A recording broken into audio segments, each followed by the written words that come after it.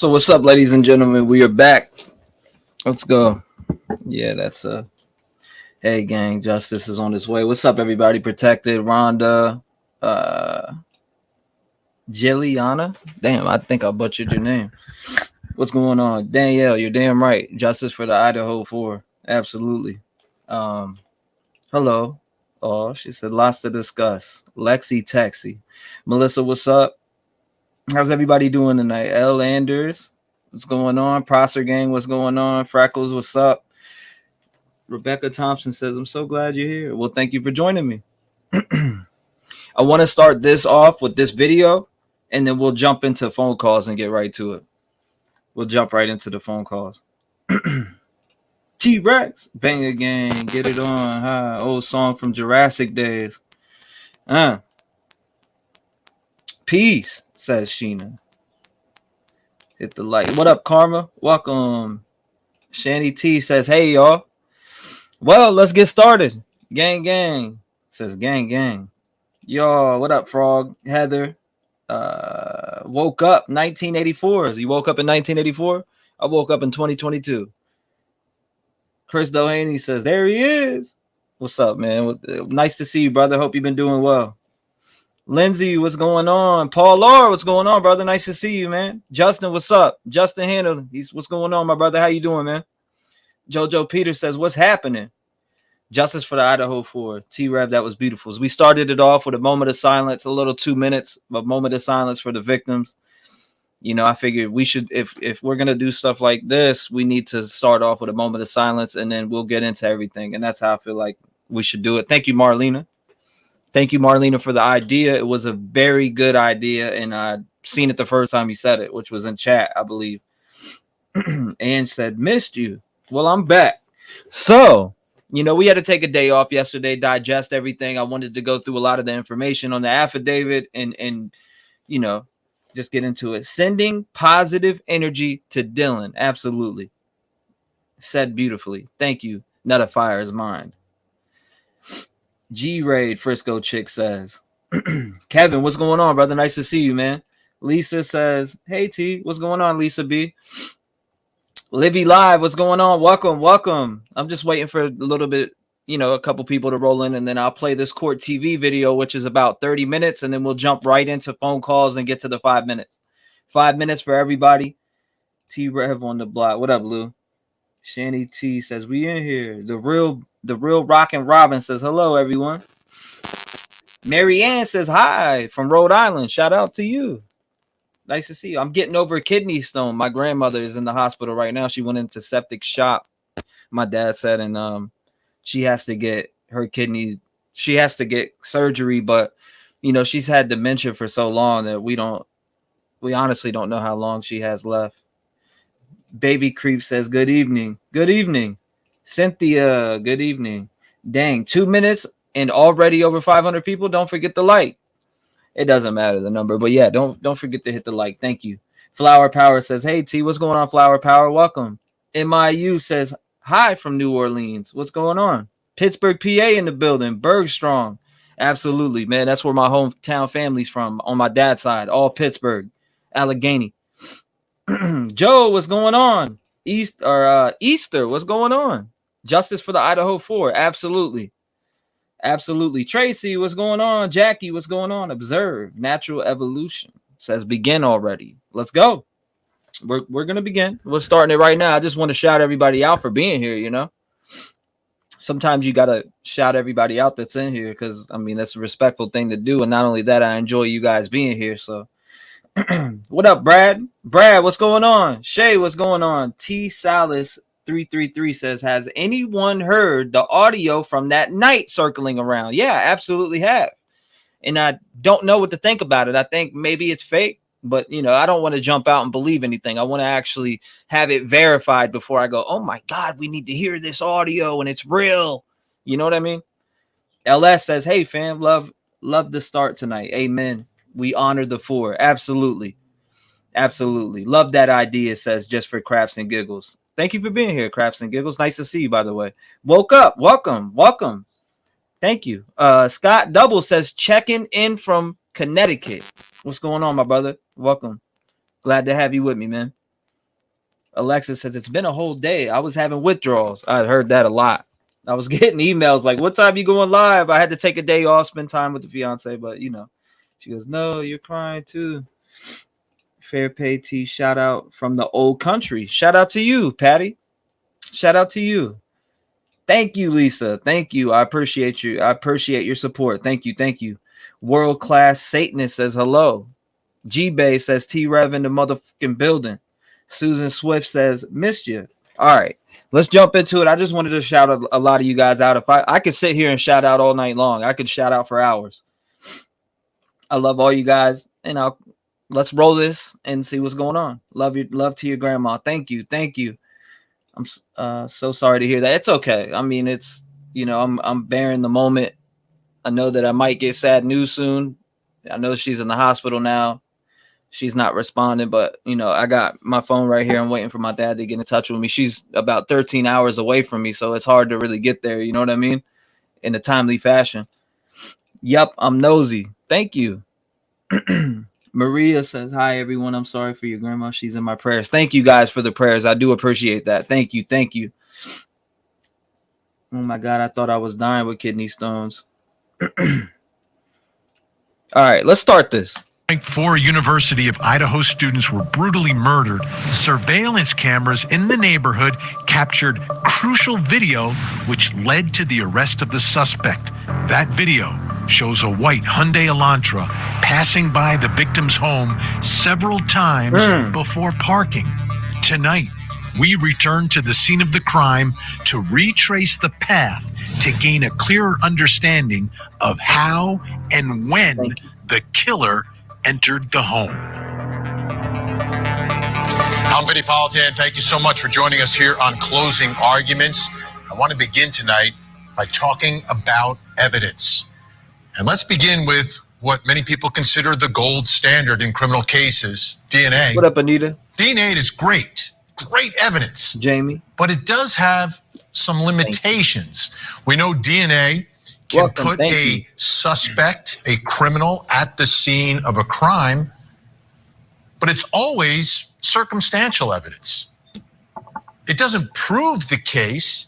It's not direct evidence of the crime, but you can put that criminal at the scene of the crime. So it's very powerful, but has limitations. Because if you obtain DNA at the scene of a crime and you have it on a murder weapon or some blood that's on the ground, whatever form you have it in, that's fantastic. But thank you, Vic. You've got to find the source. So you have to compare it to some other DNA. And if the suspect you're looking for is not in the DNA database, there'll be no match. There's no match. If that suspect hasn't been arrested before, hasn't put their DNA into the system or had their DNA placed into the system, then you've got DNA, but you've got no match. So, you've got so many unsolved cases like that. You have the DNA, but the person's never been caught doing anything, and they're not on 23andMe. That's why you need a suspect, someone to compare the DNA too. And where did they get that from? Like Detective John actually said, he said they were going to do garbology in this. He called it garbology, which I thought it was a funny term. Detective John said they'll find out who this is through garbology. Well, the date came and they got his damn DNA out the garbage. I think it was from his dad. After I studied heavy, I think it was from his dad, but still the match was there. Need other evidence. So I said DNA is great, but has its limitations in solving a crime. Now, cell phones. These days, great evidence, digital footprints, what people are saying and doing and texting on their cell phones, amazing insight into the mind of a suspect, into the mind of a criminal. You know what they're thinking, what they're doing, what they're saying. You can also track where they are if they have their cell phone. But there are some limitations. I agree. First thing is you could turn your cell phone off. All right, you're going to go commit a crime. I'm going to turn it off. I'm not going to have it on when I go to commit this crime. That way, they'll never track me there. Or you can leave your cell phone at home We had a criminal defendant in a death penalty case who did that. Left his cell phone at home and used that as his alibi. Investigators found his burner phone, though. He was convicted. But again, cell phones, absolutely amazing evidence. Thank you, Seth. But has some limitation. How about surveillance cameras? There are no buts about cameras. None. And the reason I say that is the camera shows you what it shows you. You can see it happen. If there's a surveillance camera that shows and records the crime, that is direct evidence. Better than an eyewitness. Better than an eyewitness, because you don't have to, you don't have to rely upon someone's memory. You just roll the video. Take a look. Who is it? What does it show? What did they do? Where did they go? When were they there? Fantastic evidence when you have it. Now, in some cases, it may not be the direct evidence of the case because it may not show you the crime itself. But it may show you where someone is at a particular time, or where a car is, where someone is walking, when they were walking. Just like DNA, surveillance video can place you at or near the scene of the crime at the time of the crime. The great thing about surveillance video comes with a timestamp as well. DNA, not so much.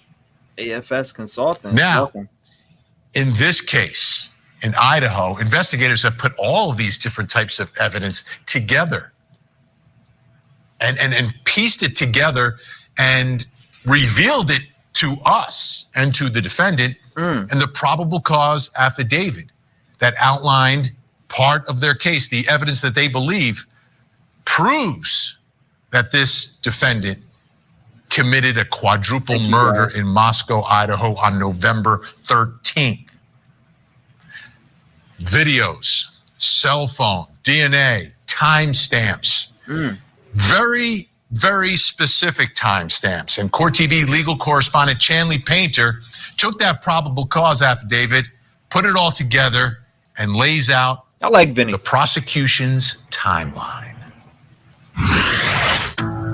The family of the victims and millions around the country have frantically searched for clues about what happened on the night Kaylee Gonsalves, Madison Mogen, Ethan Chapin, and Xana Kernodle were brutally murdered. The probable cause affidavit provides some answers. It lays out a timeline of what prosecutors say happened during those early morning hours of November 13th, 2022.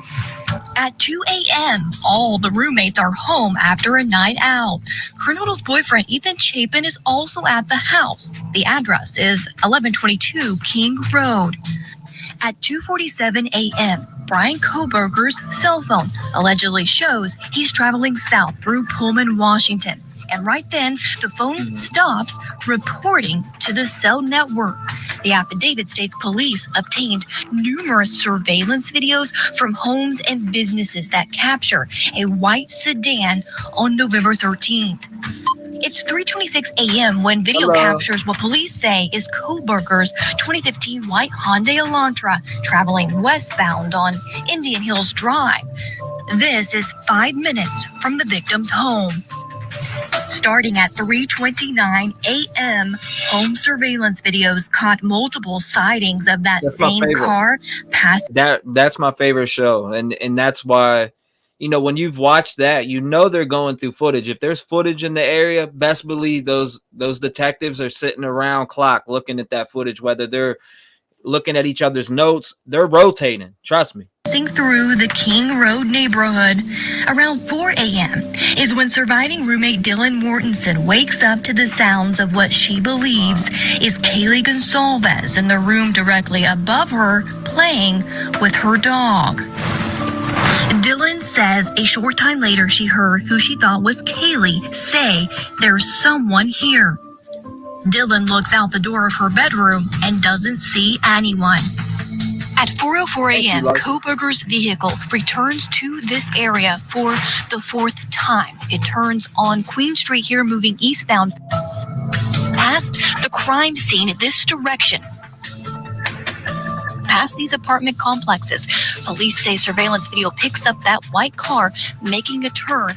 Then the vehicle heads back this direction towards the crime scene. At 4:12 a.m., Xana is using the TikTok app on her phone. At an unknown time, Dylan Mortensen hears what she believes to be crying coming from Xana Kernodle's bedroom. She opens her bedroom door for a second time, sees nothing, but hears a male voice saying, "It's okay, I'm going to help you." At about 4:17 a.m., a security camera from this residence picks up distorted audio of what sounds like voices or a whimper, a loud thud, and a dog barking. The affidavit states that... Hold up. Is that the footage? Is that the sound that dropped? Let me know in chat. At some point, Dylan opens her door for a third time to look because she hears crying.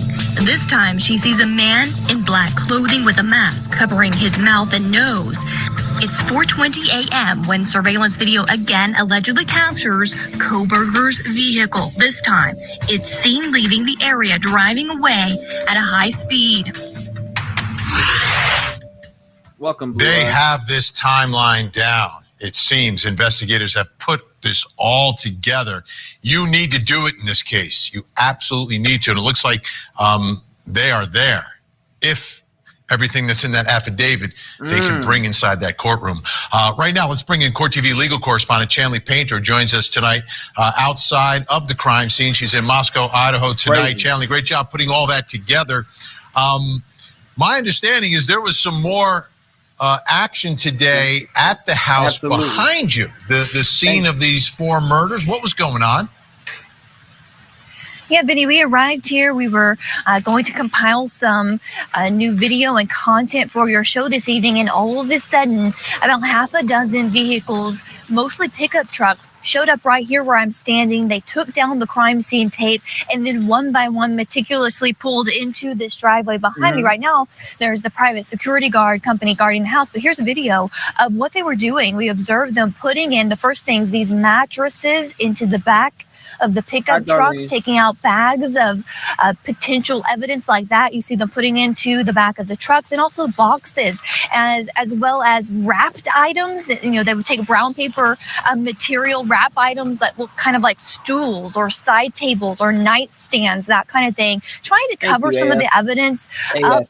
Potentially, maybe there could be some biological blood type, what we presume maybe to be some blood on some of this type of evidence. So they were trying to shield it. There's a red cover on that piece of item you see there, shield it from the media standing around the border of the crime scene. They spent several minutes here. I'd probably say around 30 minutes going in and out of the home before they pulled off here, where we could get a better look at kind of what they were putting in the trunk there in that video as they drove past me here. But it's interesting. They were mostly the Idaho State Police investigators. These are some of the same familiar faces I've been seeing here at this crime scene, Vinny, for weeks. When we were here back on week 1 of this investigation, I was noticing especially this investigator in the blue shirt and some of these familiar faces here again today. And this is again activity here at this home after they halted the remediation, the cleanup of this crime scene a week ago today on defense motion, and the judge entering an order preserving this crime scene to at least February 1st. That was a new document unsealed today that we learned about. And so now it's interesting to see the investigators coming back and collecting more items here at the scene when they have not been here, Vinny, for quite a while, especially after the arrest. I got the audio. We'll check it out. So, but the defense has been inside that home, right? The defense and their investigator? That's right. We, when we were here on the ground, I believe it was Tuesday, the defense attorney, the court-appointed defense attorney, public defender from Kootenai County, Ann Taylor, was here. She went into this home for quite a while. She had a defense investigator with her who spent most of the day here inside the home. So, again, the court granting them the right to stop this, to preserve the scene. So they had the opportunity to come in here, do their own investigation, preserve this so that could be complete and preserve the defendant's rights. And so they have been here even before Kohberger was actually back in the state, Vinny. And one final follow-up on that. So is it clear today whether this was the removal of personal items to be, or the remediation and they're going to clean it out for the owner to perhaps try to re-let or do whatever they're going to do with this house?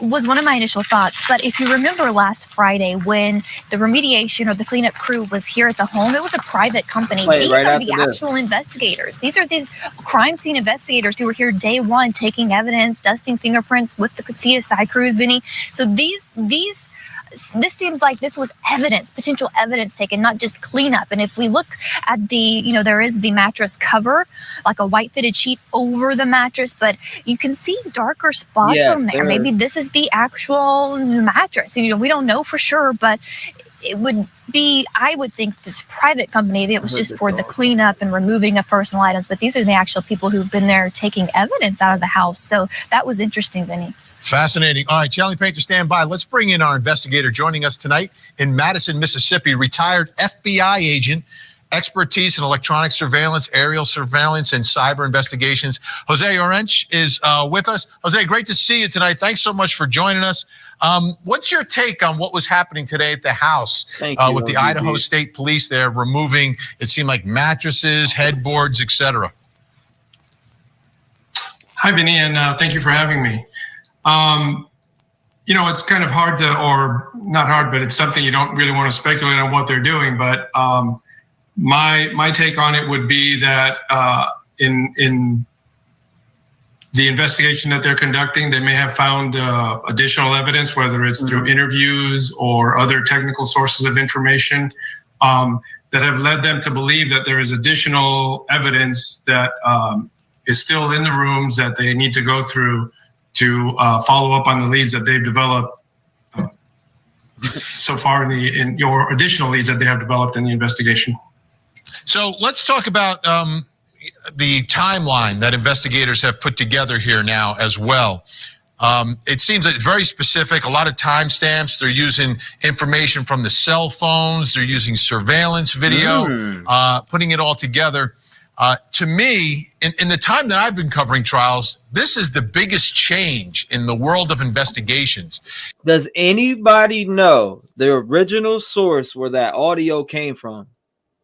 Because I see mixed reactions about it, and I heard it before, and there's people in here that want to hear it. I have it right here, but does anybody know the original source? Anyone? Where did it first come from? Is that everything seems so much more precise, and it seems like investigators are getting a better idea of where and when suspects are because of this new type of evidence. Yeah, that's correct. So after reviewing the affidavit, what I did was I kind of broke it down into 7 investigative milestones, or an important different chain of events, things that the investigators came up with in order to develop that probable cause affidavit. Number 1, they did the initial interviews conducted at the location at the crime scene. And that initial interview allows them to establish a timeline and more or less narrow down when they think the murders occurred. Subsequent to obtaining that information, now that they have a timeline, they narrow down a time frame of what kind of video footage they would be interested in, and that's when they do their video canvas, which is done to corroborate timelines and to generate new leads. That was probably the most time-consuming, would be my guess, of part of this investigation, depending on how wide that footprint of video cameras that they canvassed was. When you're first looking at video cameras from nearby areas of a crime scene, you don't know what you're looking for. So everything has to be reviewed in real time. And this takes up a lot of law enforcement resources. Once they narrow down the interest in this white Elantra, that makes things a little quicker because there is software that would allow you to speed up through cameras and speed up time to get to points where parts or this entire vehicle is seen on the cameras. So that was step 2. Number 3 is once they've identified that white Elantra, they were able to locate the vehicle at the apartments at Washington State University, and that's okay. So that's the reason right there is the reason why I don't think the audio. That's why when I heard it initially, I'm like, this is another fake one, like that fake scream that that other YouTuber, I won't even mention his name, put out. says Carrie says audio is fake. Audio would be held for evidence. Well, everybody, anything that's held for evidence, anybody that's involved, etc., gag order. So how did this audio allegedly hit the internet today? You know what I mean? That's the problem. So how did this audio hit the internet today? Allegedly, right? So everybody's under a gag order, and all of a sudden we got this audio on YouTube. Guys, we got to be, careful of what we think is real and what we don't, and what's not real. Allow them to identify the owner. Once the owner of that vehicle was identified, they were able to determine that this owner matched the description of that the eyewitness gave of the person they saw walking through the house that night. Jose, let me just cut you off there for 1 second, Jose. I got to sneak in a quick break, and then we'll hear the rest of your analysis. This is fascinating. Appreciate it. Jose Arenz staying with us. Chanley Paint, you're still in Moscow. Plus, coming up next hour. On the docket tonight in Kenosha, Wisconsin, the next live trial on Court TV. Attention. The Left for Dead. Closest to. Learned a lot in this tonight. Chanley, we learned a lot in this affidavit about the movements of the suspect vehicle just before the murders. We really did. The authorities collecting surveillance video in this neighborhood where I'm standing right now surrounding this crime scene. They call it the King Street neighborhood. And they denote the movements of that white Hyundai Elantra. They allegedly connected to bryankohberger and his cell phone movements at 3:29 a.m. the morning of November 13th. So this is what the affidavit says. The sightings on these multiple camera videos in this neighborhood show what they call suspect vehicle 1, making an initial 3 passes by this house, 1122 King Road, and then leave via Walenta Drive. Here's a map. Now, we don't know how he actually arrived here to King and Queen Road you see there, whether it's by Walenta Drive, the way he left, according to this affidavit, or Taylor Avenue, where the University of Idaho campus borders. But this gives you a depiction of what this King and Queen Road would look like and how he would pass through in front of this crime scene home into the apartments. Can y'all hit the damn alarm on that? Turn that shit off. Turn around at the dead end and come back. But that's what we learned, that there were 3 passes starting at 3:29 a.m., Vinny, before the affidavit says that he actually would go into this home. Here's video of a car passing the home where I'm standing. This is that road right in front of the house here that would go eastbound on Queen Road, even though this address is King Road. It's a little confusing there, but this is eastbound towards the dead-end apartment buildings here where he would have then turned around and come back down. But that's a view from this home to the road in front of it with the car passing by in the front. Here's inside the vehicle view. So this is us driving from King Road to Queen Road. And again, on the right side, you will start to see the crime scene come up on the right side. So this is the view driving eastbound on Queen Road towards the dead-end apartment buildings. And on the right, you're going to see here the crime scene home. This is all the investigators' vehicles that were here earlier today, collecting those mattresses and boxes. And he would continue on, of course, going straight to turn around to come back. But that's a view of what passing by this home would be. And then again, this is video collected from these neighboring homes in this area, pinpointing this white Hyundai Elantra that they say bryankohberger was driving starting at 3:29 a.m., making these passing drive-bys, Vinny. Quick question, because I don't want to get to the rest of this as well. As you drive past and you see those windows, which floors are that? Which bedrooms do you see as you're doing that pass by? Because if this car is casing the joint to see if anyone's awake, whose windows are you seeing? Absolutely. So there's one way in and one way out of this road. So this is the only way in to this home, what you're looking at right now. Again, moving eastbound on Queen Road, you're going to see the house come up on the right side here. What you're going to see is you're going to see first the front door of the home. It's going to be hard because there's going to be all the law enforcement vehicles in front of the home, but you have the first floor with the front door where they're going in and out, and that would be one of the roommates, Bethany, on that floor. The second floor, if we have the front of the home, the second floor, the right window on the second floor would be Xana Kernodle's room, where Xana and Ethan would be. The left second floor window, I can even show you here behind me. You can see it. It's dark here on the second floor. That is the living room area of this home, where the first floor steps would come up, the living room area. On the back side of this second floor room, this living room area would be Dylan Mortensen's room on the second floor, Vinny. That gives you perspective. And then moving on up, of course, above this camera angle where I am, would be the third floor, where Kaylee Gonsalves and Maddie Mogan would be at that time that car was passing by this home. Absolutely. I want to show the folks at home some maps, because I know you have some more video to show us. Let's take a look at this map. This is, again, you see the crime scene. Let's zoom in on that crime scene. That's the home. And Shanley keeps talking about Queen Road. So at 4:04 in the morning, there's a fourth time that the suspect vehicle goes down Queen Road and then sort of turns around in front of that apartment complex, 500 Queen Road. Then you see it start to move forward and then stops. And they think it's either attempting to park or make some sort of a maneuver right in front of the car on Queen Road.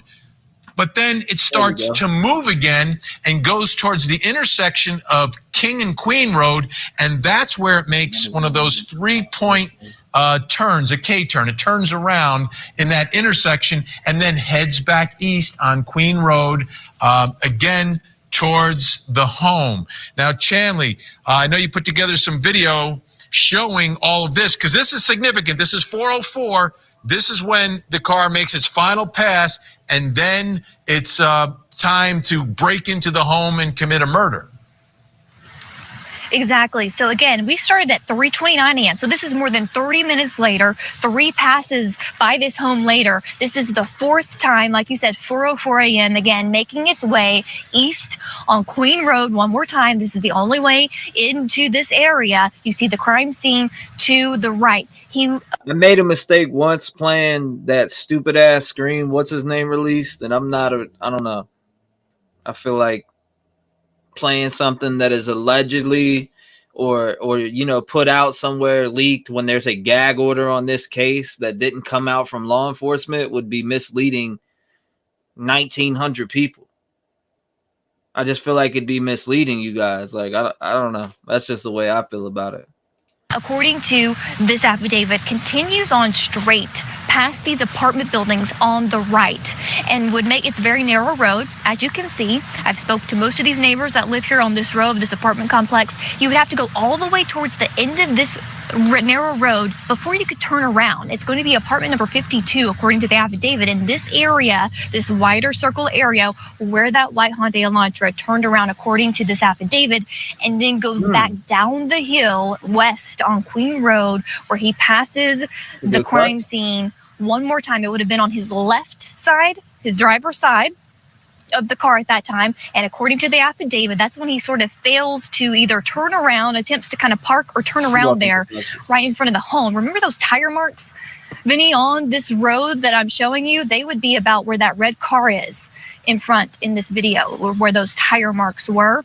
So he would continue down. He'd pass it after this failed attempt to park or turn around in front of the home. And then see the intersection further down where King and Queen meet.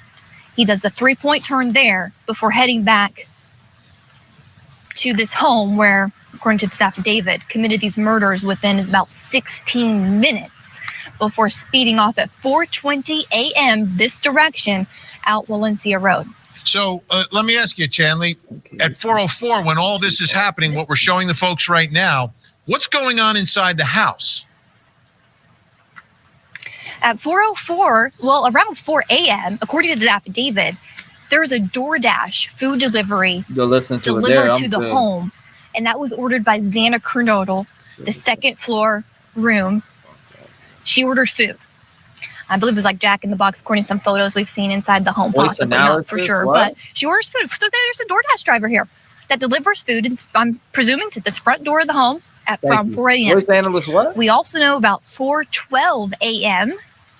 that Xana is on her TikTok app. Again, in the second floor room would be this side of me. If I look this way, kind of dark this above the private car here. That would be Santa's room on the second floor where her and Ethan were. By the way, I heard that audio earlier, and I completely think it's fake. But that's just me. I've already heard the audio multiple times earlier. I played it back. I played it over. I played it again. I put headphones on. I listened to it again. I think it's fake because it didn't come from law enforcement, one. And two, there's a gag order. So how the hell is all of a sudden this audio pop up out of nowhere? That would be part of evidence in the case. We got to connect the dots there. One, there's a gag order. Two, nothing's going to be released by them. They're not going to put out a audio for us to hear that's going to be played at trial. I just think it's not happening. She's on her TikTok app in that room at 4:12 a.m., Vinny. So we know that's going on at the time. And then there's this gap where this white car is picked up at 4:20 a.m. speeding away. Maybe that's when the tire marks were left right out here in front. And then exiting Valencia Drive, which is a dense neighborhood. You'd have to kind of know where you're going to get out of here that direction. Great work, Chanley. I mean, we really got, and great job by the crew out there in Moscow that's working with you to really give us an idea. I mean, it's a very small area. You're making all these passes by. You can see all the windows. You know what's lit, what's not lit.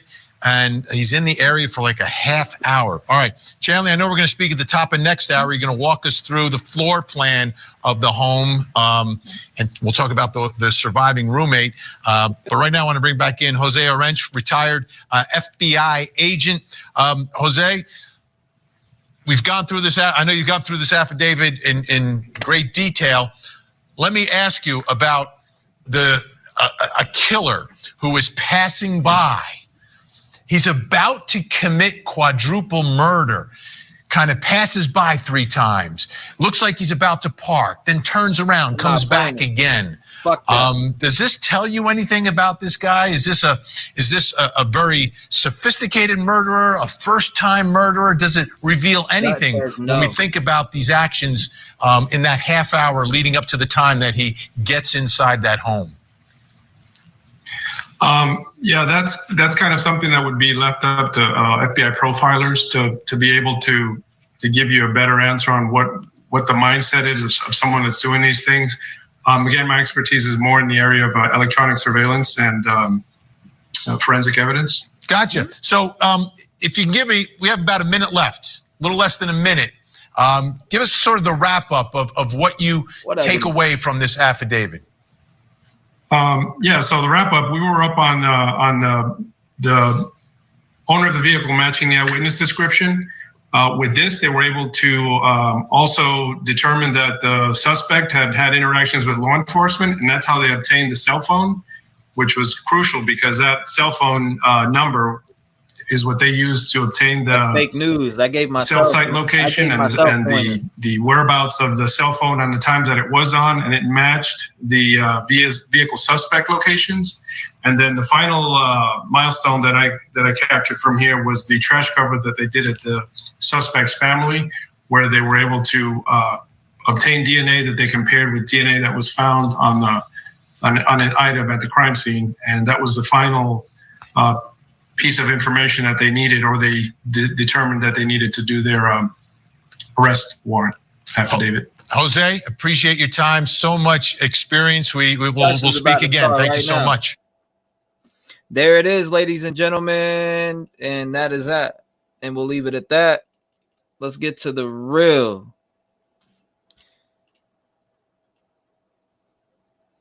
If you want to call in, everybody gets 5 minutes. I'm about to open the lines right now. So if you want to call in and talk about the case or your thoughts or, things that you're worried about on the affidavit, or not things that you're worried about, but things that just baffle your mind. So let me open the lines real quick. Let me take it off. All right. 219-885-9693. Everybody gets 5 minutes. Let's start this. Let's go. I want to hear what everybody's thinking about. It's been a whole full day. Everybody's been able to digest, research, look things up. Call in 219-885-9693. I think it's fake too. I heard it as well. My gut said it was fake right off the jump, but that's just me. I fake immediately when I heard it. Like, no, there's nothing jumping out the evidence. I just don't think so. Dirk Diggler, fake. He says, or she maybe, I don't know. Hopefully, Krista Cole. Hold up, what? There we go. Okay. Sorry, can't do it. Last time I answered an unknown call, somebody was yelling the N word back to back. I'm not doing it. 219-885-9693. See if you can get through. That call got through. Let's see. Get emails from this. Show my.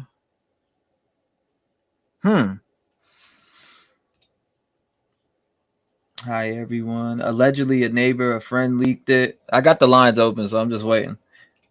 Did she greet the dasher, or did she sit on the stoop and she got it minutes later? I have no idea.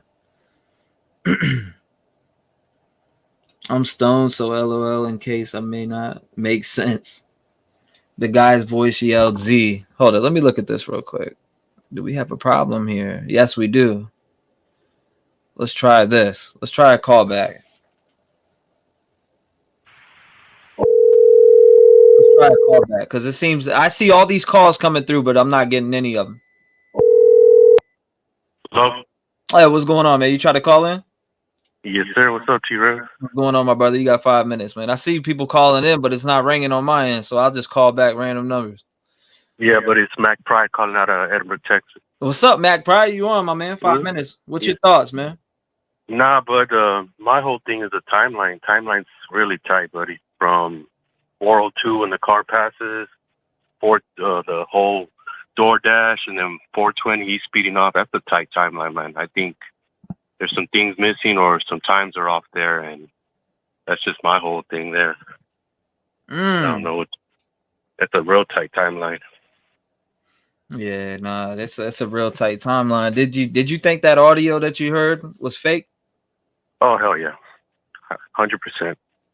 Gag order, and plus it's coming out this late. It would have come out a long time ago if someone had that info. You know, the hot case. So, yeah, 100% fake. Yeah, we can't. Until we know it's real, we got to go with what we know. From the affidavit to what's been proven, we got to go with that info. That's it.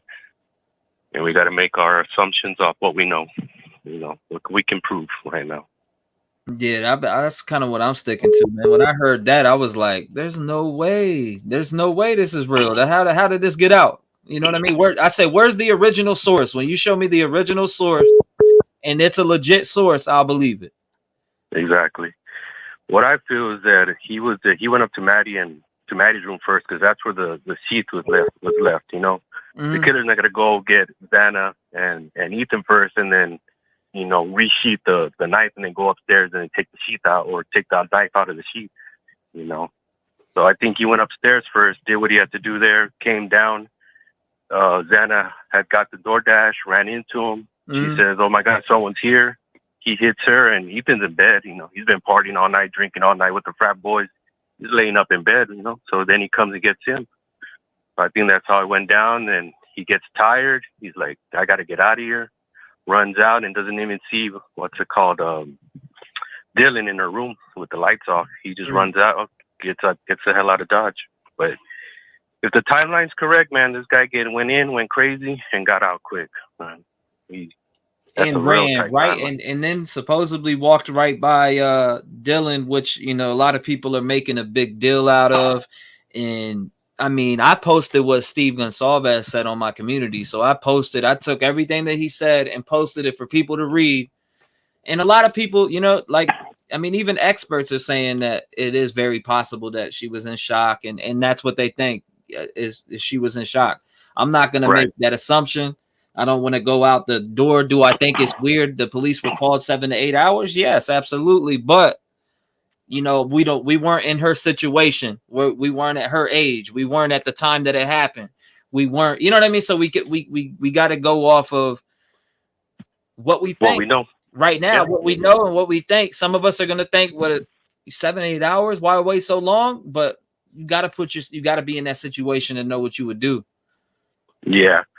And I'm interested to know what the other roommate knew, because let's say the audio is real. Okay. Let's just say that. And with all that screaming going on and yelling, someone's got to wake up. That's too much noise not to at least peek out your door and see what's going down. But I don't. It's just so many questions right now, so many unanswered things that it's going to get more and more interesting. Can't wait for the case to come in, get going. But we'll see, man. We'll see what happens. But I love your show, man. You keep it real, and appreciate you taking my call or calling me back, man. Hope your grandma, that you get some better news, and sorry to hear what's going down there. But other than that, man, I appreciate you and the love that you give out, and much respect, bro. Thank you, Matt Pride. It was nice to hear from you, brother, man. Nice to hear from you. I always see you in chat, man. I've been seeing you for the last month. So, man, thank you for being around. And thank you for having a voice in the community, my brother. I look forward to seeing you more often and hearing from you, my man. Yes, sir. I'll be here. God bless you, brother. Thank you. You're welcome. Later. Shout out to Matt Pride, man. Everybody give it up for Matt Pride. Shout out to Matt Pride. If you want to call in, it's 219-885-9693. Make sure you call in. Turns out Brian is not guilty like O.J. Simpson, says 720. 720 Red Dog says, turns out Brian is not guilty like O.J. Simpson. All right, here we go. Now, let's go. Call from. To accept, press. Call from. Hey, Rev, this is Josh. Josh, what's going on? You live. Hey, Rev, how you doing today, man? I'm hanging in there, my brother. How you doing? 5 minutes. The floor is yours. What are you thinking about? What were you able to find on this case, and what concerned you? Well, I'm just confused like everybody else. First, I got to say much love to you and your family, okay? And I hope you're able to kind of use this stuff as kind of just a distraction from what you're currently going through. And, so anyway, much love to you and your family. Thank you, brother. So let's see here. I think I caused a bit of a stir after my last call, just because I was very suspicious of Dylan. What's interesting is, in the 2 days since then, we certainly missed you yesterday. I read a bunch of comments that have echoed what I've said, probably a little bit more calmly than the way I put it. But this Dylan thing is just not sitting right with people in everything I've read. Also, Bethany, who lives there too, it's interesting that she's not really getting any scrutiny. Now, with all the noise that occurred, and so just to mention the audio, whether or not the audio is fake or real, we don't know. I think if it sounded like something that would happen, it sounded realistic to me, like a representation of what those events would have been. Yeah. So, we can't say, I don't see why someone would intentionally leak this just to mess with all of the internet. The other point I want to make on that too is that leaks are very real. So even though the courts and stuff can put gag orders on this and that, I keep saying, seeing El Chicantique saying Ring cameras can be hacked and stuff, and that's what I think. So I think this particular Ring camera was leaked by the neighbor or hacked, and so I personally think it's genuine. That's my opinion on that. On the audio? Yes. Okay. Yeah. Okay. Yeah, I respect your opinion, brother. But in the year 2023. Leaks are very real. They've been going on since Watergate and before that. So I'm just, to your audience, to all of us, let's not underestimate the power of leaks. Absolutely. I just want to verify. I just want it verified that it's real before I go out on the limb and like, man, oh my God, it was so heartbreaking. And I, you know what I mean? Like I listened to it and it is disturbing, but it's like, where is this coming from? If this is real, then, then I will speak about it once I find out and it's stamped that it's real. But I heard that fake scream that what's his name put out before, and I thought it was real and I got fooled real quick. So this time, I had to smarten up a little bit and say, hey, I need to wait for this is marked as original. I keep hearing people refer to fake scream. I'm not sure what they're talking about. I watched a video that was supposedly Timothy Treadwell being eaten alive by the grizzly bear. I don't know why I do these things, and then someone was saying that's fake. I don't know. That particularly, the grizzly man death, that sounded very realistic to me. It's a representation of what someone dying would sound like. Why were you fascinated by these things? Why am I? I don't know. It's the dark side of human beings and myself. Everyone listening to this, your channel is interested in true crime. Yeah, we're curious. We're curious. We want to know. So, back to, and I know my time's running out, back to this particular audio, it was heartbreaking because it was very muffled too. So to say it was fake, that would be pretty sophisticated, because you can't really hear anything. All I could hear was Ethan screaming. And that part to me was shocking and heartbreaking. And that's why I think it was real. And also back to Dylan. And how do you not hear these things? How do the neighbors not call the cops? So I think they have a suspect, right? But why do all of us feel unsatisfied? Why does it feel like this case is still open? There are a lot of answers here, and I just appreciate you helping bringing them to light. So thanks a lot for your time. Yeah, thank you. Not answers, I'm sorry, questions here. Yes, sir. Questions for sure. Questions for sure. I mean, we're all going to have questions until the trial. Let's face it. There's going to be tons of questions because we're not going to hear much. So, we're left on this little stance where we're like, man, well, where was she and where was D and where was E? You know what I mean? B, I meant Bethany and Dylan. Where was Bethany? Yeah. Where was Dylan? Where was Bethany? Where was Dylan? Well, we know where Dylan was, but what was Bethany doing? Was Bethany sleeping? Well, that's the questions that I've been seeing the most, and then or people talk about the most, anyways. Especially on Twitter and Instagram, like they're talking about Bethany left and right. When you mentioned you haven't seen nothing about Bethany, I was like, damn, you must be on YouTube because I'm seeing them talk about Bethany everywhere on Twitter. Okay. For real. Like they're talking about it like a forest fire, man. It's crazy. But I appreciate you calling in, brother. And call back anytime you want to, man. God bless you. Thank you for being a voice in the community, man. And I hope you stay safe and blessed up this year and complete every goal that you have, brother. Bless you and your family. Thank you, sir. Thank you, brother. Shout out to him. And if you want to call in, it's 219-885-9693. Leak for profit, possibly. I always have my headphones on. I'd miss everything. We know what a survivor makes that ask you and me. Absolutely. Jay says, I tried looking up the MPD call logs and I couldn't find them from 11/13. Do they delete call logs from the site? Possibly. Hold on, let me answer this. Call from Denise. Denise, what's going on? You're live. Hey, oh my God, I can't believe I actually got through. Yes, ma'am. You got through 5 minutes. The floor is yours. You're amazing, by the way. You're so sweet and kind to people. It's actually very refreshing. I just wanted to say this case is like rocking everybody and nobody knows anything 100%. If that call is real, it's really disturbing.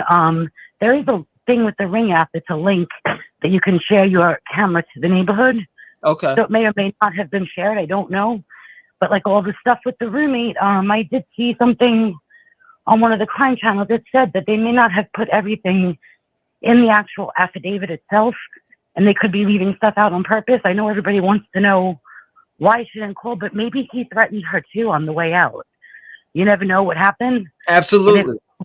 If the Ring camera stuff is real and she did hear all this, and one of her friends supposedly posted that she already has trauma, so if she saw that and you already are somebody who has PTSD, seeing something like that could also send you in deeper where maybe she really didn't know what to do. Like all of this is just completely tragic for everybody. But I think people need to stop blaming her because I think this poor girl is going to be ruined by the affidavit. And the guy that was on the other night, who everybody loves, the Sal guy, he's right too. I don't think they should have put so much information out about her because her life is already ruined no matter what. So it's just my thoughts on it. But I really truly, you're amazing. You are so sweet to people, even when they're a little off. You're really great. You're a sweet, nice man, and you really have done so much work for all of this. And it's really amazing. I know all of us have become like abnormally obsessed with this. I think because we all have kids, maybe like either younger than them, around their ages, and we're all worried about our children. But I just wanted to commend you for what you do. You're really, truly amazing. So I'm going to hang up so somebody else gets the call in. But thank you for taking my call. I do appreciate it. Yes, ma'am. Absolutely. God bless you. And thank you for having a voice in the community. God bless you as well. Have a great night. Thank you, ma'am. God bless her. Shout out to her. If you want to call in, it's 219-885-9693. Differences with OJ is we were in California, now in Idaho.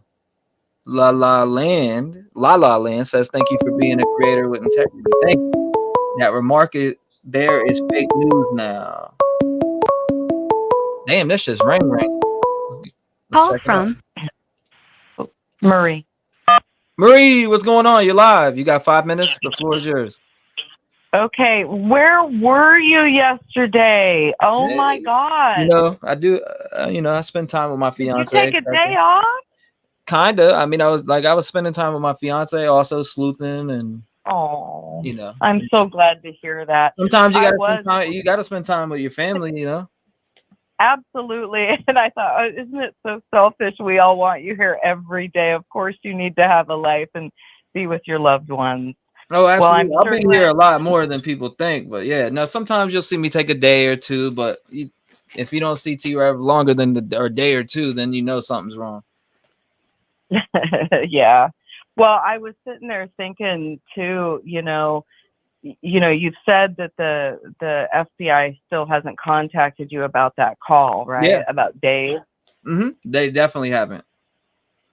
But if you're under a gag order, you wouldn't be able to tell us, would you? Absolutely. I would not. I'm pretty sure. I mean, I have to look more into the definition of gag order, which I have looked it up a little bit, but I would need to fully read what a gag order means from start to finish. Yeah. So I haven't heard nothing back from them. Okay. Did you see on the news that Papa Roger on Facebook, they're starting to talk about that on primetime news, which is also interesting. I've seen it. And anyway, I really don't have anything more to say other than just I'm glad you're here. I just think you're the best. I adore you. And I really hope that people listen to some of the, major news and really try to understand that Dylan is a victim here.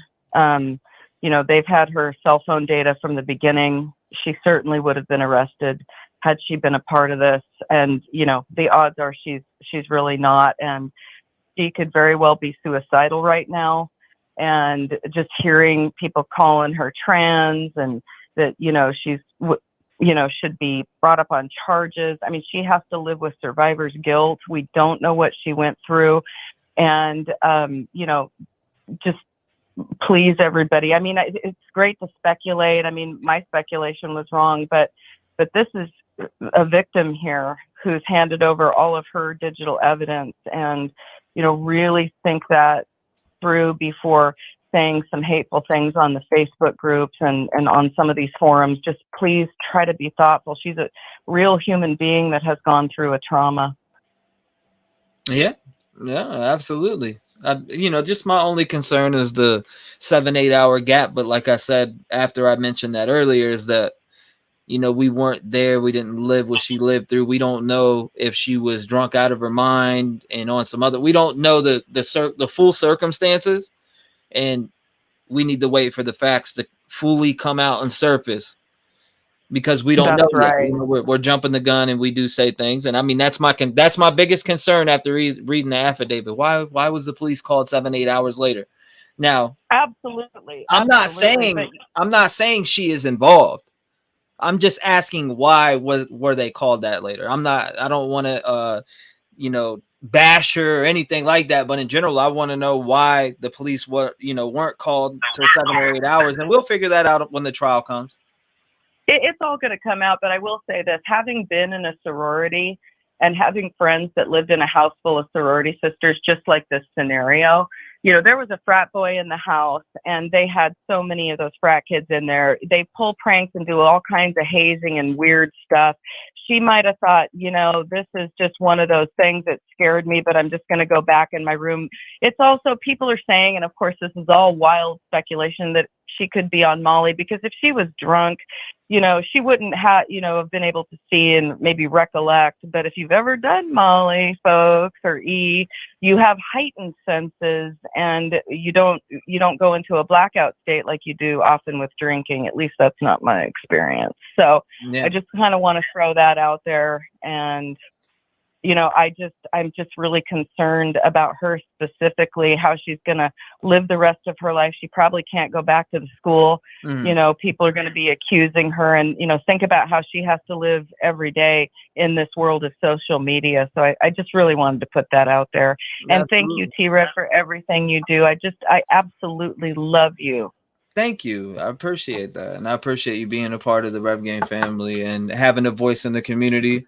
It's been fine, but thank you for everything. Thank you for the nice words. And thank you for, like I said, calling up and being a voice, because, people need to hear other, people's thoughts and direction that they have, because everybody likes to hear from one person and follow a narrative. I like to hear everybody's narrative. I want to hear what everybody thinks and feels and what questions they have, because I read these questions in the comments all day long, and it's like, man, I got to open up these lines and let people speak, because people have some very good thoughts about this case. Oh yeah. And I don't mean like very good as in, oh, it's good for the case, but in general, like they're legitimate thoughts that people are going to think. Absolutely. And people have been right. And I think more will be revealed during this case, with Kayla calling in, with that. I mean, how odd is that? And then what could potentially, end up being the suspect at this time. But I have to say something about your show really quick. And I know that I'm 52 years old, and there was a movie that came out in the 80s starring Christian Slater, and it was called Pump Up the Volume. And why I think you should watch it is I feel like you're doing exactly what the lead character in that movie did. He had a ham radio and he started talking to people, and people responded and created this movement. What you are doing here is creating this different type of way to watch the news interactively, where everybody, even someone from Ireland the other day, has a voice. This is so fucking brilliant what you're doing. And this is a new way of us to experience the news and television. So watch that movie, Pump Up the Volume. Okay, Pump Up the Volume. Email it to me. Thank you. I appreciate you calling in. God bless you. I hope to hear from you again. You will, honey. Thank you. Bye-bye. Bye-bye. God bless you. Shout out to her. If you want to call in, it's 219-885-9692. Shouldn't be satisfied until trial. Not satisfied till trial. Thank you so much, Diane. Agree. Hold on, here we go. Call from Kayla. You say Kayla? Yeah, hey. Kayla, what's going on? You're live. 5 minutes. The floor is yours. I'm good. How about you? Pretty good. So this is Kayla from Nashville. I was on there once before. Shout out to everybody. Hey, happy holidays. Hope the new year was great. I was listening to everything going on, and I want to hear, what are you guys talking about this audio is what I was curious about. The audio is some audio that came out today. It's allegedly from, next door, and you can hear a thud and the dog barking, etc. But I don't know where it leaked from. I don't know where it came from. You know what I mean? Law enforcement didn't announce, I'm releasing this audio, but you know what I'm saying? I don't know its originality. So until I find out if it's original, I don't want to air it I don't want to play it. I got you. Yeah, I got you. I understand why you're saying that now. Yeah, because they are under a gag order too. So whatever that means, they could not want to say, yes, this is the audio, or no, it's not the audio, and verify any information because they're not allowed to talk about it. Mm-hmm. So I got you. I understand. That's why I didn't want to talk about it. That's why I didn't want to play it. I want to know that it's real before I just go ahead and play it now. That's why, and it's something that I learned from, just doing true crime in general, not to jump the gun and think things are real before I push forward and play something, because it happened with the Scream that was released during, the look for bryankohberger allegedly, right? But in general, though, it was before that, and I made a mistake of thinking it was real fast because I had people in my Discord saying, Trev, you got to hear this, it's real, and I went with it, believed it, and then found out how stupid I was. I was like, why did I not go research this? Yeah, right. Always got to research it first. Always got to research, and then you got a lot of comments on that Dave guy. I was watching you that episode that day. I work a lot, so I try to catch every time I can, but when that Dave stuff was going on, I sat there with you and you were scrolling with, Detective John like twice because you lost it that time he hung up. That shit had me laughing so loud.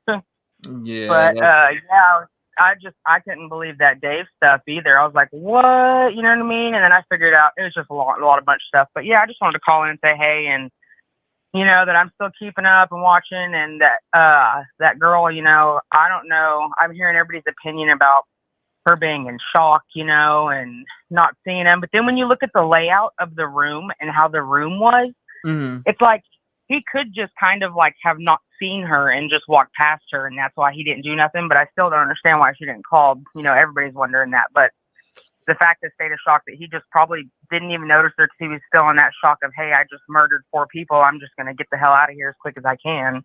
Yeah. You know, and just bypassed her. Yeah, it blows my mind, but hey, I mean, I even talked to I had to call Detective John and ask him, I'm like, man, you know, when I had got off live that day and I called him that night, I was like, man, you know, 7-8 hours, she seen him. She said bushy eyebrows, etc. Like, what do you think, man? And I even asked him on live, but I even called him off and I was like, man, what do you really think? He said, you know, she really could be in shock. He said that she could be in shock. So I was like, you know, that was interesting. Yeah. I know. I thought he was working. I didn't know if he had read the affidavit yet or not. He did. He went through all of it now. Go through all of it. Cool. He Yeah, had I love kids this weekend, so he's just, you know, he's kind of doing, he's busy right now. Yeah, he's cool. I like him when he comes on. I like listening to y'all talk. But yeah, that stuff's crazy. But yeah, I just want to say hey and shout out and just let you know that we're all still here, and you got a big fan base now, man. You're gonna have to make your own TV show or something because, you know, we gotta be TV shows right here, YouTube Live. Yeah, I know that. I know. I'm just trying to hype you up. You know what I mean? No, I appreciate you. I appreciate you. Yeah, thank you for having a voice too. All right, I appreciate you guys. Have a wonderful day. Thank you. God bless you, man. God bless you. Bye. Shout out to her. Shout out to her. Shout out to her. If you want to call in, it's 219-885-9693. Make sure you call in. I don't have Twitter. That place is fake news. My man said Twitter. He said this is what he's got to say to Twitter. You are fake news. Damn, my man broke it down on him. Criminal case is no longer a site either. The affidavit shows how little we know Bethany could be witness to. You know, I agree with that. Call from Tina. Tina, what's going on? You're live. Hi. Thanks for taking my call. Yes, ma'am. I just wanted to point out what a great job you're doing.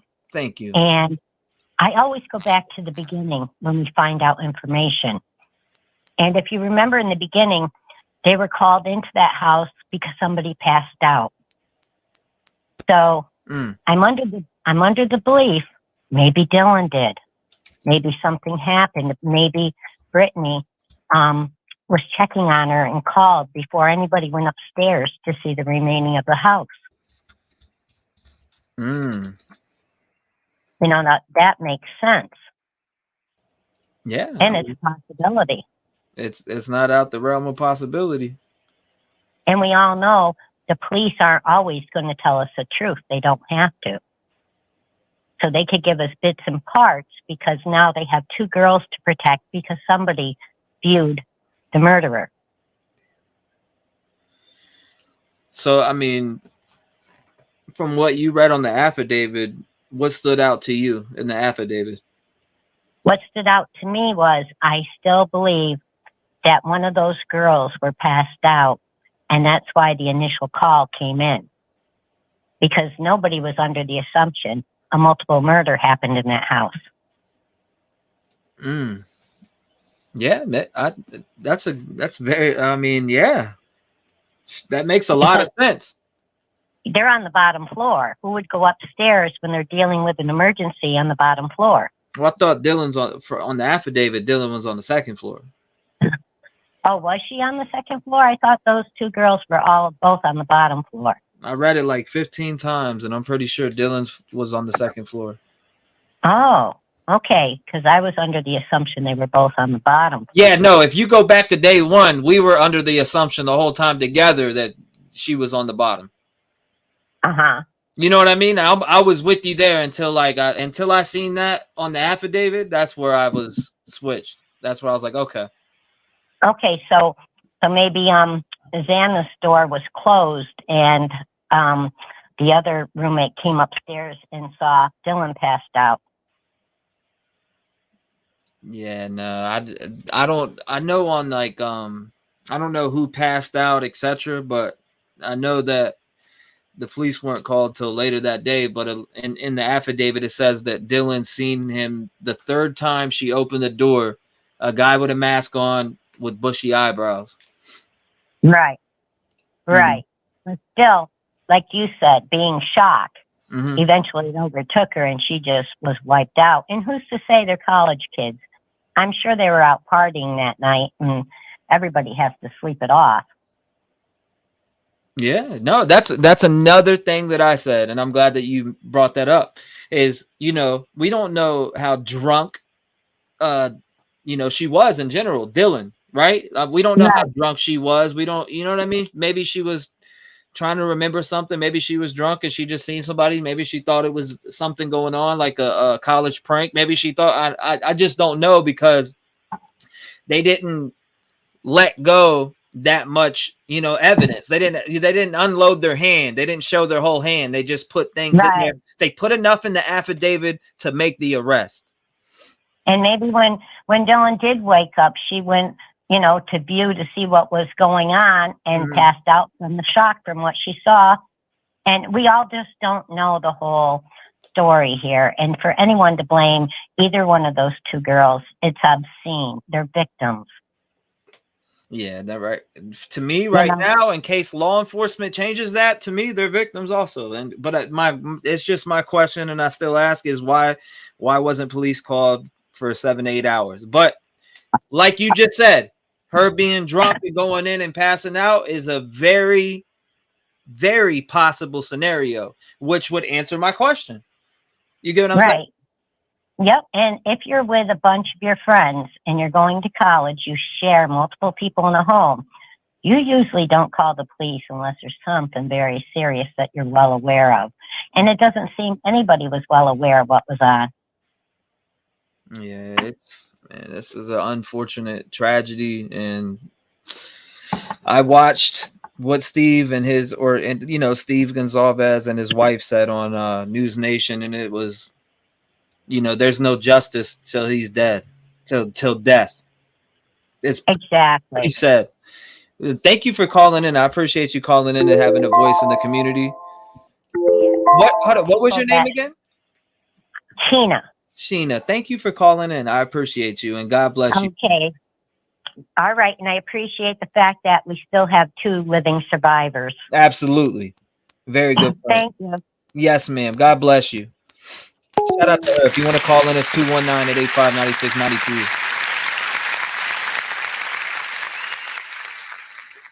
I don't think you want to find that audio, to be honest with you.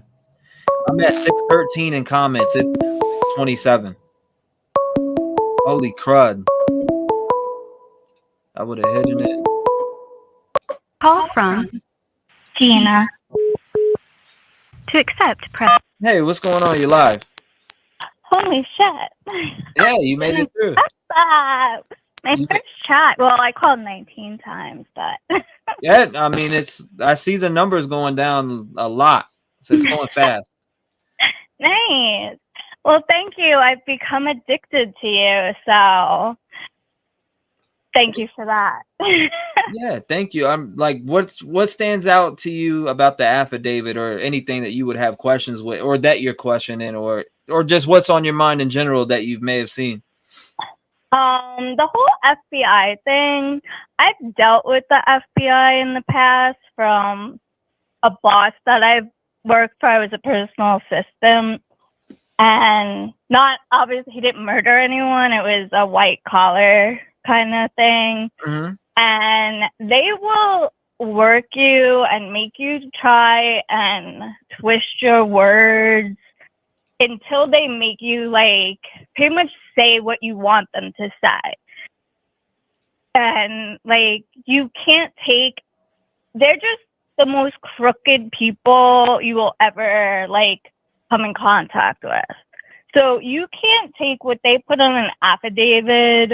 Like, the only 3 things they put in quotes was she stood frozen, or whatever those 3 words were. Right. Because she was probably just said, like, she saw some guy walk past and was like,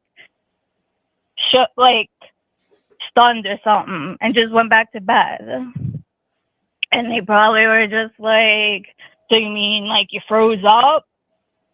She was like, okay, if that's what, yeah, I froze.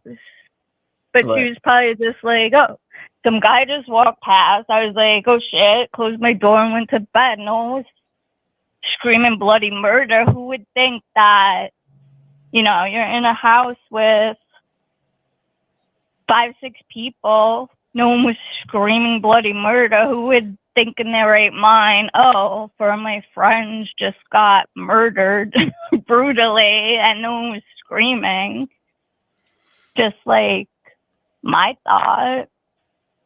Yeah, I don't know. So, I mean, to me, I want to, before I even like put that audio or even play it on my channel, I want to make sure that it's original and that it's real. And I don't even know if I would want to play it at that. I mean, I played things like that on my channel before, but after looking back at the backlash and things that come along with when you play something that's not verified yet, as far as stuff like that, when you're here, it's allegedly happening as somebody is being killed. It's like, yeah, that's a little, I don't know. It's a red flag for me, and it needs to be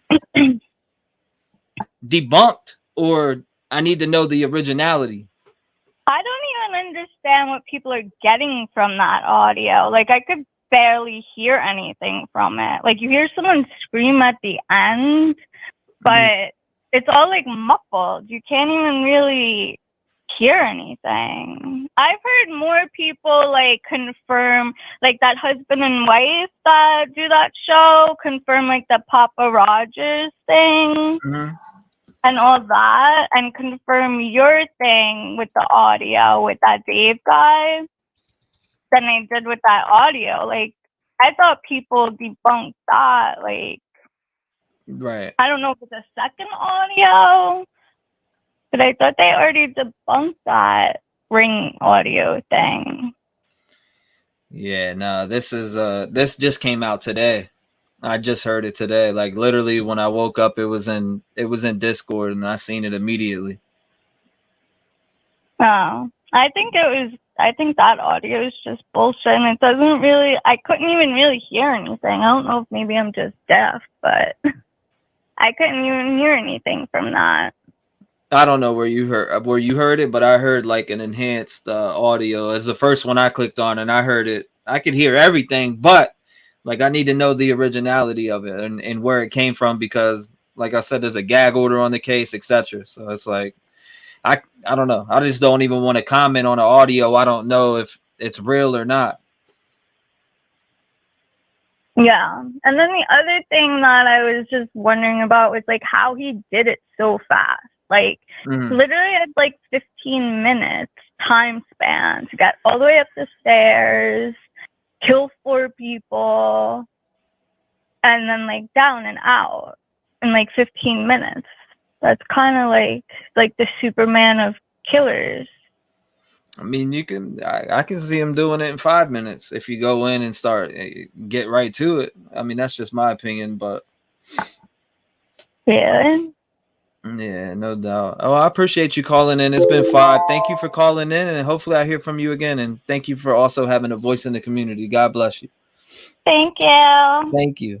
Shout out to her. If you want to call in, it's 219-885-9693. The phone number is at the bottom of the screen, constantly scrolling by. It is down below at the bottom of the screen, constantly scrolling by, so you can see it. You can see the number pass by multiple times. It'll be like that all stream. Thank you, caller. I'm trying to catch up to you guys. Okay, now I'm catching up.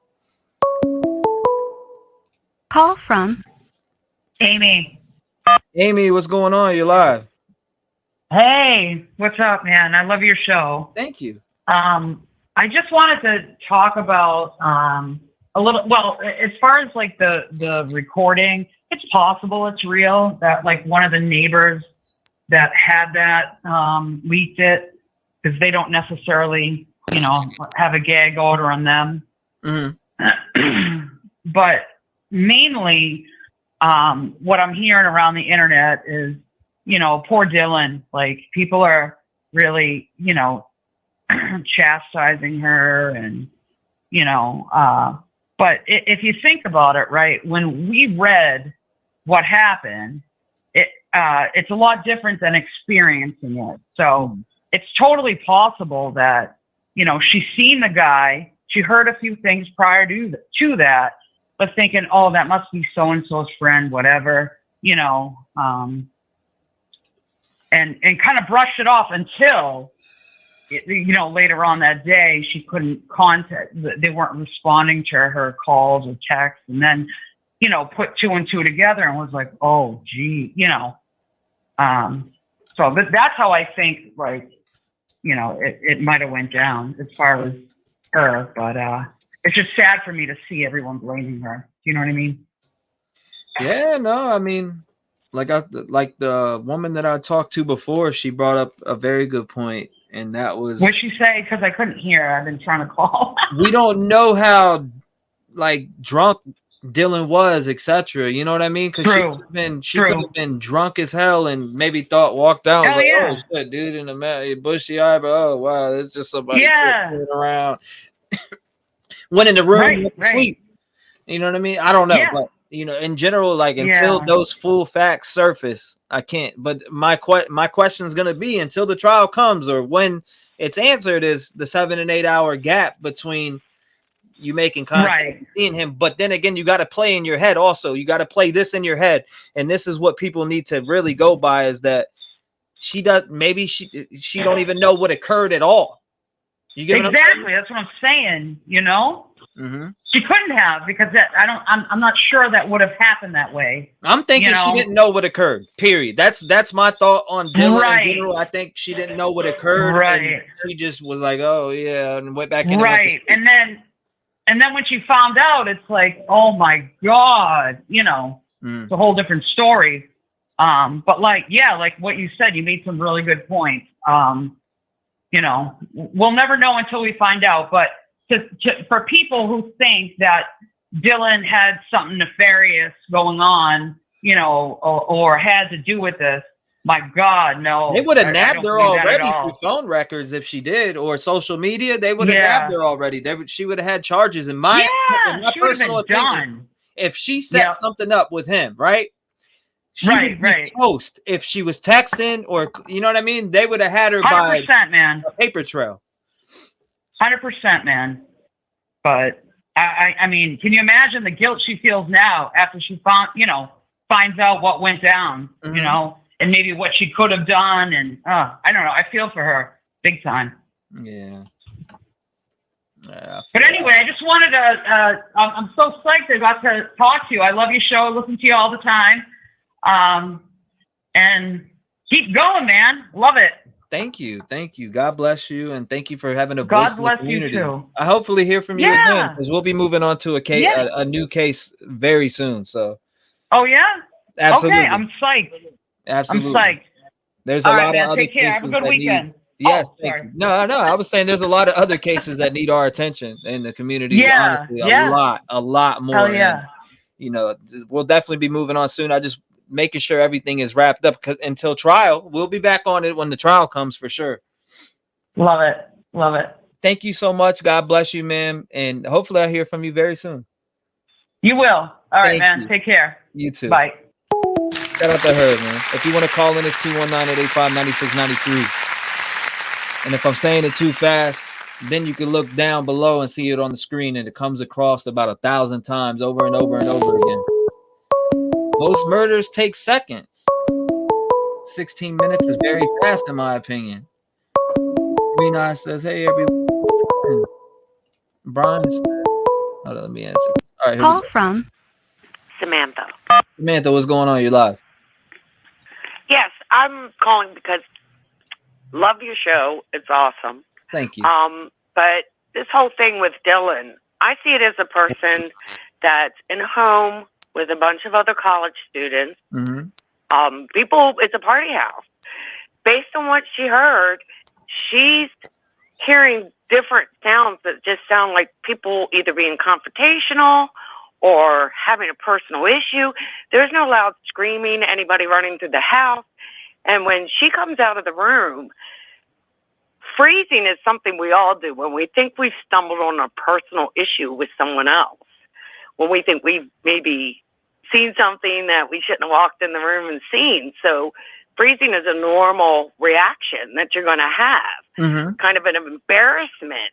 So when he passed by, there's no one else in the house is making any noise after that. So to anyone else, it would seem like maybe there was an argument. Someone brought the person home. The person's leaving.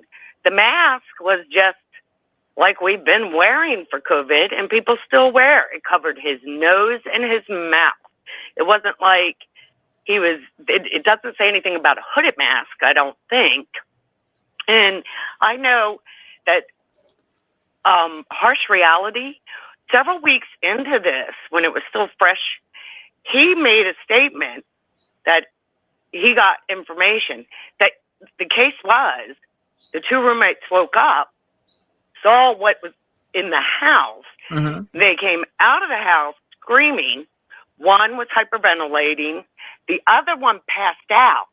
So one of people walking down the street, the passersby, grabbed the phone and talked to the 911 operator, who then, what they're seeing is a frantic woman and another one passed out. So they relayed to the operator, there's someone passed out. So that was the initial call. Because the two roommates weren't in a state of mind to even relay what was properly going on. So I really think Dylan's getting a bad end of this, because based on the house that they were living in and all the people going in and out, there was no indication that it was, people running, screaming, flying through the house. It was just different noises, dog barking, thought somebody was playing, thought Ethan and Xana were talking. It was no indication of like what we would normally think you'd hear, a frantic screaming. So I think she just felt frozen because she assumed she had kind of witnessed a little confrontation that maybe wasn't her business. Right. So that's just my mind, because I know we've all been in that situation where we've kind of walked in and we can see with the mask. Yeah, the mask. I'm thinking COVID. I'm from Maryland, and tons of people still wear them. They wear them. Yeah, no doubt. People still wear them every day. I see somebody with a mask when I go out. If I go out. So she could have assumed it was someone who felt they still needed to wear masks. Yeah. Because even though a lot of us aren't, there's still many who are. So that might not have, maybe 3 years ago, someone walking through your house with a face mask on would be like, oh, whoa. But now it's not shocking to us because it's become norm. So yeah, the mask part, absolutely. Yep. But it depends what type of mask you got. You wouldn't look at it as an intruder. I mean, at one point we would have, but at that point she may have just thought somebody was wearing a mask to protect themselves in a house where there's always a ton of people. Yeah, no doubt. So I really, my heart goes out to all the families and the victims, and the two roommates left. I can't imagine what they're going to live with for life, but I think people ought to think of what the home situation was like. What you read that affidavit, it just sounds like she heard various noises, that even having her yell up the steps at Ethan to be quiet, that probably had happened before because people are loud throughout the night. So I really feel bad for her, and I think she's getting a bad rap, but I don't think she truly thought anything bad was happening. I think she just thought she kind of stumbled on a little altercation and went back into her room because no one else in the house was making any noise after that. Right. So, well, your show's awesome. God bless everything you do and letting people call in and talk. Yes, ma'am. You were right on the button too with 5 minutes. Thank you for calling in, and thank you for having a voice in the community, and thank you for sharing your thoughts with everybody. Okay. Bye-bye. We appreciate you. Thank you. God bless her. If you want to call in, 219-885-9693. You know the deal. Yeah, hey, hit the like button. Let's see. Why don't people applaud her a description of the piece of shit to law enforcement when he was still on the loose? call from Greg, T-Ranch, 85. Hey, what's going on? You live? T-Rev, what's up? T-Ranch here. What's going on, my man? T-Ranch, how you doing, brother? Oh, pretty good. 5 minutes, man. What you thinking about tonight, my man? Just thinking about the affidavit, and how the police found the car on the 28th of November. Mm-hmm. And the police put out the bolo to the public anyway. They put a bolo out on the 28th to law enforcement. Yeah. And then later put it out to the public on December 6th and 7th, somewhere in that area. So, the FBI was sitting on this guy from the 28th, watching his every move. He, and you got to wonder why they did that. Is here we are. We know we got the guy. He's, we don't have the DNA evidence back. We don't have the cell phone stuff, the videos. We're still going through it. And, let's put this out to the public and let's see what he does. If he's a criminologist at the WSU, he's got to know that they're looking for a white Elantra. Let's see if he comes in and tells us, hey, I drive a white Elantra. And we ask him, well, can we have a DNA swab? He didn't do that. He chose to run, and they got him. They got him, and there's a good reason for that too. He fled across the United States, no bail, flight risk. So that's all I want to say about that little thing. And nobody's talking about that. The other thing is question for you. You said that you was from Allegheny County? Yeah, my father's side is. Oh, yeah. I grew up in Pittsburgh, Pennsylvania. I grew up in McKeesport, Pennsylvania. Yeah, my dad grew up in that area also. Yeah. That was kind of crazy to hear you say that. Yeah, that's where my dad's side's from. Yeah, cool. Well, go Steelers. So man, the other thing is the whole timeline going from his exit point all the way down to Blaine, and then across to Uniontown, and then back up to what was he doing? Why lead the scene of crime and go all the way down there? And I'll tell you why is it's nothing but back roads and darkness. There's no street lights. This ain't the city. There's absolutely nothing out here but darkness at that time of day. Right. Why do you turn your cell phone on? 30 minutes after you're driving around out there in the dark. You need to put your cell phone on for navigation. You don't know where the hell you're going. I'll tell you that right now. I drive around here all the time in the dark, and I don't know where it's hard. It's easy to pass up a road. So I don't know. It seems like he had plans. He had it planned. And not so perfectly. Yeah, no. They got him. And the fact that they were sitting on him, they gave him a chance to come forward. He bailed on him. To me, that's guilty right there. Yeah, I think they're going to be able to wrap this case up. Yeah, I seen a guy the other day that said you could drive a Mack truck through the holes in this case, and I was like, man, this is a defense attorney speaking, so of course he's going to say that, but he was just bringing up some stuff that he could drive. I had to go back and rewatch it, but I watched it one time. He's like, man, the holes in this case, I can drive a Mack truck right through it. Well, yeah, I hear people saying that affidavit is just giving us a taste. I think I put a comment on your chat there that this is the tip of the iceberg. Yeah.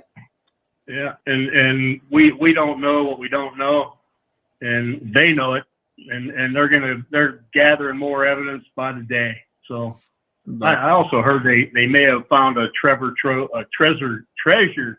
of evidence out of the neighbor's trash can up there in Pennsylvania.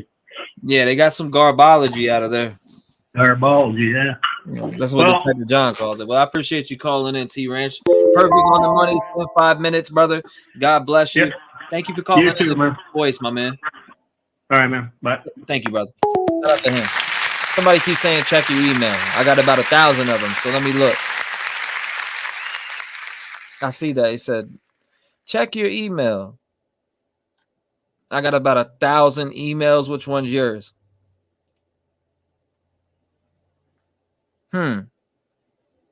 But that's up to you. Hold up. I was 51 third attempt. All right. So I see this one. I mean, there's tons. I don't know which one you're talking about. Somebody keeps saying check your email, and I'm looking and I'm looking and I'm looking, but I can't.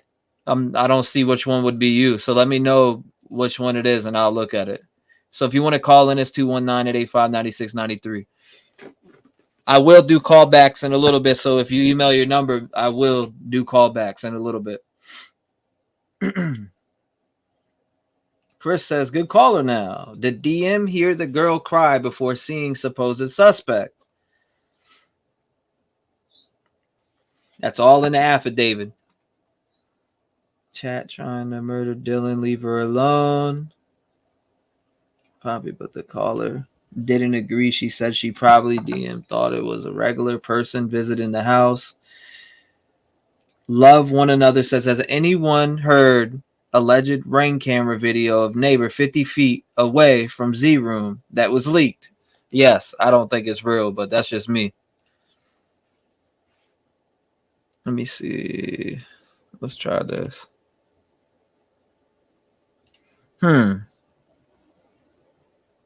That's a long number to call back. Hold up. I'll try it. Hold up. Let's see if it works. Let's see if it works.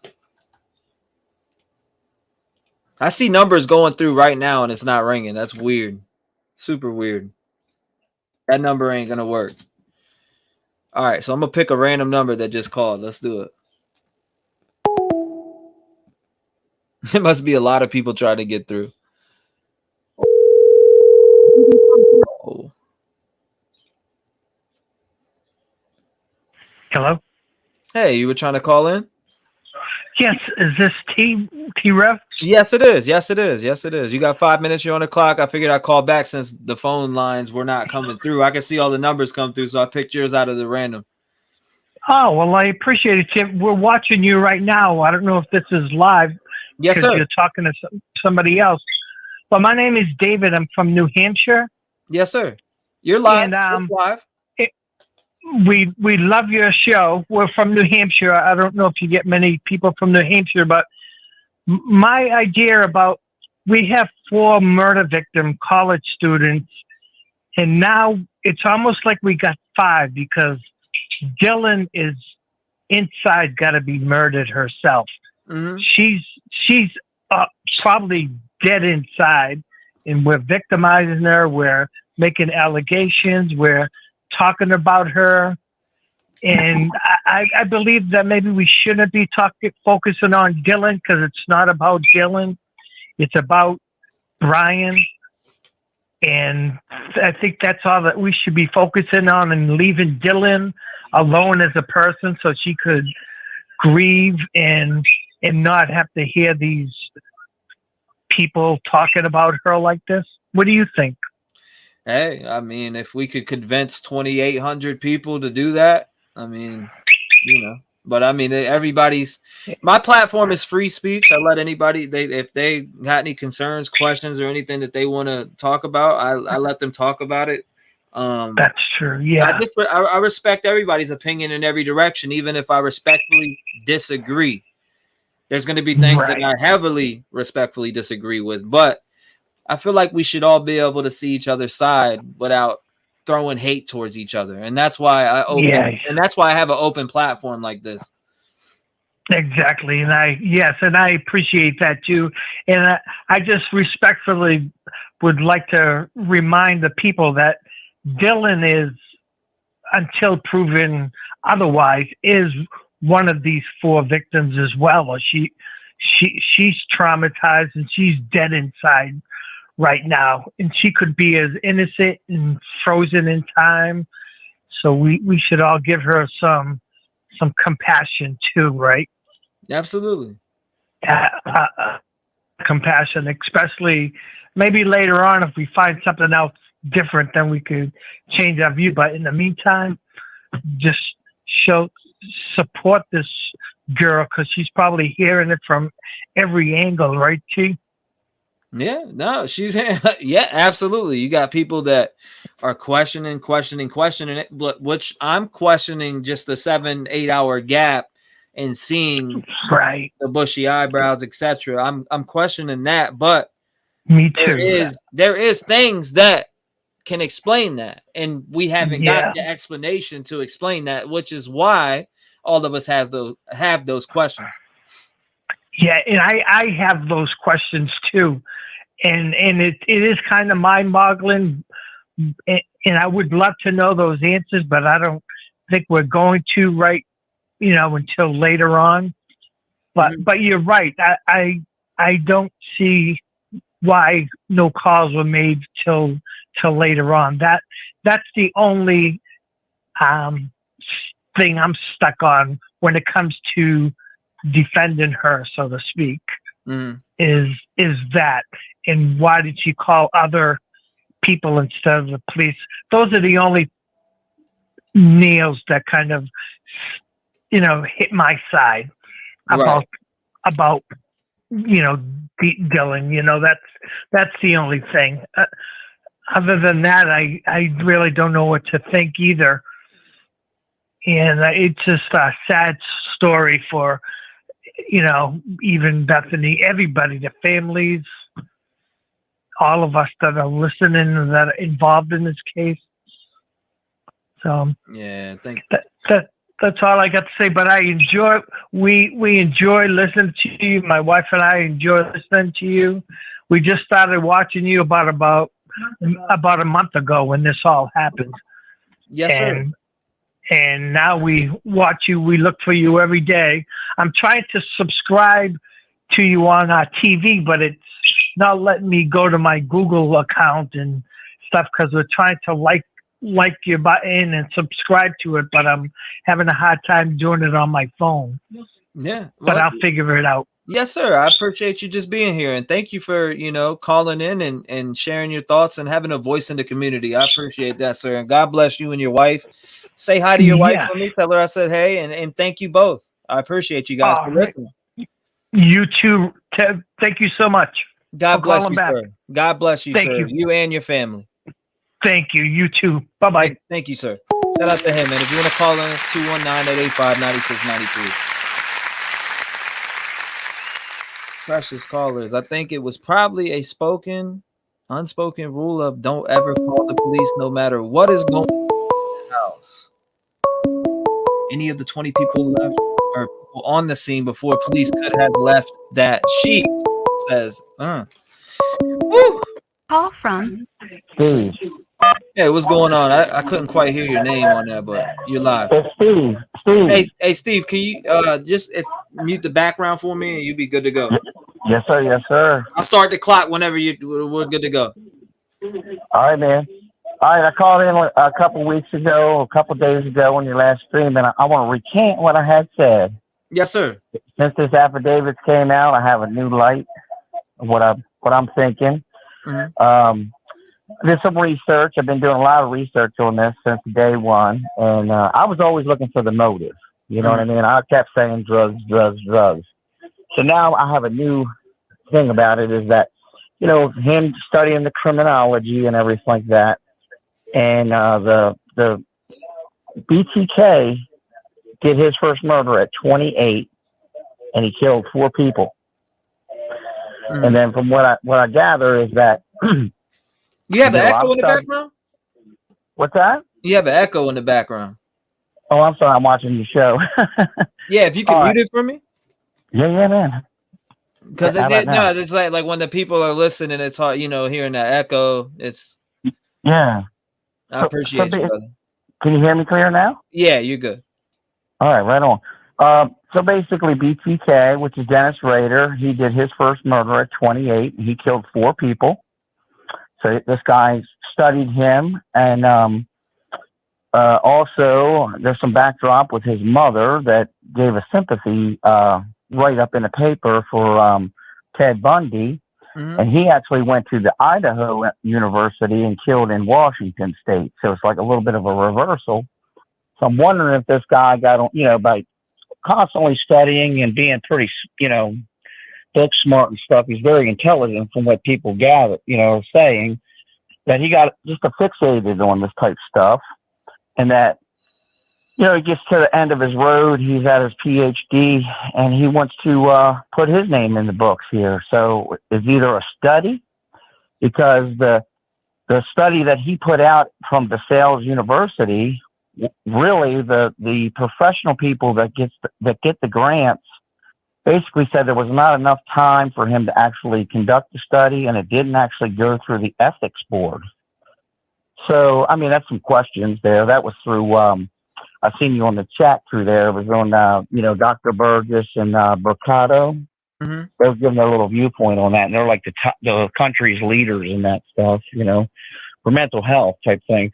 So I'm wondering if, he was trying to do a murder to mimic and copy some of the, the famous serial killers that he had studied, and try to do a little study on it online, something like that. Because I still want the motive of why and how he got on the radar with these young children. And, that's what I come up with. We don't have all the information, there's more questions, but you can tell that once he got in there and did it, he was inexperienced, because he's not a true criminal. He can read and learn about it, but he's not a true street criminal, because they would have never done the stupid moves that he pulled there, Just goes to show you, He's an idiot. He's not a professional. He's an idiot. He's a straight idiot. You cannot get away with crime like that in today's world. There was 15 traffic cameras on the way back to that college, just in that 10-mile radius. It's like 15 of them. And how the hell does he think that they're not going to get on his radar and say, "Hey, man, what were you doing out at 4 a.m? That's just a trip. It blows my mind. And then, to be as sloppy as he was, I think we're going to find out they have some blood DNA or something. They're going to have something that's going to secure this, because right now we're in the vibe. Everybody's talking about, blowing holes. And I heard you talking about it. That's why I'm talking about it a little bit. There might be not enough evidence, and he's going to try to challenge the DNA and different, he's going to try to, assemble some type of defense team to get him off of that, and then if he does, then he thinks that he'll be studied. You know what I mean? People are going to interview him and get a book deal. That's what I think. I think that's in his mindset, that even if he does get convicted, people are going to be interested in knowing his mind. They want to study him and shit, Right. Which is it's just sick, and it's really a senseless act that he did, because it looks like, from what I just saw today, he didn't have enough confidence. He was definitely, I think, double thinking it. He passed by too many times. Through that court TV I watched, a video. You had it on earlier. Yeah. So I watched that, and I'm like, think about it.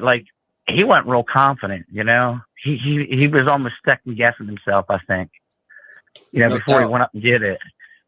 And then when he got in there, he's like, "Oh shit, this thing's going like the way I planned it was going to go." Nice that you're back on today. Well, I appreciate you for calling in, brother. God bless you, and thank you for calling in and explaining your thoughts. And I know you wanted to recant. You said, yeah, the drug thing, that I'm seeing all over today, man. I watch some chats, man. It's everybody's all saying drugs, because of the Dylan girl and stuff. Yeah. Everybody's on drugs in this place.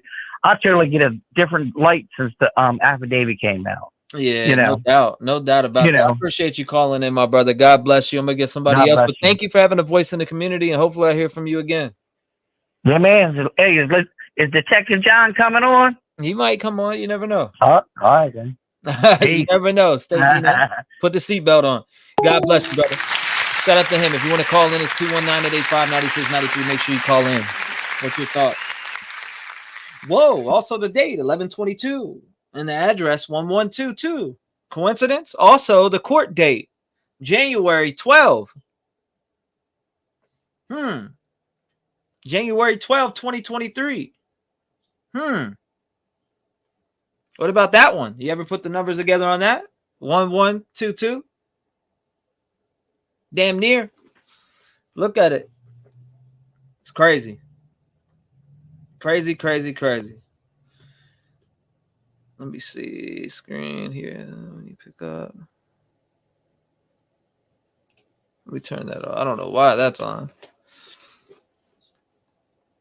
I see the numbers going through. Like crazy, but nobody's calls getting through. I'm literally watching it go all the way down. Look at this.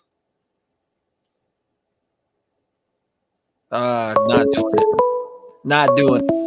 Almost did, but not. All right, let's go. Call from Kennedy. Kennedy, how you doing? You're live. Hi. I've been trying to connect for so long, but I just wanted to come on. I am actually a college student, so I could tell you right now that every college student that I know of from multiple schools has been following this like crazy. This is huge. Yeah. But I think just with the whole Dylan thing, like this poor girl, there's so many different justifications that I could give and try to explain her behavior. Yeah, I think that it's weird that you don't call 911 for that long, but also, you have no idea, like people have said before, she might have been intoxicated on drugs, just in a huge deep sleep. You have no idea just the nature of that house even. Her boyfriend would wear ski masks and whatever, so I don't know, maybe that just didn't seem too odd for her. But then just with everything going on, I was an RA last year, and I had so many drunk people on my floor every night. Yeah. There'd be so many different bangs and people crying, people screaming, and that was just a normal Friday, Saturday night at, college. So I don't know. I feel like maybe, she might have thought something was up, but did she think that people were getting murdered? Probably not. Yeah. But also at the same time, we don't have all the information. We just have a little smidget of it. Right. And I think that that's something that people really need to keep in mind and just leave this poor girl alone. Like I couldn't imagine being in her footsteps, and oh God. Yeah, there's no telling what she's going through right now. Only she's experiencing that, and there's no telling what she's experiencing right now. Yeah, I don't know what to think, but that ring footage too, I don't know what to believe on that either. I think that there are definitely some things that would make sense there, but I also I don't know. I know you said that you could hear things clearer, but I really couldn't. So yeah, I heard like it. I put on headphones and. Yeah, I didn't go that far, but I don't know. Things were kind of odd with that, but if that is true, that's just heartbreaking. Yeah, most definitely. It is heartbreaking. It's super heartbreaking. The whole entire everything about this is heartbreaking. You got kids going to school to better their life. Like you said you're going to college now, right? Yeah. Yeah, I mean, what are you trying to do? You're trying to better your life. And their parents or however they got to college, they were sent to college and they're trying to better themselves in life and get ahead and build themselves a future, and all of that's ripped apart in one night. And that's why this has went viral like it's been, because everybody can relate to it. Not only that, how gruesome it was. Like it baffles me. Yeah, that's all that I have, but thanks for taking my call. Well, thank you for calling in. I appreciate you. God bless you, and I hope you get through college, and I'm wishing you a great future. Thank you. God bless you. Thank you. Hopefully I hear from you again. Of course. Thanks. Bye. Yes. Thank you so much. Shout out to her. If you want to call in 219-885-9693, make sure you call in. Let's see if it works. I don't know if it's working. Shannon said, yeah, you remember. You know what I mean, Susie? Jennifer says, could she have thought it was either? You never know. I mean, we... Call from Sandy. Sandy, what's going on? You're live. Hold up 1 second. Let me start the clock. 5 minutes. The floor is yours. Hi. I just wanted to say, Brian was an incel and all that, but you know how these crazy women are when these guys are in jail. They be writing them, and hell, he might get a girlfriend or a wife now that he's going to be doing time. Mm-hmm. That's all I wanted to say, and I appreciate what you're doing. I watch you, and you're great. Yeah, no, you're right about that. There's gonna be people like that. There's people that are obsessed with serial killers, and Exactly, and it's like it's just crazy. And he's not even a serial killer. He's a mass murderer. Well, still, just the notoriety of the case that the case has gotten. I mean, I'm sure women they're already writing to him and stuff. I'm sure. I'm sure they are. And it's just so crazy. Sickos. I mean, I'm sure there's people that think he's not. I mean, or that think he's guilty or not guilty. You know what I mean? I've heard that. I've already seen it. Mm-hmm. So. But yeah, it's going to be interesting. But anyways, he's I think he was craving notoriety and with his studying and stuff. Yeah, this is the way he can accomplish that. All right. Have a good night. Thank you so much for calling in. I appreciate you. God bless you, ma'am. Thank you so much. Bye-bye. Thank you. I could tell. Everybody bless that caller. Shout out to her. You did a great job. 219-885-9693. Felt like I was having a damn heart attack. I had to stretch for a second. Heart palpitating back to back like that. I don't like that. Threw me into a damn panic attack. I hate that people are in trance too. Be like, yo, stop hitting that big rep. Cassie Roku. Cassie, what's going on? You're live. What's your thoughts? What's going on? What's going on in your mind? 5 minutes. You're on the clock. Hi. I just wanted to tell you something very important. Hopefully, it's not that audio. No, it's not. Okay. Okay. I just wanted to tell you to keep a smile in your eyes and hope in your heart, and that through all of this, your spirit is shining through for helping, keeping all of this awareness for the victims, and you're doing a great job. Thank you so much. Yes, ma'am. Yes, ma'am. Thank you so much. I mean, that's what I did that for what? Kylie Rodney, Trinity Backus. I've talked about plenty other cases. Summer Wells. I haven't dug in deep into Summer Wells, but there's so many different cases that still need our attention too. This case activated me right from just like Delphi. We covered Delphi for the ending when they had caught him. It's just I don't know that these cases just strike a place in my heart, and I can't stop watching. But your spirit is shining through, and we all see it. That's what I wanted to tell you. We all see your spirit, and it shows. Okay. Thank you, Kate. And you need to know that. Thank you. And we all love you for it. That's what I wanted to tell you. That's all. Thank you, okay. Thank you so much, Cassie, for the great words. I love you. Thank you so much. Love you so much. Bye-bye. Thank you, Cassie. Shout out to Cassie. If you want to call in, it's 219-885-9693. Such a sweet individual. Cassie is very awesome. I thought she was about to tell me some stuff about the case, man. I was like, hold up. Call from Green Dynasty. To accept, press 1. Yeah, Green Dynasty. What's going on? You got 5 minutes. Let's go. God, I haven't talked to you in a while. I know, right? It feels like it's been 10 years. I've been here. I'm in chat. I just was like holding back some. I've been reading over the affidavit, doing some studying, putting the timelines together, you know, that kind of stuff, writing everything down and trying to match it up. Now you're going to get really angry with me, but don't hang up on me. Let me have my 5 minutes. I mean, you got to insult the shit out of me to make me angry. I think the audio is real. Okay. And I matched it up. I matched it up to the time thing. I went back to the affidavit. I went over. I turned it on slow speed, one slower down. I kept my earphones on, and then I looked at my time from what Dylan said and what she heard, and in the order they heard it, you know, like when she heard Jana, when the dogs were heard, what was released in the affidavit from what they heard on the audio, and, you know, put it in order, and it all matches up. And I'm sorry, but it sounds sincere. And I heard Z in there. Ethan calls Xana Z. Not many people know that.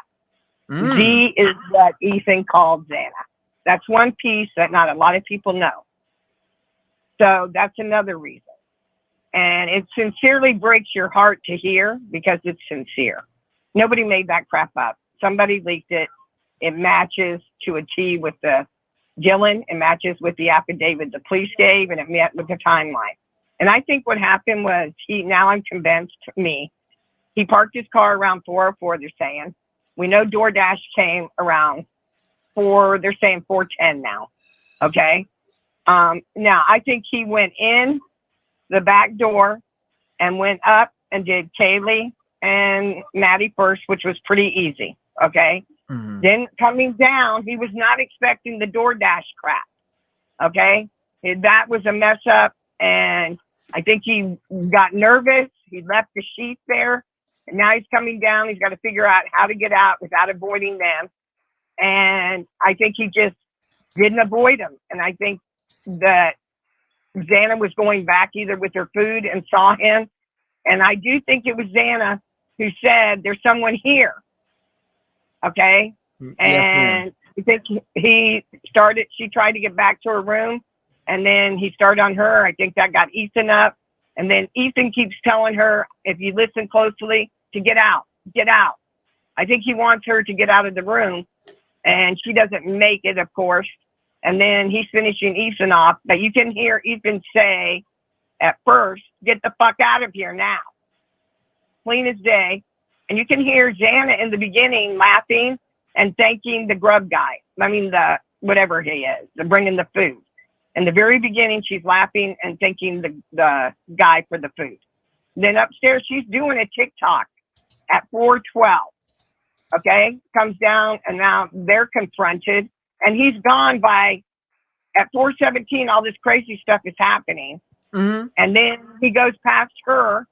And she's lucky because he didn't see her. I think he was concentrating on that little step up he has to make to go into the kitchen, you know, and he has to pass her room because there's a little square area. That's it. But he didn't see her or she would have been dead. He was looking to get the hell out of there. And he went out that sliding door, and he was in his car and driving fast by 4:20. So he did not see Dylan, or he would have killed her. He would not have left her alive. He wasn't going to leave anybody alive that saw him. So you thought that was going to piss me off? Well, because I think you should do a poll, and you've always been open. I'm open to letting you say what you got to say. No, you've always been open with your audience. You've always let them decide. You've let them hear it and decide if it's good or not. You've let them hear all the other crap. You know, I just think that you're not doing any harm by letting people make up their own minds. Is it real? Is it real? We're not the mainstream media where we keep things from people. We're supposed to be open and let people decide. Once you have something, you let the other people decide, or you do a poll and see if they want to know. I just think through this whole thing, you've always been open, and that's what made you different. You weren't the mainstream. You weren't censoring what you think your audience should hear or not hear. We've never been censored to that. And now all of a sudden you don't want to let us hear an audio to make up our minds. And I just think, don't make them go to fake audio. I don't know if it's original. That's why I played that Joseph Morris audio that he leaked. And guess what that was? Fake. Yeah. So I'm not going to broadcast. I'm not going to broadcast. Let me explain. I'm not going to broadcast something that's possibly fake when we don't know where it came from. But everybody played that in the beginning, and they debunked it within 4 hours. This hasn't been debunked. Nobody is debunked. Because law enforcement already got their guy, and they're not going to come out and say, yeah, that's part of the case. They didn't come out last time. Ikamel is the one who busted him right off the bat. If you look at last time, they actually did speak on it with a different punchline without speaking on it. Yeah, but they came out later. But what I'm saying to you is this: you aren't. What I'm saying is you never considered like what I'm not going to do. I'm not going to say I'm not. You're saying that I'm open, and yeah, I am open, but I'm not about to go play this audio because you want me to play it. I don't want you to. It's not my because heart I tells me no. My heart tells me no. Ain't nothing changed about me. I'm still the same person. Okay, my heart says do not play it. So that's what I'm saying. All right. It's not. It's not because of what people are saying. If I wanted to play it, best believe this is my channel, and I will play it. If anything that I want to play, I'll play. Right. But Trevor, if my heart says no, I won't do it. Trevor, I know it's your. I mean, Trev, I know it's your station. I'm not saying that. And I hope you're not taking it that way. I'm not telling you what absolutely to do. not. Absolutely not. I'm not taking it that way. But you're saying in general, I'm just saying you're changing. You're saying I'm changing. I'm the same person. I'm just not playing a fucking audio on my channel that my heart tells me not to play until it's verified and its originality is out there. That's all I'm saying. I played a fake ass scream. Actually, I embarrassed myself and actually made a video on it. So it was even more embarrassing. A lot of people. So if I'm breaking it down, you'll be, you know what I'm saying? If I play this audio and it comes out, it's fake. There I go again on my second time. No, everybody played that. Everybody took it down, and everybody had to say something about it. Right. So you weren't the only one. I'm just saying, you weren't the only one. Yeah. And everybody I didn't get that. believe it. I get that. So, you know, I'm just saying, because you do something wrong, then you said, okay, I made a mistake, and guess what? I'm sorry, I'll take it down immediately. Okay? Yeah, no doubt. If everybody wants to go listen to it, they can look it up. Thank you for calling in, Green Dynasty. God bless you. It's been 8 minutes. I gotta get somebody else. Thank you so much. I love you. Thank you. I love you too. Thank you. If you want to call in, it's 219-885-9692. My heart tells me not to play that audio. It doesn't. It's not about what anybody is saying in chat. My heart says, T-Rev, don't play that audio until you know the originality of the audio. But hey, everybody else is different. If you want to go listen to it, go listen to it. Be my guest.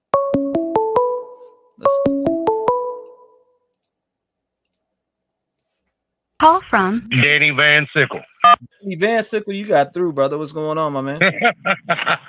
Hey, I sent you an email at 6:23 your time. I'll check it.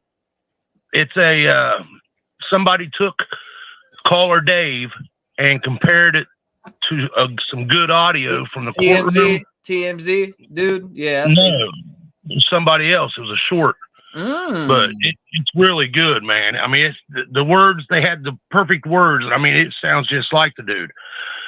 But while you're looking for that, I listened to that audio that you don't want to play. I'm like you, man. I'd rather wait and make sure. For sure. Well, I made a mistake before and played some fake ass audio, and this time I'm not about to double up on a mistake that I said I'd never make again. I'm waiting for it to be when it's verified original. Then yeah, I'll play it and we can poll on it all day long. But I don't want to play something until I know it's real. But what really got me when I was listening to it was when we was doing that spirit box session and we heard Ethan saying, "Get the fuck out or I'll fuck you up." Man, sounds a lot like that damn audio, man. Yeah, that'd be crazy. Yeah, but yeah, check out that. Whoever did that done a good job. They compared. I mean, it sounds just like that Dave dude. I mean, I'm gonna have to check that because you just sent it to me, right?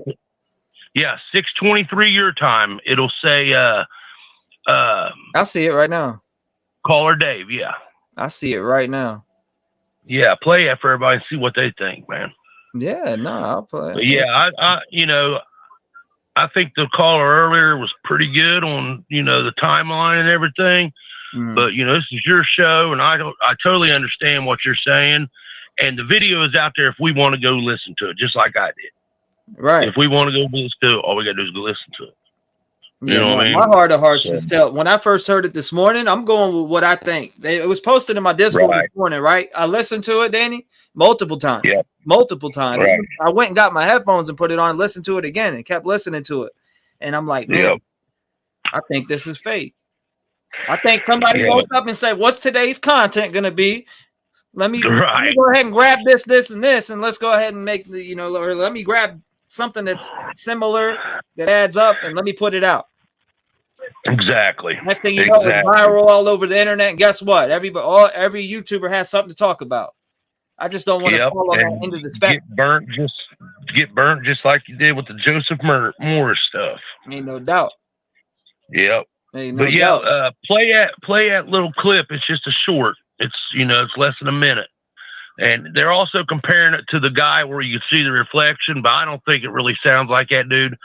It sounds like Dave, the part where it compares Dave and his voice in the courtroom is spot on, dude. Yeah, I'm going to have to check that out. Yeah. You found it, right? Yeah, I got it already sitting right here in front of me. Hell yeah, man. All right, brother. Keep it up, man. You're doing great. Thank you, brother. I appreciate you, Danny. Thank you for calling in, and thank you for having a voice in the community, my man. God bless you. Yep. God bless you, brother. Thank you, brother. Shout out to Danny, man. If you want to call in, it's 219-885-9693. Make sure you call in. Beauty Bungalow. Call from Beauty Bungalow. What's going on, Beauty Bungalow? Hi, T-Rev. You're live. What's going on? Yep. Hey, what's up? Sorry, my dogs are barking. There's a siren outside. But I think the audio is real. Mm-hmm. And the gag order, does it have anything to do with the neighbors? I mean, it has something to do with what's in evidence. I just wondered does it have anything to do with the neighbors? Whoever had that ring. A judge order, this is what a gag order is. A judge's order that a case may not be discussed in public.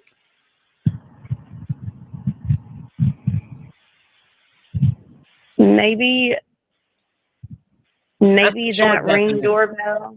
Yeah, maybe that ring doorbell maybe it was nothing that had to do with any of the evidence that got put into the case. You never know, but my gut's telling me that this audio is real. Hey, I mean, if your gut said, my gut told me it was fake, but I don't know. I could be wrong. I could be wrong. I was wrong before, and I could be wrong again. You got burnt, though. You know how that goes. I think it's real. It does happen. That audio made me sick, and I feel like it's 100% real. And you have every right to feel like it's not, but I think it's real, and I can't even hardly listen to it. But that was my question. Does it have anything to do with the neighbor and the ring doorbell? So it possibly could be that exact one that you're talking about. I just haven't found out where it originated from. That's why I'm like, yeah, I don't know. You're right. So that's it. Just like everyone else, keep up the good work, and I guess we could all use our brain work and figure out if that has anything to do with the gag order. Right. But I do. I think it's real. Yeah, I mean, a lot of people think it's real. And according to comments of what I'm reading right now, they think it's real. I mean, you can barely hear stuff. You can't make it out, unlike the Joseph Morris one. I mean, this is muffled. You know what I mean? The dog barking. You can't make out the clear voices. Everybody's trying to figure out what they're saying in the background. It's kind of murmured. You know what I mean? I can see if it was real clear voices, but this is everybody trying to figure out what they're saying. So that's why I think it's real. Right. Yeah. No, I want to wait to see where it came from. Where did it originally get uploaded at?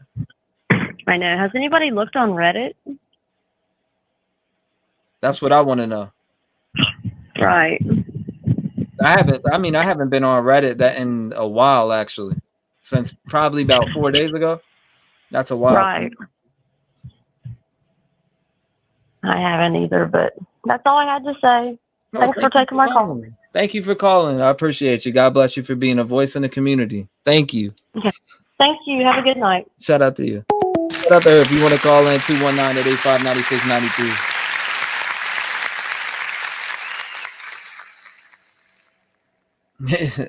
Yeah, the audio's out there if y'all want to go listen to it. Go ahead. I'm not playing it. I don't think it's real. Call from Anita, the chaotic artist. Anita, what's going on? Hey, how are you? I'm great. Oh nice to hear you. Nice to hear you again. Yeah, you know what? I decided to ask a bunch of my cop friends some things about the Dylan situation, and they made me even more confused because they said, for one, if she did see him, he may have said something to her like, if you don't keep your mouth shut, I'll come back for you or whatever. Mm. That wouldn't be in the affidavit. That would be like a verbal evidence. Also, they asked me, well, what was the acoustics in the house? I'm like, well, I don't know. You have to know that stuff. And then some of them went to college, and they were explaining to me that she could have just thought that they were being tricksters or playing pranks on each other. Because one guy was telling me that they carved out some girl's mattress so a guy could sit in it. Then they put blankets over it. So when she laid down, he grabbed her. Man, I'd be throwing down. But I guess the girl ran out of the house. He's screaming, and no one called the cops. Mm-hmm. You know, and then the same guy dressed up like a killer clown and hid in a box. And when the girls came home, he jumped out. Again, I'd be throwing down, but these girls went screaming from the house. So now I'm even more confused. Like, maybe he did say something to her. You know what I mean? Yeah, I mean, maybe she was so shocked. And one cop said to me, maybe it's part of his study. Like, how is she going to react to it all? And he'd watch her afterwards. Mm. So it has me even thinking more, which I didn't need to do, but I did. So yeah, I mean, I feel terrible for her because we don't know. And yeah, maybe he said something to her. It's and we don't know. Right. And the acoustics in that house probably were kind of strange because it was sort of built weird. Mm. You know what I mean? So maybe in one spot you could hear things clearly, in other spots it just sounded, maybe she thought there was an argument or a prankster, you know, someone playing a prank on somebody. So yeah. Yeah, it has me all confused. And I don't know about this ring thing. Yeah, I don't know about it either. Like I said, it just pops out the middle of the blue after gag order, etc. comes out. So it comes out. So they just find the perfect timing to drop this audio when everybody wants more content. Make it make sense. My gut tells me it's fake. I'm just gonna go. Yeah. My heart says that. That's why I'm not playing it until it's verified. If it's verified, I was wrong and it's real. But I feel like it'd be, I feel like that'd be kind of big evidence, unless someone, you know, does have somebody who leaked it to them, and I don't know, but I'm not going to pay attention till I know it's true. You know what I mean? Exactly. I don't know. Exactly. Yeah, but I think that Dylan girl, I just feel bad for her, and I think we're not going to know anything till it goes to court. And if he did say something terrifying to her or something, that could be just why a lot of stuff didn't come out. Because when you go back and you read it, it's sort of broken up. You know what I mean? Like, a lot of cops don't pay attention to what's going on with this, too, because they already know it's bad. You know, but I did have some of them read the affidavit, and they said, this is like chunked out. You know, like, it doesn't really explain very well in detail what happened with that Dylan girl. It's very like bits and pieces. You know what I want to hear is the 911 call. Yeah, me too. I wish they would release that, but I guess that's we're gonna be waiting for the court. And Yeah. So yeah, that's all I really wanted to say. Well, I appreciate you calling in, Anita. Oh yeah, you've been doing You so great. squeeze through thousands. Huh? You squeeze through thousands of people every time. You know why? I'm serious, and everybody can laugh at me, but I pray. I do. I pray so that I could talk to you because I think you're really badass. Well, thank you. I appreciate that. You're really cool. I like you a lot. Thank you, Anita. I'm not hitting on you. Well, thank you. I appreciate you calling in. I'll get somebody else on, but I know I'll hear from you again because you always get through. Oh yeah, and Well, you might need to teach the Pat chat some again tricks. is amazing. You might need to I love teach everybody. tricks because a lot of people say they can't get through, and you've gotten through probably over 10 times, I feel like. Oh yeah, at least pray. Everybody pray. I'm serious, and then pick up the phone and dial it, and it goes through. I'm not even kidding. And I love everybody in the chat. They're always awesome. Nobody gets into big fights and stuff. You're amazing with people. Yeah, I hope you write a book. Thank you, Anita. I appreciate you calling in. God bless you, and I know I'll hear from you again. So, oh yeah, God bless you, and God bless everybody there. thank you, Anita. God bless. Shout out to Anita. If you want to call in, 219-885-9693. Make sure you call in. Did it say that Ethan and Xana were in the bathroom outside her room? We're in the bathroom? No. No, it didn't. Let me see. Cancel. Call from Amanda. Amanda, what's going on? You're live. Hey, I just I became a member. I just on your channel. Mm-hmm. Yeah, so I just had I don't know, with the affidavit thing with the whole roommate. I just question. I don't know. She had to have heard so much more than what she's reporting, which I'm sure we'll find out later on. But what makes me question is like the hearing her friend cry. That just is very suspicious. Why you wouldn't go check, even though she's with her boyfriend. That would be more of a reason you would go check on your crying friend to make sure there's nothing going on. Right. Or even just text your friend and make sure that everything is okay. But just standing there in shock and not doing anything, even though you watched him walk out of the house, you would know that it would be okay to at least run out and lock the door or something. I don't know. Something just doesn't seem right, but I guess nobody knows how to react in that situation. And then my other question was the DNA of the father.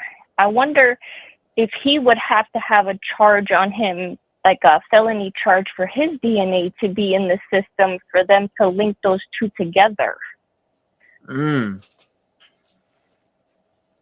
don't know if the father does have a background check or anything like that, but most of the time, if you're a felon, then your DNA's in the system, so that would have picked up the father's DNA.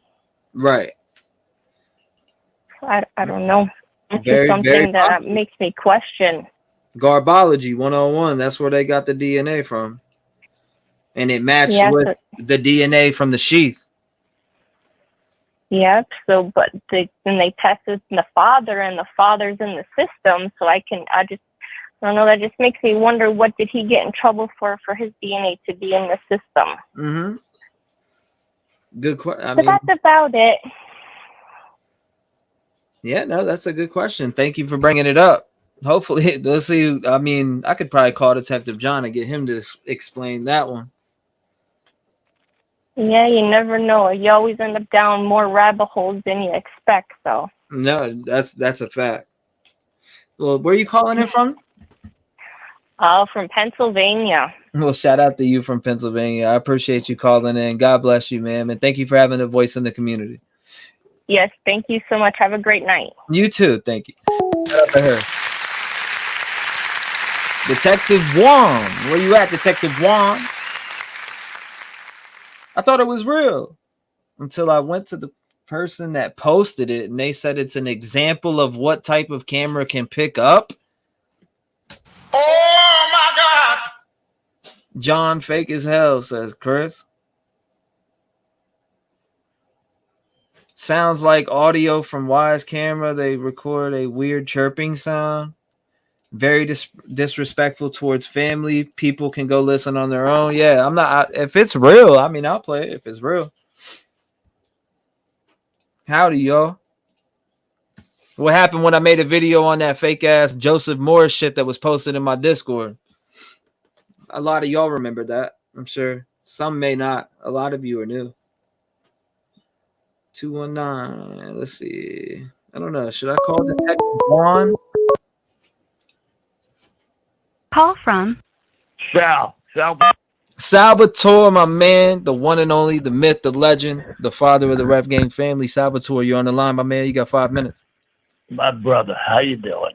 I'm doing great, brother. Sorry to hear about your grandma. Thank I you. hope all is good. Thank you, Salvatore.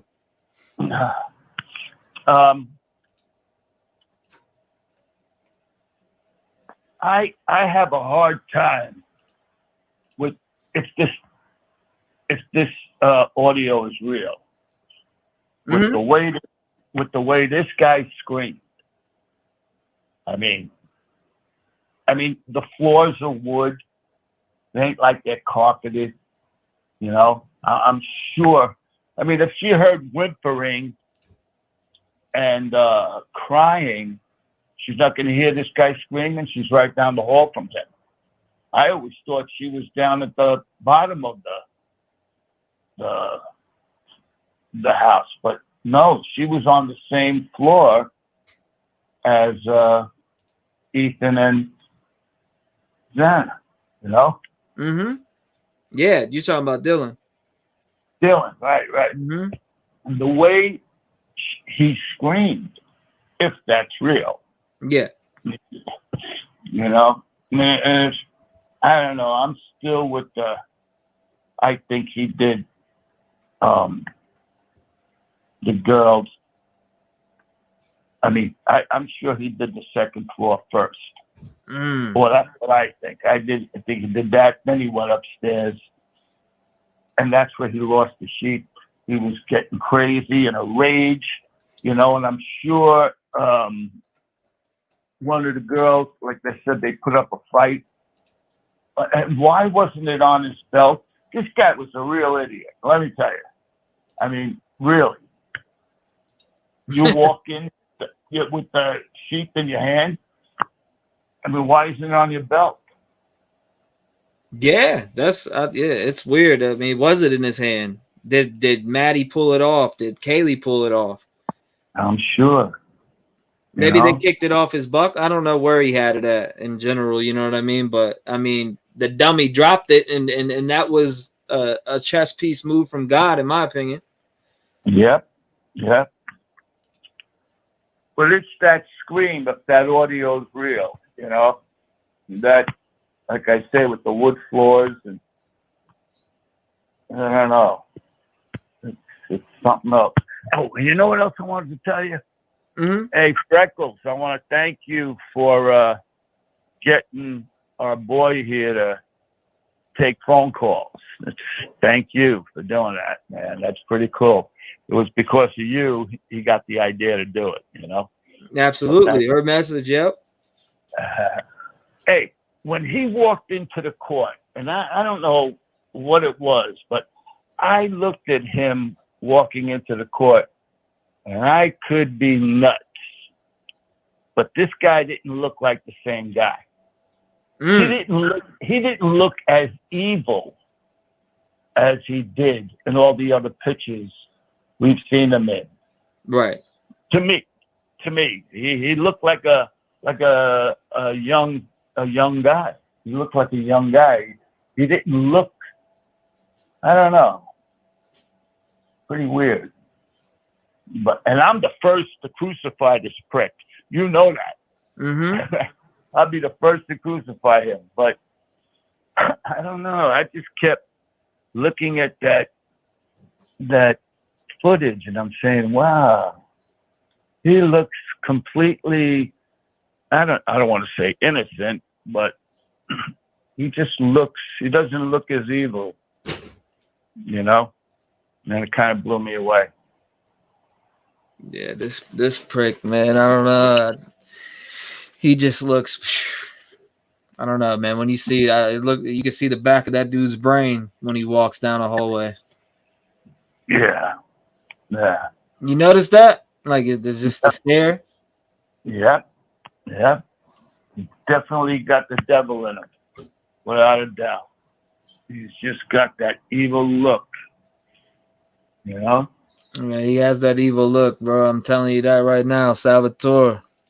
That evil look, man, it's weird. And I'm glad that the bastard dropped that sheath there. Right. Now, I want to know where this knife is, because we need the knife. They need the knife, right? Well, they need to get that knife ASAP, because he's going to try. I feel like he'll try to use that as a puzzle piece to try to get out of the death penalty. Well, you know what? We don't know that they don't have the knife.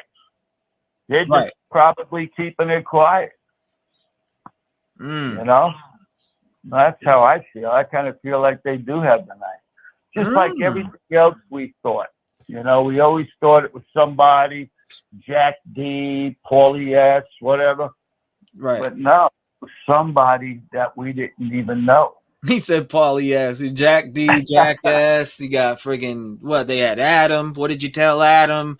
We got you know, you had the roommates. Everybody was. So we talked about the roommates. We talked about you know, people in the frat. We talked about several different people, right? People at the corner club. I mean, shit. We were out there, Salvatore. And what did we say? We said, watch, it's going to be somebody we don't even know, right? It's going to blow us away. Yeah. Now look at the prick. Yeah. Hey, listen, go ahead. I love you, pal. My love to Grandma. Thank you. Thank you there. I appreciate that. Papa Salvatore, my man, Rev Gang father. You know, we appreciate that. You have a good night. You too, sir. God bless you, and thank you for your continued support, and thank you for standing up for these victims, because they need people like Salvatore. I told you, you got me with you forever now. I'm hooked. I am hooked. Thank you, Salvatore. I appreciate that, man. You're a sweet soul, brother. You're a sweet soul. One day I'm gonna shake your hand.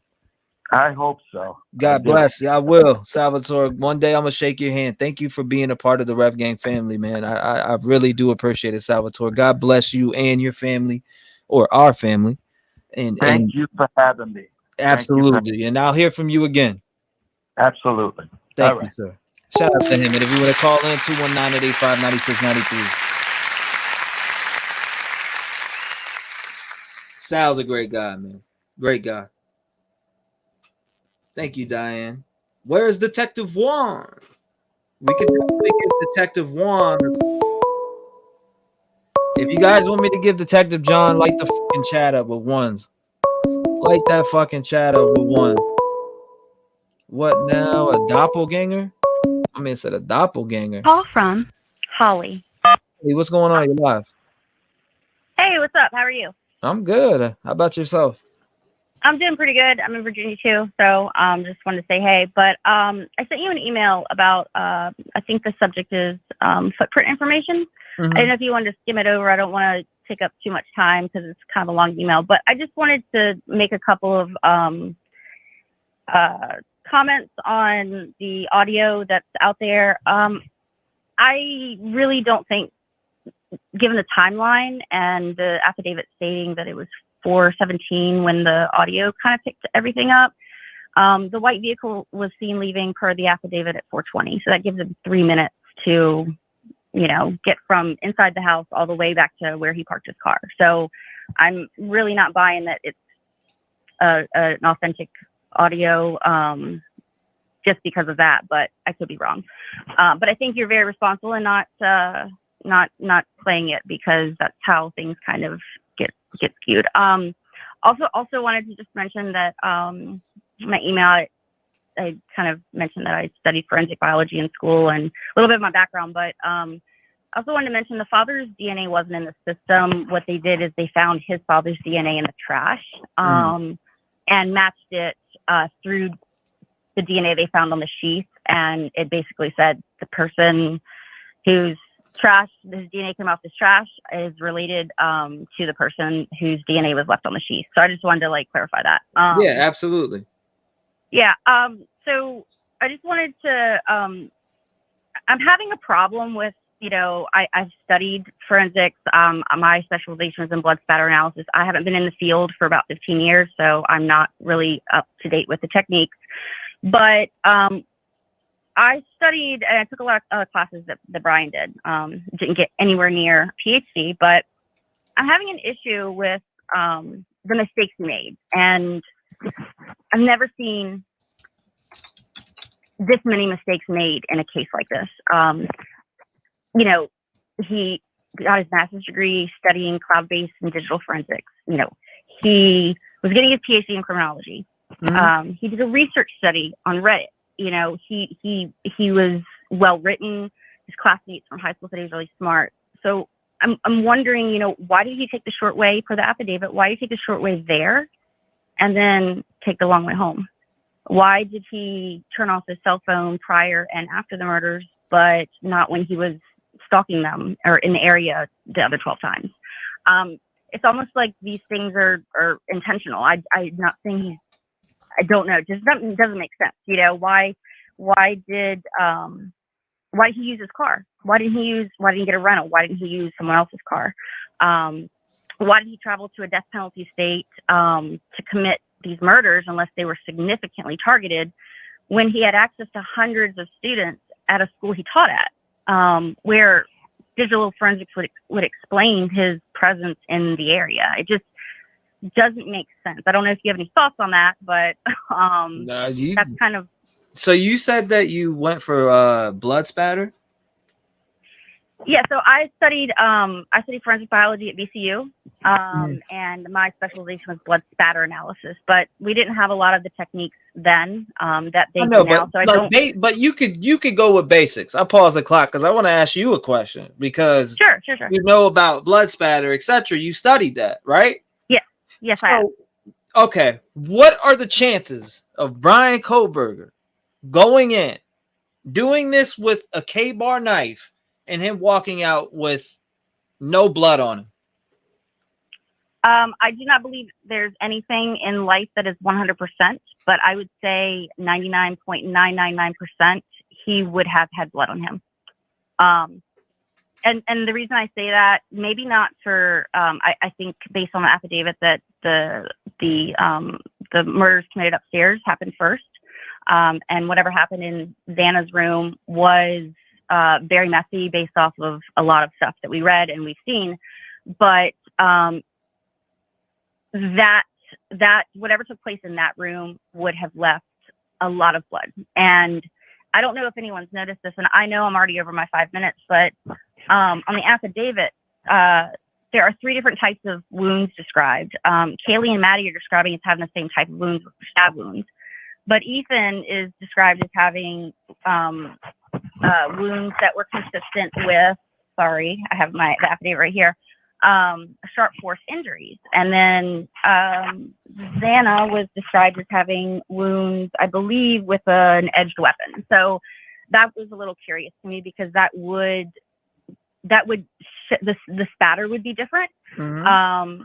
Some stab wounds don't cause a lot of spatter, and if it is very small. But when you're talking about sharp edged weapon and or sharp force injuries, there would absolutely be spatter. It's almost impossible. Yeah, that's what I was thinking. I'm like, he had to get blood on him, committing these crimes. I mean, you're up close and personal, in my opinion. Or when you're committing a crime like this, you got to be within arm's reach. Yeah, and honestly, like I've tried to get through before, and you, I sent you an email about the footprint and why that's relevant to the timeline. But a lot happened in a very short period of time, and down to all of the mistakes he made. The sheath, the turning off the cell phone and turning it back on. He either really, really wanted to hurt these people in this house, or he wanted to get caught. Whether it's for notoriety, whether or not, I don't know what his mental state is, but it doesn't make sense. Some of these mistakes, I really feel are intentional. But and then the shoe print was really baffling me, just because I kind of laid it all out. It's a really long email, but essentially in a nutshell, it's, if it was found on the second go around, that means it was latent, which means visible or very, very light. They didn't find it on the first round, and they found it on the second round, and they had to use amido black, which is a protein stain, to test for the presence of blood and other cellular proteins. But it leads me to believe that it was visible at some point, because otherwise they wouldn't have known to test. It's very odd to me. So I know I'm over my time, but I appreciate you. I wanted to get in. I appreciate you actually answering my question, because I mean, I don't come across too many people that actually have went to school. I don't know if you were in law enforcement before. No, I did. I ended up with doing most of my major in anthropology, but I interned at medical examiner's office in Richmond. And just a side note, from almost the very beginning, I was talking to friends and colleagues that I knew they had some kind of digital evidence to pinpoint the time of death, because the coroners don't, do benchmark testing, meaning they don't take body temperatures. They're not trained to do it. They don't have the equipment to do it, but they release the time of death prior to the autopsies being conducted. And the coroner didn't get there till 5 p.m., which means any liver mortis, which is pooling of the blood by gravity, or rigor mortis, that whatever she saw, it would have been too late for her to. So I kind of knew they had the digital evidence. But anyway, to answer your question, I studied forensic biology. I had my specialization, but people don't realize it's not as glorified as CSI and Criminal Minds. You have one job. You go in, you analyze, and it's done. And the job is very hard to find, especially in small towns. You don't have a blood spatter analysis. So the jobs were limited, and I moved on and worked in insurance, and now I'm doing private investigation. So I'm very observant, and I've gone through this affidavit like 30 times, and I still am finding things that are just not really adding up, but also a lot of things that the defense could and will really poke holes into. But I can, go over that maybe if I get through another time. Yeah, no, I appreciate you calling up and with the knowledge that you have and sharing with everybody too on answering that question, because that's been a big question for me, because and just not a big question because I think he got blood on him. Personally, I think he got blood on him, but I wanted to ask somebody that had the knowledge, and finally somebody came on that studied blood spatter, etc. So I wanted to ask you that, and I'm glad you answered. Thank you for answering for me, and hopefully I hear from you again. Yeah, definitely. And I might send you, just a couple of emails if you want to include them on your show. It's really hard to get through. But I really appreciate you taking the time for the call, and I appreciate you letting me go over. So, no. You had that knowledge. I wanted people, to inform people about blood spatter and stuff. So I'm glad that you elaborated on that. That's and you're in Verbatim, and I'm like I'm pretty, I don't know if you're still in Virginia Beach, but I'm like a little outside the Berg and near Quantico. So anyway, I hope to chat again. You have a great night, and thank you for your responsible reporting and free speech platform for everyone. So I hope I can lend some information. God bless you, and thank you so much. All right, y'all have a good night. You too. Shout out to her. Thank you for calling in. Blood spatter expert? Well, studied blood spatter, etc. So it's somebody who studied that. It's been in class. I'm glad we got somebody up here with the. Hold up. Let me. You know what? It's time. It's time. Let's see if Juan answers. If Juan don't answer, we'll open it back up. Juan, where you at, Juan? Hold on, buddy. Detective Juan. Hey, man. What's going on? Let me get into we're all watching a movie. If you guys haven't go back to your movie then. No, we're good. I can catch that. I can catch it later. There's a movie on HBO called The Chef. Oh my God. If you guys haven't watched that movie, it's freaking unbelievable. I just, I didn't want to rip you from your family while you're watching the movie. Shit. No, that's all right. I was gonna catch you when it was over, but we're good. What's up?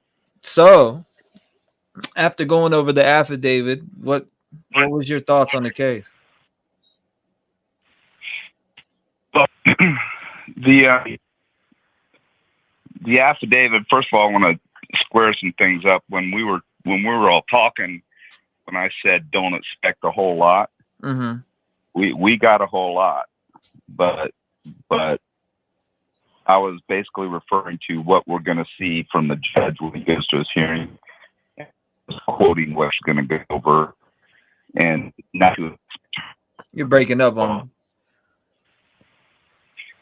I was telling everyone not to expect any earth-shattering info to come out of what the judge does at the hearing. But the affidavit revealed, usually your affidavits aren't that telling. I mean, that was a very detailed charging affidavit. So there's incident reports. So you create, when they did the arrest affidavit generally just has the elements of the crime, and then everything else, all the little details are included in the report, the incident report, and then the supplementals from all the investigators get compiled into one incident report with supplementals. It's like when they describe vehicle 1, usually on the incident report, there's a section for vehicles. So all of the other 5 vehicles that had search warrants, because they had to get warrants on those vehicles. Yeah. So if we ever see the incident report, it'll show vehicle 1, which is a suspect vehicle, and then this will explain why. That was a question I heard somebody ask. Then there'll be vehicle 2, 3, 4, which would be Kaylee, Xana, and so on. But suspect vehicle is vehicle 1. So reviewing the affidavit, it's there's so much more. I think we got a lot. I really do. I think we got an awful lot, a lot more than I expected. And I've even talked to. I'm on a chat room with some guys. It's called 990. So it's actually the address of our old police department. And I even indicated, wow, that's a lot. And people agreed. I mean, that's a lot. You don't usually see that much. But they've had time to put it together. But I was impressed with everything they did. I mean, it's pretty much, he's a done deal. He's a done deal. It's like that Chris guy that called. What would you say to, all right, so I know you explained it, right? But I want to mention this to you, why you mentioned he's a done deal. I seen a high profile defense attorney on, what was it? No, it was on News Nation, and he goes, I can drive Mack trucks through the holes in this case. How would you, what do you think about that? He's a high profile defense attorney. And it's like I said from the game, before they even caught this guy, whoever it is, someone is going to take this case pro bono. This PD, public defender, if she stays on this case, I don't care how many people they give her from the PD's office to help her. If she stays on this case, I'm going to be floored if somebody doesn't pro bono take this case just for the accolades. But yeah, there's a lot of things that holes can be shot on, but you're not going to shoot holes in DNA if it was found on any of the victims. No way. That sheath is going to kill him. That sheath. Have the viewers seen the K-bar with the sheath that I sent you and you posted? Yeah. Have they seen that? Okay. Many of people. So that snap. I mean, it's a smaller one. People are like, that's a smaller sheath. It's just a sample to show. Yeah, that's probably. I just quickly got on and got it. That's probably a smaller version. But there's a bigger version, which he probably had the 7-inch knife. And I didn't pay attention to the size of it, but that's a miniature version of that knife. But that snap that you see is a strap that goes around the knife once it's in the sheath, and it's got a metal snap, and that's what they pulled the DNA off. I don't care what kind of an attorney you are, you're not going to get that. That's not going to be suppressed. There's no way. So I mean, he can shoot holes in a lot of the things like we've talked about, the whole crime scene in general. What I saw, I'm not, picking apart any investigation, but there's just things that I saw that I indicated, man, when whoever does get caught, a defense attorney is going to have a heyday with some of this stuff, because they will, because best practices. I know the one lady that her son was a, crime scene tech. Best practices were not executed during that whole process. So somebody asked a question. They said, Detective Sure. John, does the gag order apply to the general public not involved in the case? No, anybody can talk about it except for the investigators, whoever the judge is assigned that. So it's going to apply to the investigators, anybody involved with the case from an investigatory standpoint, the attorneys, defense and prosecution, and any subsequent witnesses that may be either listed now or listed later, will be subject to a gag order ordered by the judge. If a police officer just can't say, if you're a witness, they can't say, T-Rev, you're not to talk about this case. And you go, okay, well, that doesn't hold any water. So it has to come from the judge. Kind of like a restraining order, but it's telling you not to talk. If you talk, you'll be held in contempt, and you will be arrested for contempt of court. So what was your thoughts? And this is being talked about a lot, and a lot of people, I guarantee, are on the edge of their seat for this. And like I said, man, this has been talked about a lot. It's the biggest gripe about everything is, well, Dylan, and she's seen bushy eyebrows, and she didn't call the police for that long, and that's a question that I have also. I mean, I know I've asked you that. I asked you what you thought of that, but could you tell the people? I'm wondering why. I'm wondering if she actually saw more and it's not in there. Maybe she saw a body. Maybe she saw, him carrying the knife, even though it doesn't say it in there. But I would suspect that he had the knife in hand. Maybe she didn't divulge that when she talked, and she might have went into shock. The first thing, and this is kind of weird, but the first thing from a movie that I thought about was Jaws. You remember Jaws, when they're on the sailboat and the one kid gets knocked out of the boat? He's getting ready to get it on with his girl on the boat. And the shark comes and hits the boat, knocks him out, and then rams him in the side of the boat and eats him. And then when they find her, she's curled up in a fetal position, just in shock, screaming, "Shark!" That's what she screams. But she would have laid there because she was in such fear that he was going to come for her, that she probably went into that room. She locked the door and she curled up in a fetal position in her closet or under her bed or under the covers, because she knew something bad happened. Now we can criticize her all day long. Should she have called 911? Again, we don't know where her phone was. It's like my phone, I walk in the door and it goes on a shelf sometimes, and it goes on a pad charger that self charges. I don't even have to plug it in. She may have very well had another area of the house that she put her phone. So when she came out of the room and saw him, she might have darted back in the room, locked the door behind her. He thought she was going to dial 911 again. I'm speculating. He thought she was going to dial 911, and he hauled ass. In the meantime, she doesn't know where he is. She doesn't know if he's coming for her. She doesn't know if he didn't see her. She's just going to lay low and be quiet and hope to God that she gets out of this alive. That's my opinion. Okay, so what are the chances of her? What are the chances of her seeing this and she didn't think anything of it and just went and laid down and went to sleep? I don't believe that. Yeah. Okay. Unless she was stoned out of her mind or drunk and asking for a friend. Yeah, and just staggering, which very well may be.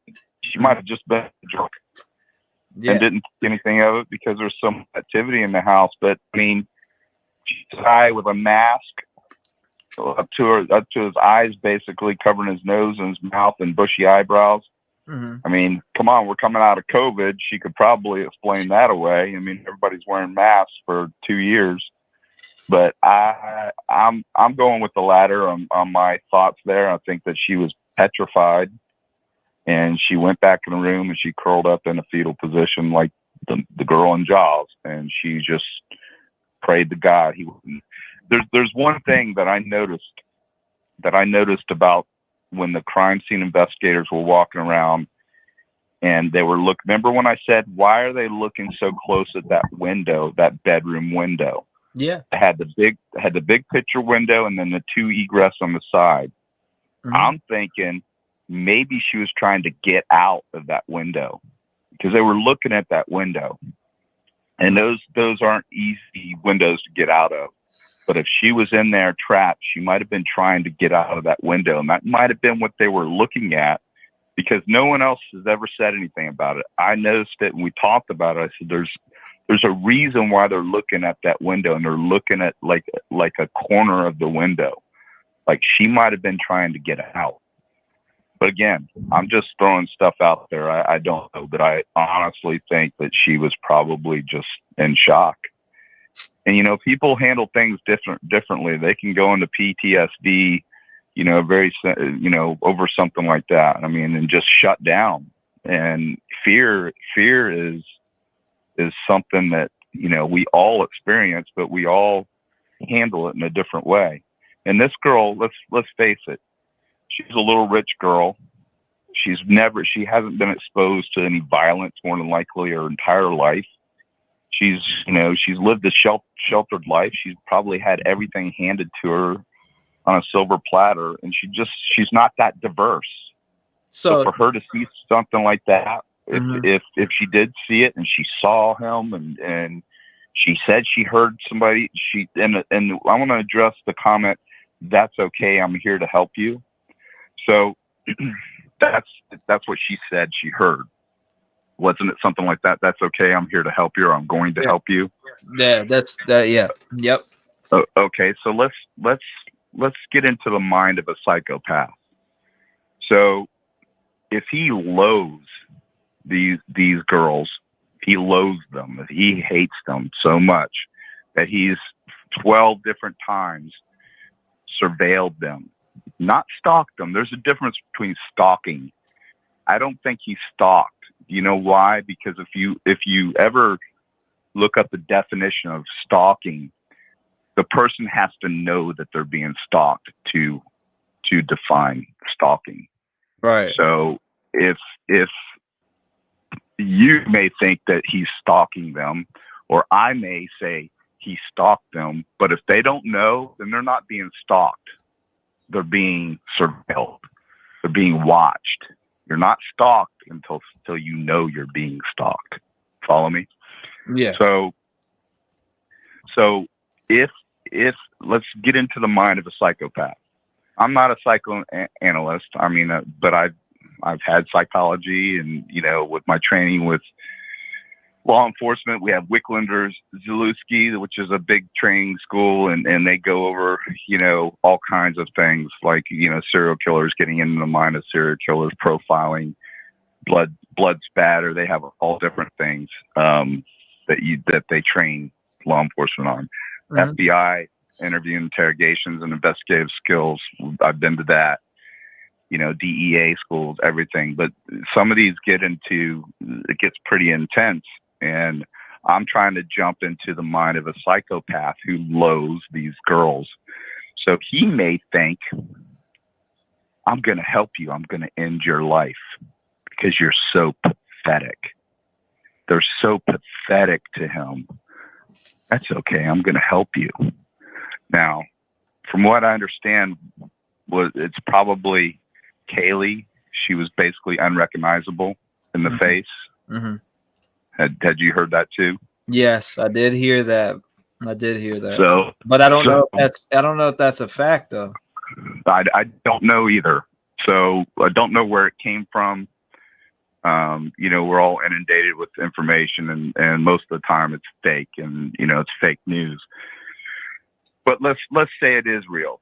And let's say, you know, he beat her so bad. That might have been why that knuckle looked so jacked up in the car. That he probably broke a knuckle, bashing her face in. I mean, for lack of a better term. And maybe the whimpering and the crying was Maddie, you know, witnessing that, and now she's you know, she's like, "You're gonna kill me," and him basically saying, "Shh, don't worry, I'm here to help you." So these are things that I've been thinking about, and you know, I just try to jump into the mind of a psychopath, and this guy clearly is a psychopath, and I believe he's probably got a split personality, and you know, he's, again, you know, I'm going to go to the Gainesville killings and Danny Rawlings, and it's just so eerily similar. We talk about all these other serial killers, BTK, and you know, Ted Bundy and people like that, but the most eerily similar serial killer to me is Rawlings, and everybody go look him up and read about that case. We were actually in Daytona. We were actually looking for Humphreys, who they thought was actually, they had him as a suspect, and that poor guy went through hell. And he was in Daytona, so I was doing follow up on where he was supposed to be at the Volusia Mall. But now, anyway, go ahead. I have a question for you, because somebody asked it. They said, "What? Why would Idaho, or why would they take it, or why would they take the case off their website? Is that because of the gag order?" Absolutely. There's nothing else that they can give. I mean, everything that was on there, pre gag order, you know, we've all seen. So there's no more fruit on the tree to give legally. The only thing that we're going to get is a leak. And I think somewhere down the line, there's going to be a leak somewhere.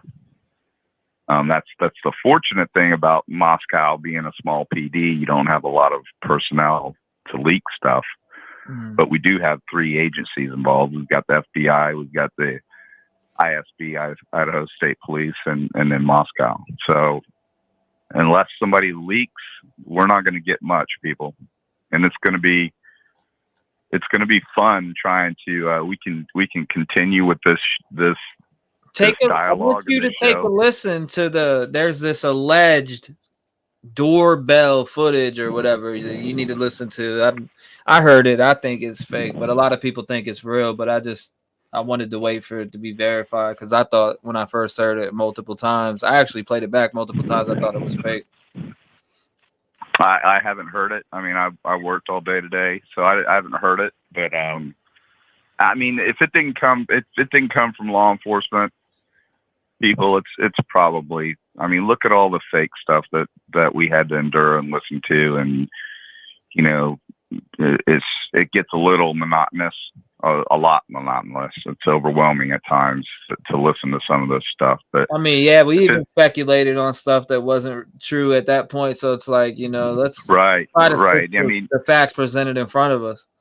Right, and that's, you know, that's only natural. That's what we do. I mean, we don't know what's going on because, you know, law enforcement wasn't giving us anything. So we basically have a platform to discuss our theories, and there's nothing wrong with that. Nothing at all wrong with it. The only thing that's unfortunate is, you know, people were hurt, you know, and that's but that's the nature of the beast, you know, and what did they call it? Hysteria? Yeah, hysteria. I bet you know, now these, you know, the Jacks and the Adams and you know, everyone else that was, you know, on the suspect list are fully exonerated, and I'm sure it's been just a 10-ton pile of rocks lifted off their shoulders, and it's, you know, I don't feel bad for us, speculating, because it's that's all it is. They knew they were innocent, so they really probably didn't have anything to worry about other than the public opinion and people looking at them weird or making accusations. That would be hard, but you're innocent, right? So in the end, all's good. Somebody said, question for Detective John: will they take Brian to get X-ray, CAT scan, or MRI to detect any inner issue or tissue damage unseen since time has passed? Probably that would have to be a court order, which they'll get. It's actually a court order for the body, which would include, if you read it, I haven't read it, but it should include, X-rays of the hands, X-rays, MRIs, all kinds of stuff, CT scans, all kinds of things, because inevitably the defense, they're going to try, and there is no insanity, but they're going to try to say there's some kind of a mental incompetency that led to this, I'm sure. And, but there's not going to be somebody. It's like that Chris guy is saying, he's going to get it. Remember, he said, Detective John said he won't get a bond. I was right. Detective John said, that he won't get this, he won't get that. And I'm like, I was right, and yeah, it's just, what did he say? He'll deny extradition. He'll fight it. My good friend, who's a judge now, said he would fight that all the way. I said, nope. He'll waive extradition. But, there's all kinds of, we can all speculate on stuff, but it is what it is, and we know who did this, and he's a done deal. I don't care what anybody says. A defense attorney can eat up a lot. Yes, he will. There'll be suppression hearings galore to get some of this stuff thrown out, and some stuff will not be admitted, and that's just that. But if they collected that sheath correctly, they photographed, they did everything, and there was the chain of custody was followed. If the chain of custody was followed correctly, then that alone, and the fact the vehicle that's damning. And I think the vehicle is what nailed him. The DNA was secondary, and it's just like what did I say about getting DNA? They're going to get his DNA. If they ever locate a suspect, they're going to pull his trash, which I call garbology. We all laughed about that. And they're going to get his DNA without going through the court, because a lot of times we had a bunch of prostitutes getting killed here recently, and there were multiple suspects. I actually had a suspect that we went and pulled the trash and pulled beer bottles and determined he wasn't, a viable suspect. You can get DNA many ways. You can surveil them. You can go to a restaurant, lift their glass like you see in the movies. Mm-hmm. But what they wind up doing here is, when they determined, his dad lived in PA, I don't think it lists a timeline, but I think that they actually pulled the trash before they even got there. And they Garbology 101. Yeah, Garbology 101. I think they pulled his dad and his mom's trash before he even got there, and they determined that that's 99.8999% him, because I saw the results, or his dad, that could be his People dad. in chat remember you saying that. She said, Detective did call the garbage can. You did. Yeah. I remember you saying, you said there's a term we used called garbology. I remember you saying that. And that's not fun sometimes, because if it's not a house and it's a complex where they all share the same dumpster, it's called dumpster diving. I've had to go dumpster diving many times. I've actually waited in a dumpster after surveilling them the week before, watching them throw the trash out at a certain time. He'd bring it out at the same time. I waited in the dumpster, so when he threw it in and we were talking back and forth, I was talking with, my surveillance team, and I caught the trash as it came in. So we had to time it right. And, you know, I know it sounds crazy, but, you know, that's what we did. And, you know, you got to maintain a chain of custody because you'd have to explain, well, how do you know? Well, I pulled it and it had his mail in it, blah, blah, blah. What else stood out to you in the affidavit?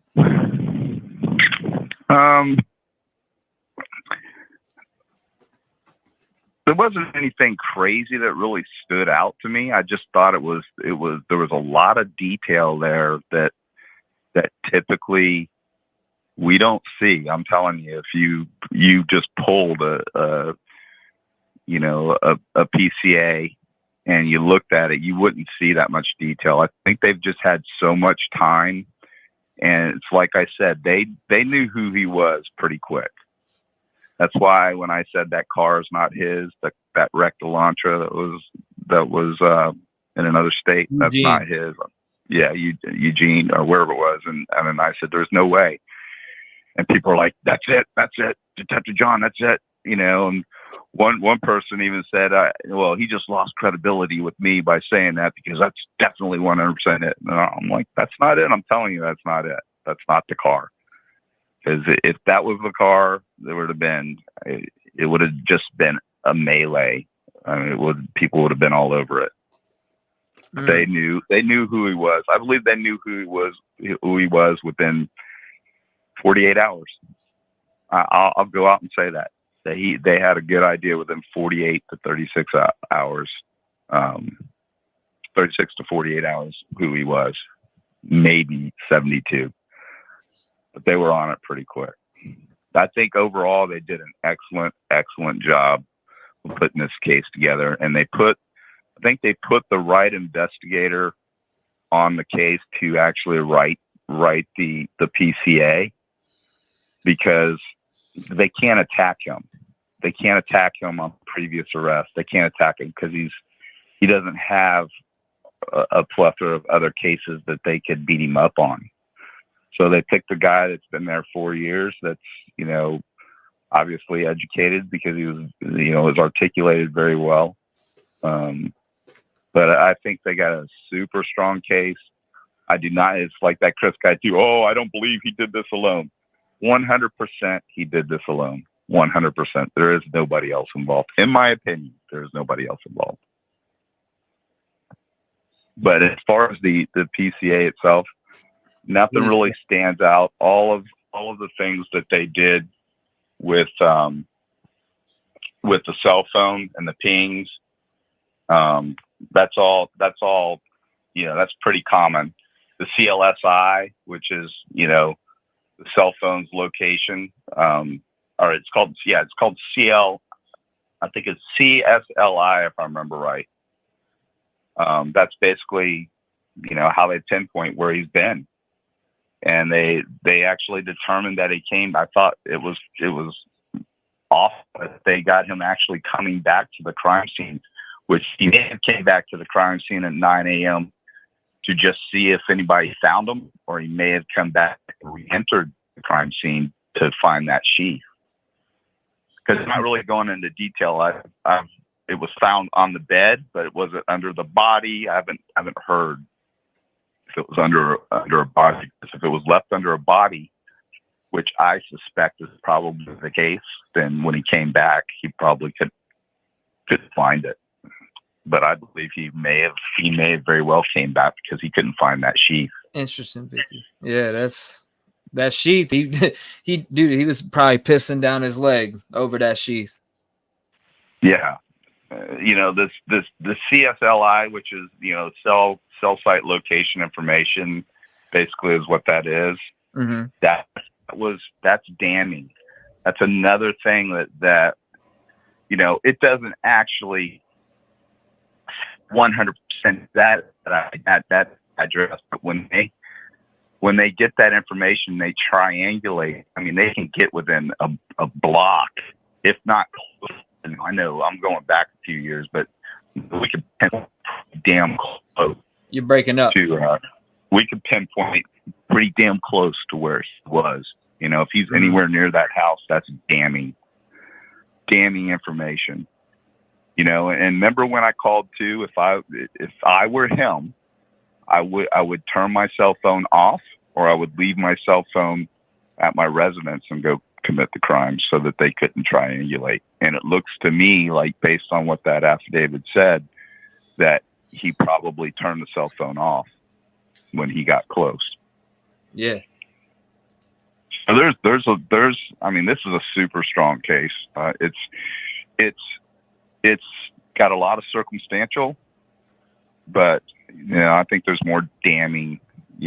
I would love to see, and we're not going to see them, unfortunately. We may never see the crime scene photos, not for a decade or so. But, they're not going to show them in trial. They're not going to show them on TV anyway. The jurors will get to see it.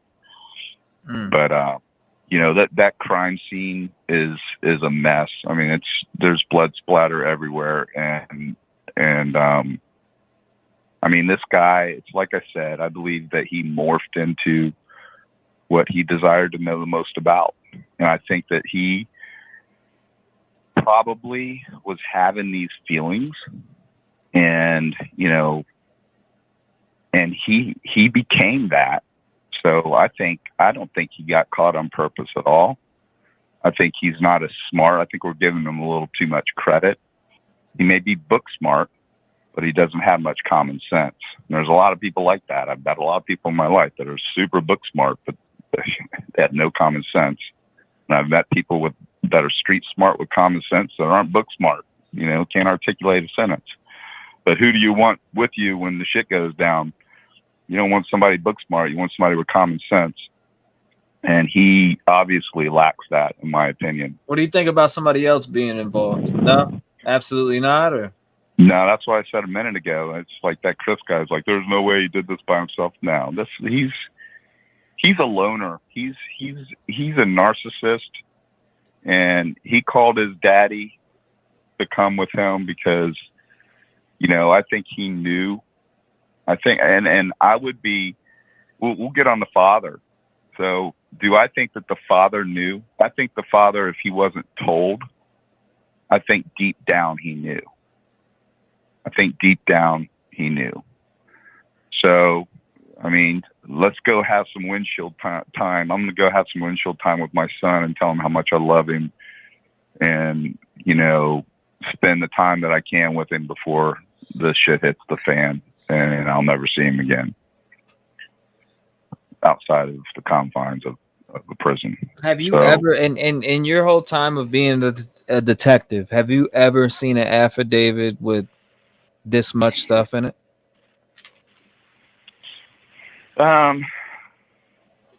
Yes, probably called affidavit anyways. Yeah, yes, but only because the case was old. Usually when a case, let's say he did this and they caught him 2 days later, the PCA affidavit wouldn't have this much detail because they don't know that much detail. You know what I mean? Mm-hmm. Let's just say they found the car and they caught him. They went and did a knock and talk and found bloody shoes at the foot of the door, and they got a search warrant, went and got it. They got them quick. So they didn't have all these other agencies investigating and all this other information to put into PCA. Now, would they do supplementals later for trial? Yeah, absolutely. But generally, homicides, it's like another 48. You can't. Generally, homicides are solved pretty quick, because there's witnesses. It's the ones where there's no witnesses that are drug out. You have to rely on DNA and stuff. But usually there's witnesses, and I don't know what the numbers are if you were to do some statistics, but they're solved pretty quick. So the PCA doesn't have a whole lot of detail. That stuff comes later. Like I said, the supplementals. It's like if you read it, he talks about himself and other investigators doing things step by step, and there's going to be supplemental reports added to that from those investigators that detail exactly what step by step they did. The crime scene investigators will detail step by step what they did, the chain of custody of every piece of evidence, has got a tech assigned to it, and it will be, the report will be massive. Mind Over Matter says bull crap. If they take it to trial, they'll definitely will show all evidence in the crime scene. I bet $1,000, detective. I didn't say they wouldn't. I said they're not going to show us on TV. The jurors will see everything. So he misunderstood what I said. Oh, okay. I said, I just we're wanted not to going make to sure see it. I seen that. Yeah, we're not going to see it. It's not going to be televised. They're not going to show crime scene photos. Not any gory ones anyway. They may show a layout of the house, but they're not going to show gory crime scene photos. You might see a little blood here and there, but you're not. Out of respect for the families, they're not going to show that on TV. If they do, I'll be very surprised. But the jurors will see everything. Everybody, your jurors and your alternates and your, of course, your counsel and the judge will see everything. But we're not going to see the cusp of the evidence. We'll see a little bit, but we're not going to see the gory stuff. You'll hear descriptions. You'll hear a descriptive, articulated analysis of everything, and then they'll lay it out and try to articulate what the pictures show. But if we see them, I'll be very surprised. But I don't think I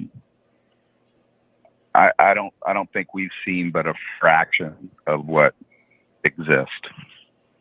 So anybody that thinks that a defense attorney is going to get this guy off, I'd roll the dice. I'd bet my life. I'd bet my house. I wouldn't bet my children's lives, but I would bet, I would bet the farm that he's going to get the death penalty. There will be no plea. There's no way in God's green earth that they're going to care about what this trial is going to cost because of public opinion. People want this guy to fry, and he's going to. I don't think they have the electric chair. I think it's lethal injection, isn't it, in Idaho? I'm not sure. But he's going to pay.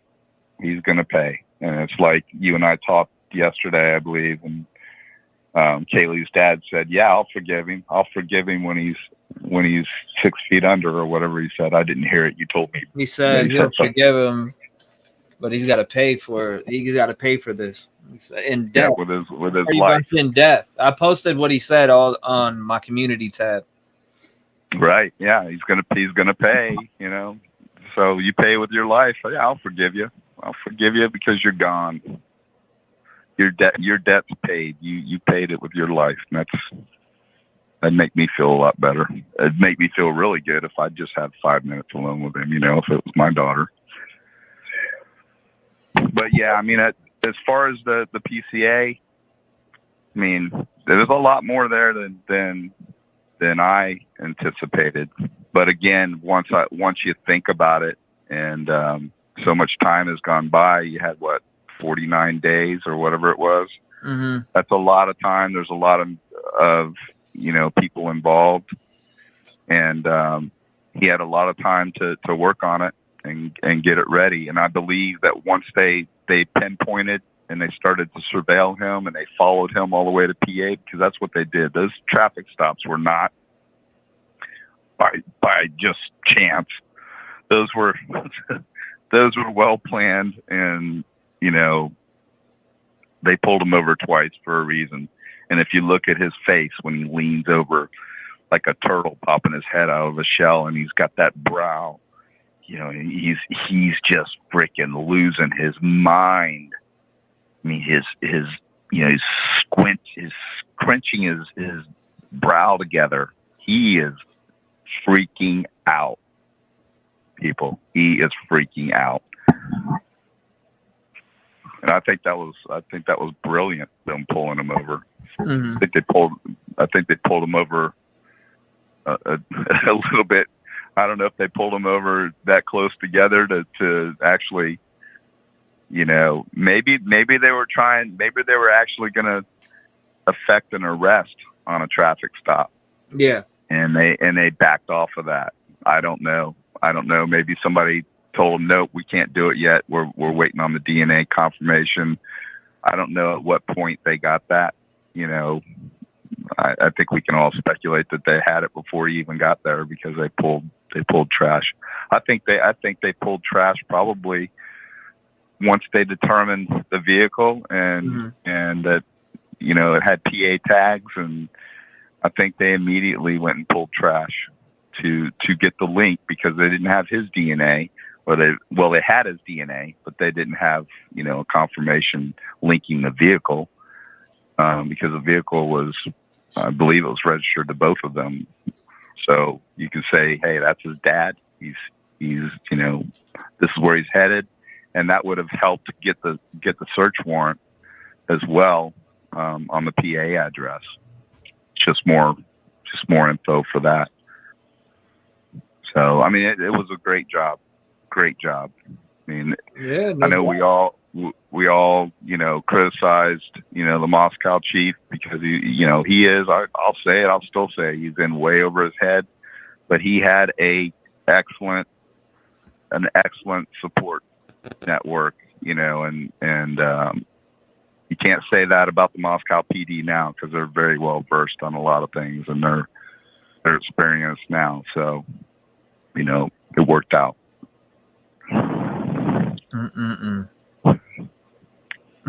But yeah, boy, you got some haters that you developed here. Even though after I've seen and you showed me all the credentials that you had, people still are out here saying he's an ex-detective. I think he's a narcissist. Like, damn, boy, you got some haters out here that really, that's crazy.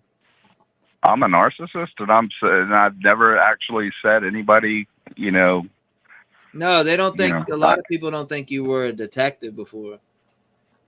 Oh, you have pictures. Post them. I've seen everything that I need to see. I gave you the pictures. Post them. You got a picture of my detective badge. You got a picture of me in uniform. You got everything. Post them. I don't care. All right. Well, say that. I don't care. That stuff. I was on the phone with you and sent them to you. No, I know. I've seen it there's all. there's one. I didn't right know. there. I don't understand the hate on you, but it is what it is. Well, People have their right. I understand it, and I can set people straight right now. I'm not a tight ass cop that wears, you know, 1962 aviator sunglasses with a crew cut, which people are so used to seeing. I'm a Daytona Beach surf rat, beach bum kid that grew up down here, and you know, I became a cop. I became a cop for a reason. You know why I became a cop? Because my stepdad was a drug dealer. My stepdad moved kilos up and down the coast from Illinois to Florida. We wound up moving to Illinois because that's where his business was. And he got popped. He got popped in the airport in Indiana. And he had 2 keys strapped to his leg. And somebody snitched on him, we believe. We don't know, but, you know, the canines got him in there. And we lost everything. I had everything, man. We lived in a freaking probably a $1.5 million house. I had ATCs. I had Skidoo Blizzard snowmobile when I was freaking 15 years old. I had everything. We lost it all. My mom was pregnant. My mom got pregnant for the wrong reasons. She got pregnant because she wanted the judge to go easy on. I can say all this. She wanted the judge to go easy on him, you know, while he was out on bond. So she got pregnant. Oh, you know, I'm pregnant. You know, my wife's pregnant. She's gonna be, you know, I'm gonna be a dad. You know, and all that freaking malarkey shit. I walked out of my front door. We had 2 big wooden doors in front of our house, and it was snowing. I'll never forget it. I walked out. We just got off of snow days, and there's still snow outside. I walked out, and there was a baby doll stuck into the front door with a butcher knife with pig blood or something running all down it on the whole front porch of my house. That's the kind of shit that I grew up with. So people can say what they want. You know, I saw what drugs did to my family, and it changed me. I knew that I wanted to do something to help And I hated seeing, little kids in the projects standing out there playing ball and watching their cousins and. Mind Over Matter said that if you meant that differently, I apologize, Detective. But you did say it. I just rewinded the clip. You said they won't show them in trial. They won't show them on TV, but jurors will get to see them. That is what I said. Okay. Is she saying that I said something wrong? No, that's what I him. said. That's him. Yeah. I said they will not show it on TV. The jurors will see everything. Right. They're going to see every bit. It's in discovery. Both sides have discovery. So, the defense has a discovery phase and the prosecution has a discovery phase, and each side has to know what the other side has. It's the discovery phase of the trial. So and then what'll happen is they'll have hearings, and then the defense will fight these photos. They're going to fight these photos tooth and nail because they're going to scream they're prejudicial, and they're going to, they're just going to try and get everything that they can possibly get suppressed. And people can hate on a defense attorney all day long, but that's their job. If they don't do that, then that alone could be grounds for a mistrial. So if the defense attorney doesn't do their diligence and try to get these things, and you can hate on them all you want, but that's their job. That's what they're supposed to do. Unfortunately, they're defending, a psychopath, that butchered 4 people. But, we live in America. That's the way that our system works. So, like I said, all of this evidence that they've gathered is going to be fought, in hearings, whether it can be shown to the jury or not. So hopefully, the good stuff gets to stay in, and, a judge is not going to let the prosecution win everything. He's going to have to, he or she will suppress some things. But, if everything was done right, and I'll say till the end of time that what we witnessed as far as the crime scene techs in that building doing the things they did, that wasn't good practice.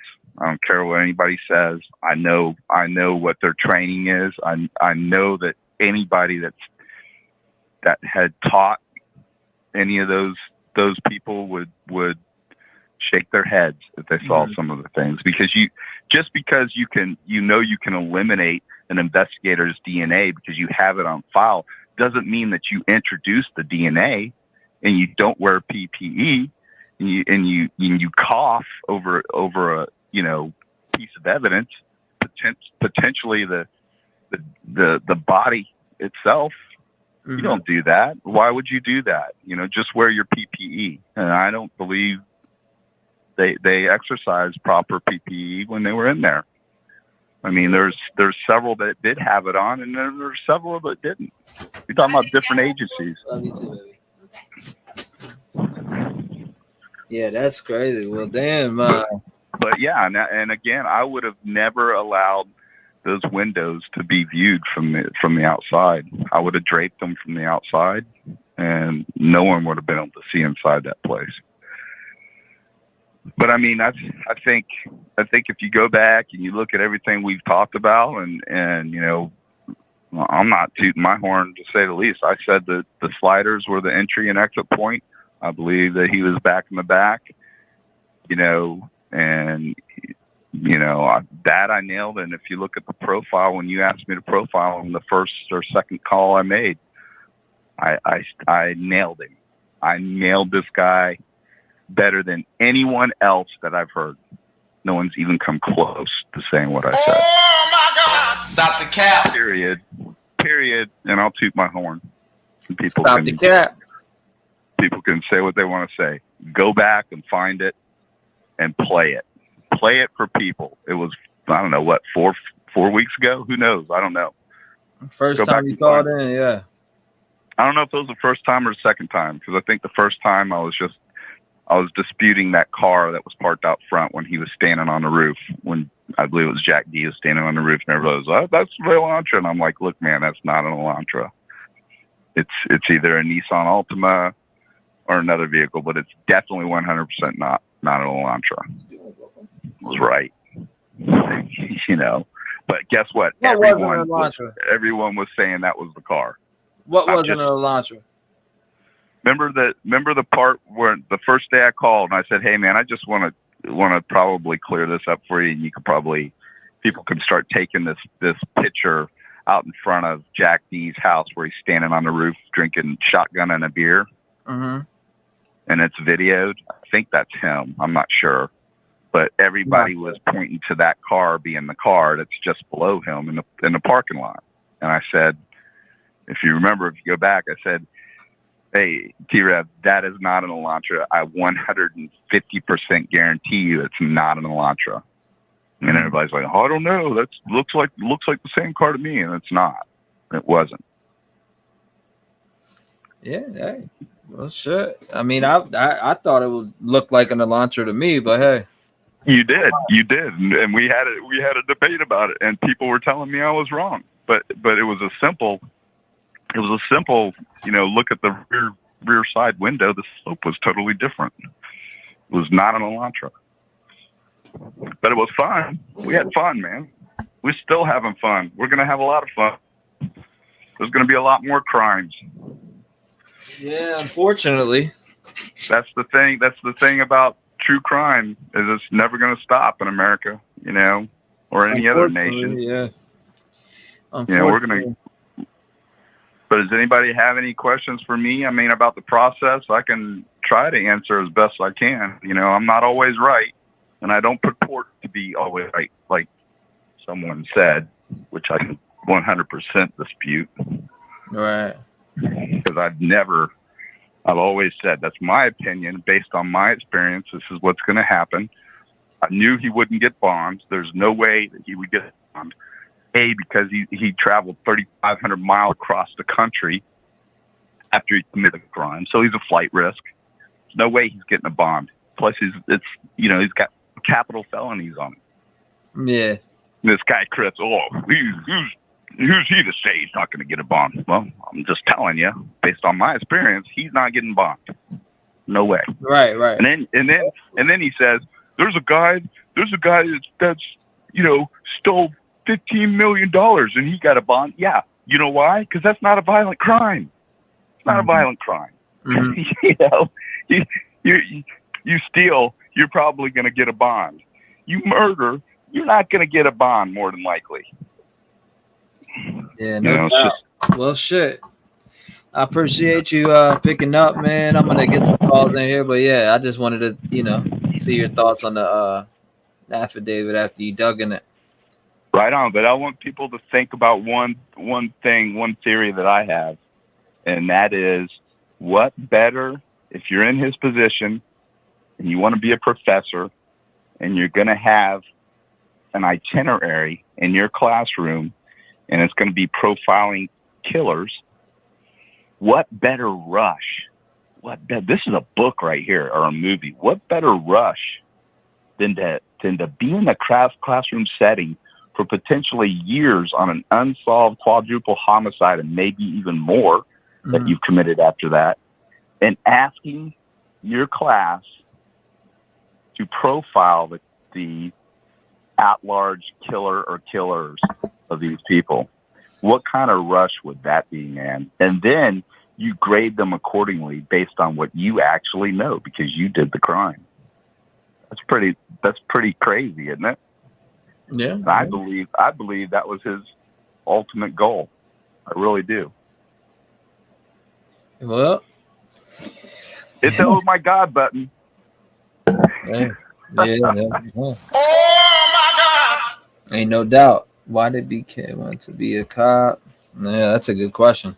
BK was actually a dog catcher. Well, I can tell you. Oh, this is another thing too. So, I believe that Brian wanted to be a cop. That was his goal. But guess what? Guess why he couldn't be? Because the background check would yield that he's a former heroin addict. There's no way There's no way that he would ever be issued a badge, and that would haunt him. There's no way he would ever be a cop if they did a good job on their background checks, which would be to interview friends, go to school, talk to former teachers. They do that. I mean, it's pretty, and then look at social media. So his IP address would be part of, they would look at all the social media. That's why you never post shit. And he posted on his social media, on his Facebook page, to that girl that I don't know if he was dating her, but the one that came out in the interview and said that, remember the chat that they had where she was pissed that he went out and bought, he needed a ride to do something, and they drove around and bought heroin, and she lost her mind. But he could never be a cop. So the next best thing for him is to try and get a teaching job, which they're not going to do a crazy background check on. And then he could, have his cake and eat it too, so to speak. So that might, again, I'm speculating, but that could very well be true. And same with BTK, there's psychological, you have to go through pretty intense psychological evaluation, and a lot of departments actually give light polygraph tests too. So, who knows? No doubt. No doubt. What was the question about BTK? You started to read. Nah, you answered it. Okay. I appreciate you, bro, picking up. I'm gonna get back to some callers.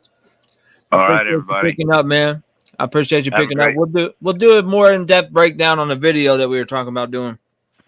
You got it, man. Everybody, God bless. Have a good night. Great weekend. And I'll listen to the show, but I'm going to get back to the movie because I missed the end of it. That's all right. It's on HBO. Got to watch that movie, dude. Called The Chef. All right, my brother. It was good hearing from you. We'll knock out the video, explain and do a breakdown. Thank you, brother. I appreciate you. Peace out. Bye. God bless you, man. Shout out to Detective Juan.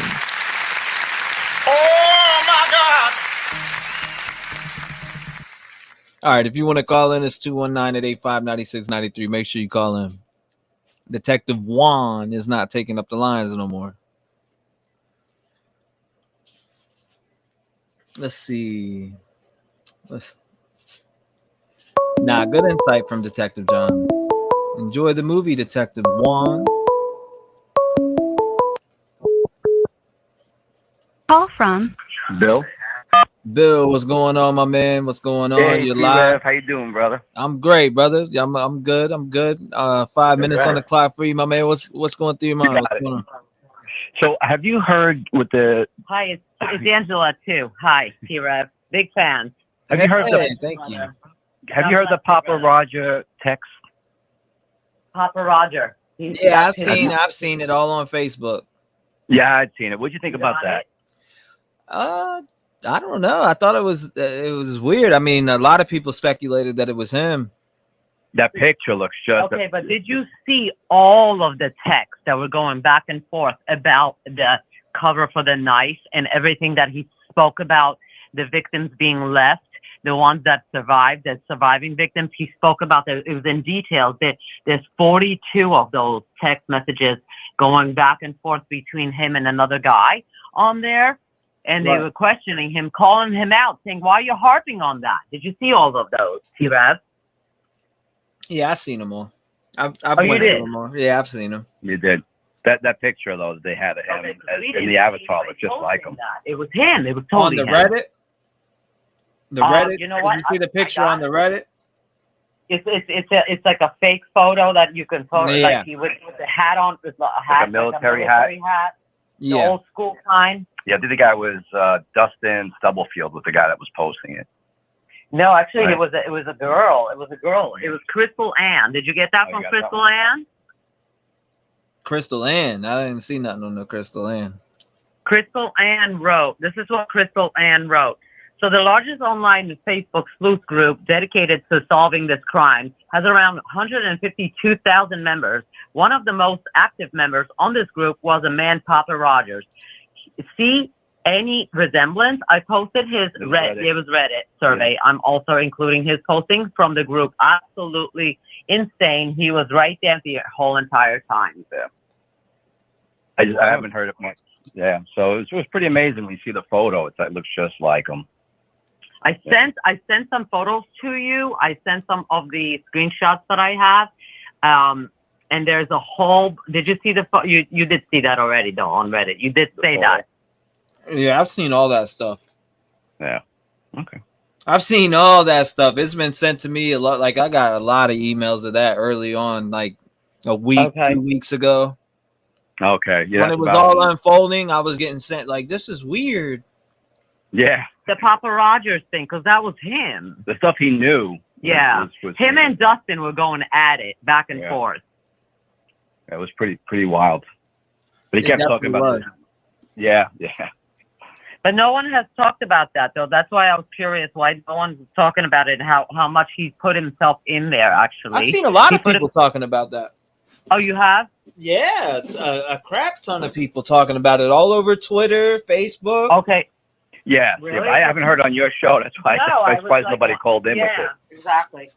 Well, I think a lot of people know I've seen it already. That could be why. Okay, because you know what? I didn't hear Grizzly talking about it. Did she talk about it? Not that I've seen. No. I know that Drip Drop did Crime Circus. Yes. Yep.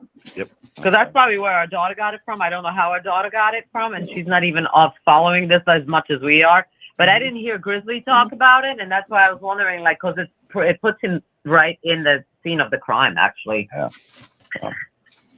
Yeah, I've seen it. Okay. And by the way, my husband is a real retired police officer from NYPD. We live in Florida currently, and it's weird how you just call that guy out and talking about Detective John.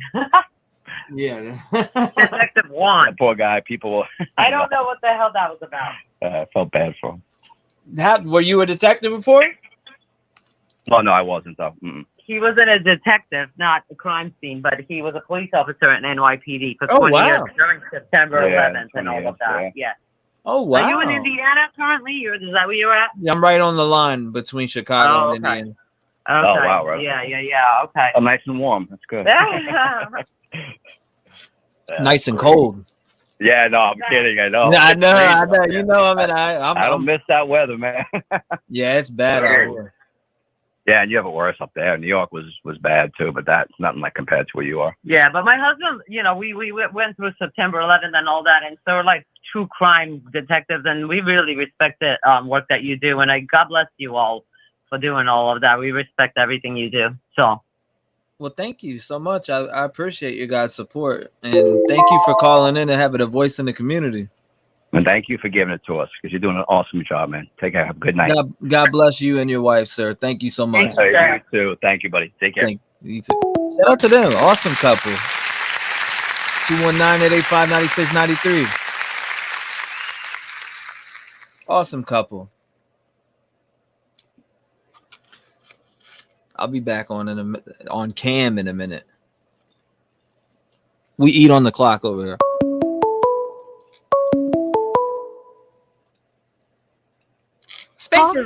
Houston. Hey, what's going on, man? You're live. Hey, Rev. Hey, good to hear from you. This is Houston. What's up, Houston? How's it going, my man?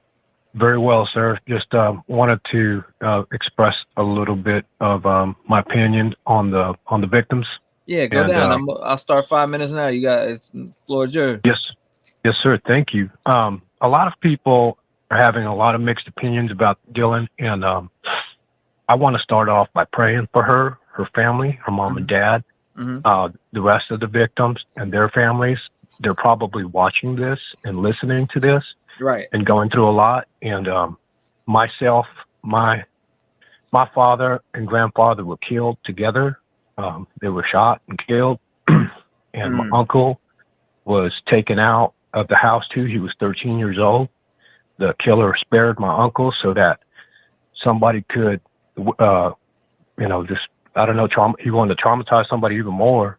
But my uncle was 13, so he had to grow up knowing that. And when my grandmother found out she was so traumatized about that she kept.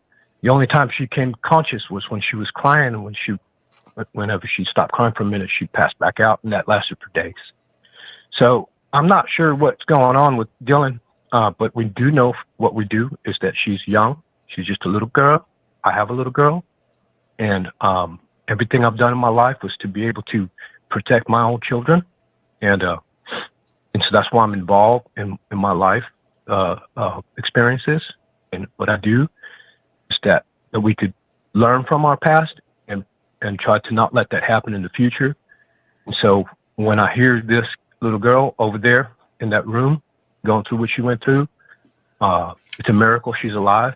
I'm thankful to God that He spared her, and I just want to have compassion for these people. Yeah, she made some bad choice. I mean, who knows what she went through there, right? But we don't. I wouldn't want to let my daughter live in a home with a lot of people coming in and going. But these are sororities. They happen around the country. This is the way it is. We just have to accept things for the way they are. And this is one of those things. And people drink, people do drugs. I'm not hating on anybody for doing nothing. But we just have to have love for people for whatever happens, because we don't know. Maybe she got out of that room. That affidavit's incomplete for a reason. And so she probably came out of that room and saw some terrible things and passed out again and again until she couldn't work the strength out to get out. You know, here as a strong man, you look like a tough guy, and I'm sure that happened to you. Just slaughter. I mean, you would destroy that guy. You know, but this little girl, who knows? She probably, never had nothing to do with that, and so she probably never seen anybody get in a fight in front of her in her life. Who knows? Right. And so, yeah, I mean, what she was on, I really don't care what she was on, if she was drunk or not. It happened. If the police thought that she had done something wrong, it would have came out. But that's not where it needs to go. And I have nothing but love for all these parents that stuck through some pain. I mean, I'm in my 40s. I still hurt thinking about my little kids won't be able to meet their grandparents. And so I want to have some love for us. And this is the most beautiful thing we can do as a country, because look how we all came together for this. Absolutely, absolutely, brother. Those kids' parents, they're all part of our family now, all of them. And when I hear the father speak, I just want to hug him. I'm in Texas, wherever he is. My heart's in Idaho. I think the whole country has their heart in Idaho. And there's a lot of people. This whole country stood up for what they thought would be right. And all of us started looking for that car. Every police officer from California to New York was wondering where that dang car was at, or whether they're on patrol. They were all in the back of their minds looking for a white Elantra. And even though every truck driver on the road was looking for this guy, every YouTuber got up and tried to help out, amplify this, because we don't want this to happen to nobody. And so I'm just real proud of every American right now. And when you hear these stupid little comments, that there's some immature people on the net too. They're just kids too, saying stupid things, and I'm not giving it any weight. I have nothing but love for Detective Juan, or John. I'm sorry, I'm getting used to you calling him Juan. I love him. I work with a lot of people. I don't want to give out my work experience because that would limit what I can say or not. I like to have free thought. And so I know a lot of men like Detective John. And these are the best of our best. And you should honor men like him and listen to him. He's put his children aside to speak to you guys. And I'm honored. I'm so honored for what he has to say. And every detective out there, I know a lot of guys out here in Houston, you'd think they were on a lot of people need to get over that detective thing. They got guys out here that look like they're in a ZZ Top. They got guys looking like gangbangers out here. They're detectives. Yeah, they were chosen. Yes, sir. They were chosen for their ability to blend with the crowd. And listen to how well John talked to you and the rest of us, I'd give him a hug too, man. Or just spending the time to care for this and these No people's doubt. families. Well, I appreciate you. I don't mean to cut you off. I appreciate you calling in. There's a lot of people that want to get. Yeah. Thank you for your words of wisdom, man. Thank you for the good words that you used in this conversation, because they were very good. Go back and listen, man. Thank you. Much love to everybody. Much love to you. Hopefully hear from you again, Houston. Yes, sir. Okay. God bless you, brother. Bye-bye. God bless you and your family. Stay safe. Shout out to him, man. If you want to call in, it's 219-885-9692. Make sure you call him. I hate having to cut him off, but I mean, Bing. I don't know, dude. My child is 8. Call from Teresa Worley. Hey, what's going on? You're live. Hello, hey, T-Rev. How you doing? I'm doing okay. I was calling because I just had a thought. Well, actually, probably a lot of people, and about the sheath being left at the scene. That could work one of two ways. He probably, if he knew what he was doing and left it on purpose, he would try to throw off whatever theory they had, like maybe it was a Marine that done that, or he could have just left it. But I agree with him circling around and being in that area for so long and watching them. I'm surprised he got as far as he did, as far as trying to get away with it. Right. Because when he come back through to look at his work, what he had done, the police were nowhere. And he probably, I don't know how he felt about that, but he probably didn't like it because he couldn't, enjoy watching them. And I've, heard the affidavit. That's just a small synopsis of what's really going on.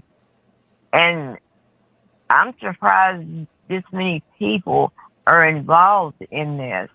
That could go either way too, good or bad. I really feel heartbroken for the parents, so that's really awful. And that have details that the whole world knows, because once it's on, www, that's World Wide Web, so it'll always be there. I couldn't imagine.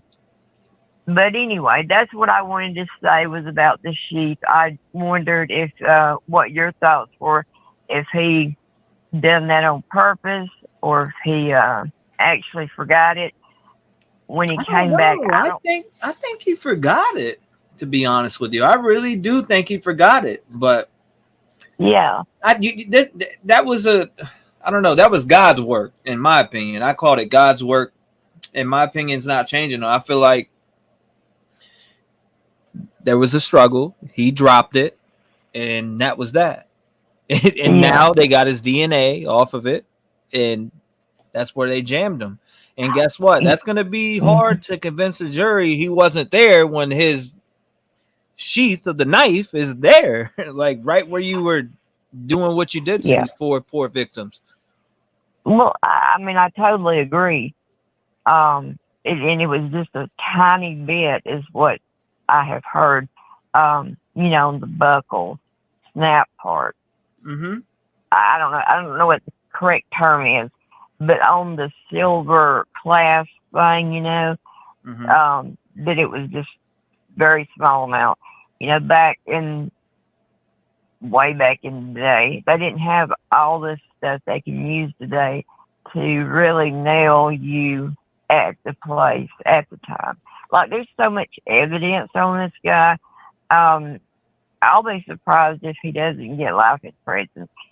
But I heard somebody mention about the death penalty and lethal injection. I have heard, well, in my state anyway, we can't have lethal injection anymore because all the people that are doing these drugs are immune to the lethal injection. Like, you have to have so much to kill the person when you go to, sit them in a room and have 3 people shooting. Right. Anyway, I thought that was interesting. Yeah. But I like your show. I'm sorry taking up so much time, but I ramble on and on and on. Yeah, you're fine. You got 39 seconds. And and I have a son named Dylan, but yeah, we need to leave Dylan alone. Like, y'all left Brittany alone. Leave Dylan alone. I'm sure she's hurting too, Mm-hmm. and she may have survivor's guilt. I mean, seeing the guy, nightmares. There's no telling what she's going through. All these people that got, accused too. Right. Social media can work one or two ways. It can help you and make you, or it can really do. So, but I thank appreciate you. you calling in, man. God bless you, and thank you for having the voice in the community. Yes, sir. Keep on. Keep up the good work. Yes, man. Thank you so much. Thank you. Bye-bye. God bless you and your family. Shout out to her. 219-885-9693. Mods here are too strict. Too much dictating here. Well, I don't know what you mean by that, but I mean, I do know what you mean by that, but I disagree, but hey, thank you for the opinion.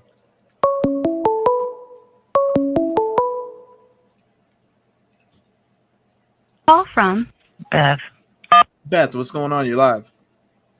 Hey, I just have one thing that I can't get off my mind, and I thought it as soon as I saw the cleaning crew at the house before, which was, I think, the day before they came out with it's Brian. Is that correct? And then so they had the cleaning crew. I'm sorry, the cleaning crew at 1122. Mm-hmm. So they were all breaking down. You could see the trucks and stuff. And then the next day, I believe. So I thought from the beginning that was low key. The cops pretending, law enforcement, FBI, whatever, pretending to clean the place, especially when they brought out the black tarp, especially. And then they're like, well, we called off the cleaning. Of course you did, because you got done bringing out. But then now I'm like, well, maybe that can't be because they left the beds. They would have got anyway. I felt like some kind of way about the cleaners. I didn't think they were actually cleaners. That's all. That's my thought, especially since we now know that FBI. I don't know who sent them. Who sent the cleaners? That's a good question. That would be.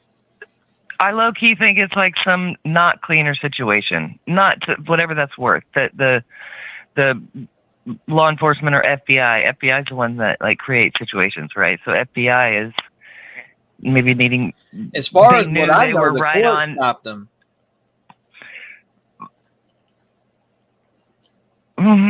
Yeah, but did the court know that it was FBI? Maybe they didn't even know.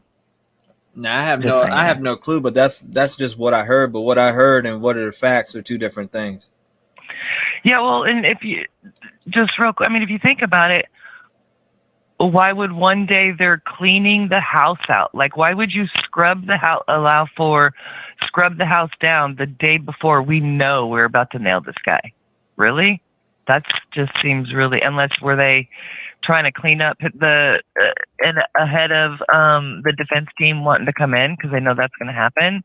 I don't know. I feel like the FBI and people are kind of shook with this case because of how much credit Brian's being given for his intelligence and his education and the premeditated nature and all that. I mean, at the end of the day, we all know he was just a bumbling idiot dropping sheets. I never even knew that word till recently on the ground. Like, sorry, I went off. But yeah, I just kind of always thought that house cleaning was not really house cleaning. That's all.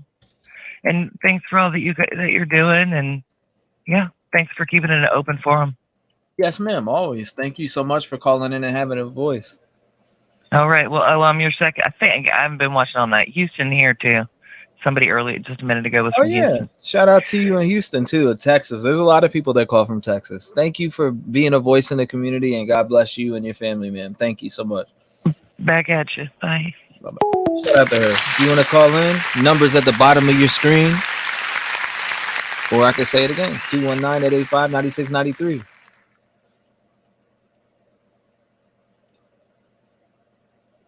Public defender stopped them. Huh. They never started the cleaning, only set up. Judge stopped them from cleaning. Call from Moana.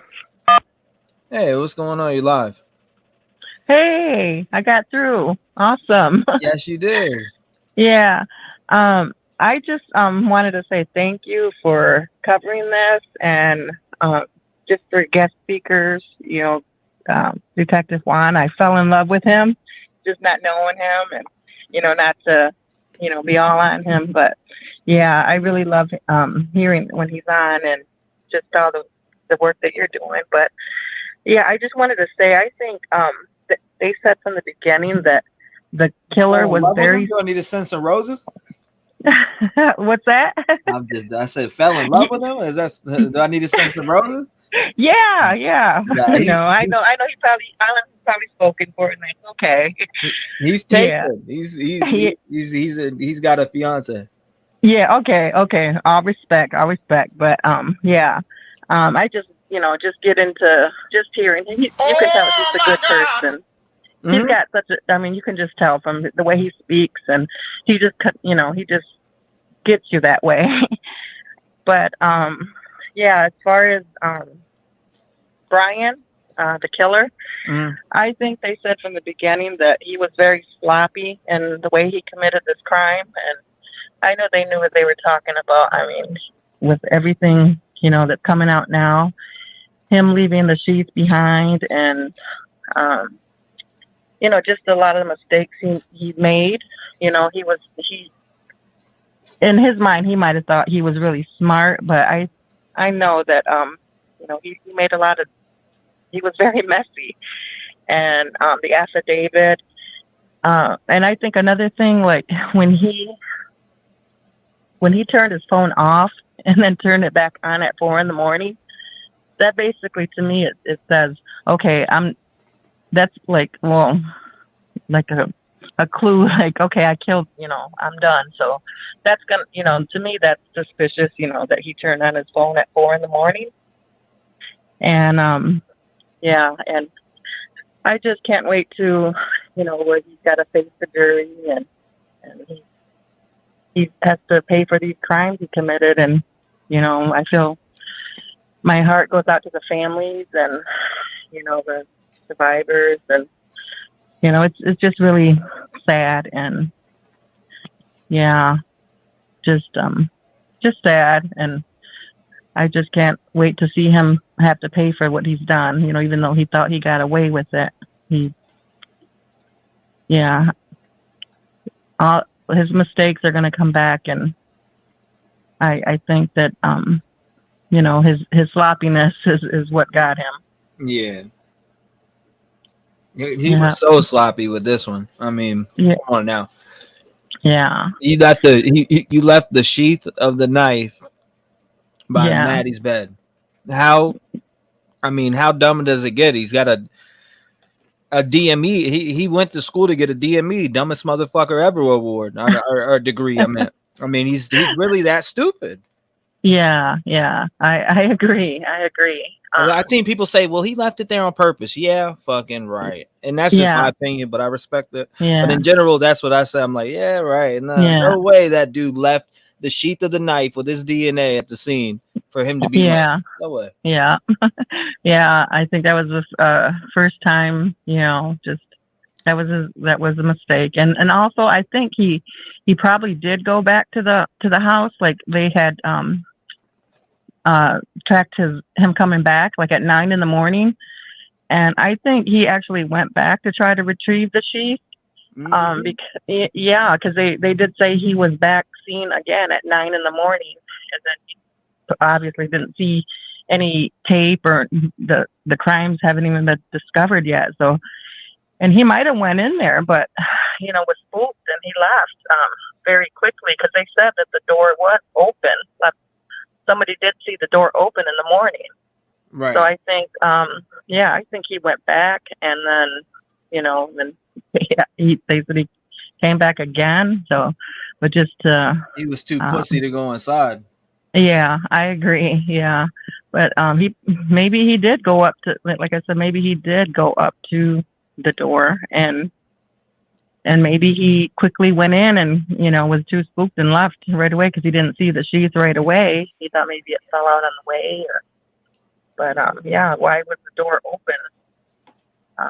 And maybe I just think that all this sloppiness of him definitely gonna do him in. Most But definitely. my time is up, and I appreciate you, T-Rev. I'm calling from Detroit, so we got your back here too, and love Detective Juan. Detective Love to him. Juan. Well, thank you so much for Love to calling him. in. Love you guys. God bless Bye-bye. you and your family. Thank you. I hopefully hear from you again. Okay, thank you. Thank Bye-bye. you for calling in. Shout out to her. Don't be nervous when you call. It's just you and me. Well, I was about to get the wrong. I was about to say 229. It's 219-885-9693. Make sure you call in. I'm eating a 20-piece chicken nugget. I mean, there's no reason to be nervous here. I'm eating 20-piece chicken nugget, drinking. Probably should be drinking water.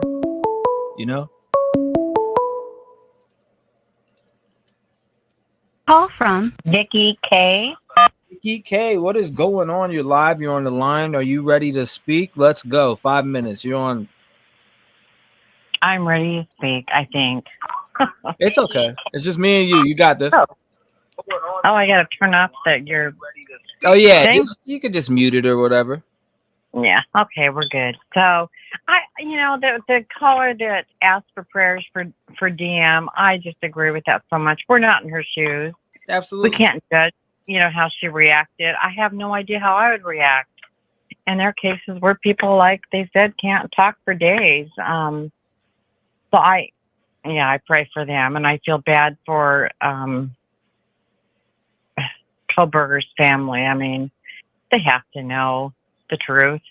And they're clear back in Pennsylvania. They can't afford an attorney for him, so how in the hell are they going to afford to be at the trial? They're not. Right. And I've told you before, I live in Clarkston, Washington, which freaks me out that he came through Clarkston and Lewiston, the day of the murders after he had committed them. So, but then you guys were talking about pictures. Well, the Jodi Arias trial, they sure showed graphic photos of Trevor Alexander, so who knows? Oh my God! Mm-hmm. No, they did, and they've showed, some semi-graphic in the Lori Vallow case. I mean, they didn't show. They showed the bodies wrapped, and they showed the digging up of the bodies, but I just don't know what to expect. There's not a lot of murders in Idaho like this, so I don't know what applies and what doesn't. There's a very good documentary. We had a lot of murders in the valley. We call it the valley. Lewis and Clarkston's a valley. We're only 35 miles from Moscow. It's called Cold. If Detective John is wrong about what you just brought up, and I paused the time while I was saying this, if he's wrong, we're going to nail his ass. Wrong about what? About the pictures being shown at trial, and the jurors are going to see if he's wrong, we're going to all nail his ass together. I mean, Idaho's we're still pretty cowboyish and pretty old school. So, I mean, they did an excellent job. I think they did an excellent job. They say that they had him on the radar since November 29th. And, but still, we're just kind of in the back roads of everything. And I've said that being said, so many people have said there's only 3 ways out of Moscow. I'm like, shit, no. You've got all these rural roads that, maybe on the map, but they're just not highlighted because they're not major outlets. And man, he went clear up to Genesee. He went to he went to, I can't even think now. And then the next day he goes to Lewis and Clarkston. Then he goes clear to Grangeville and Winchester. Well, hell, there's a big lake at Winchester and it's beautiful forestry. He could have hidden that freaking knife. I mean, I don't see that he threw it away. I think he wanted to save it. I don't think he threw it in the river. That, like someone said, they threw it in the Snake River. You can't.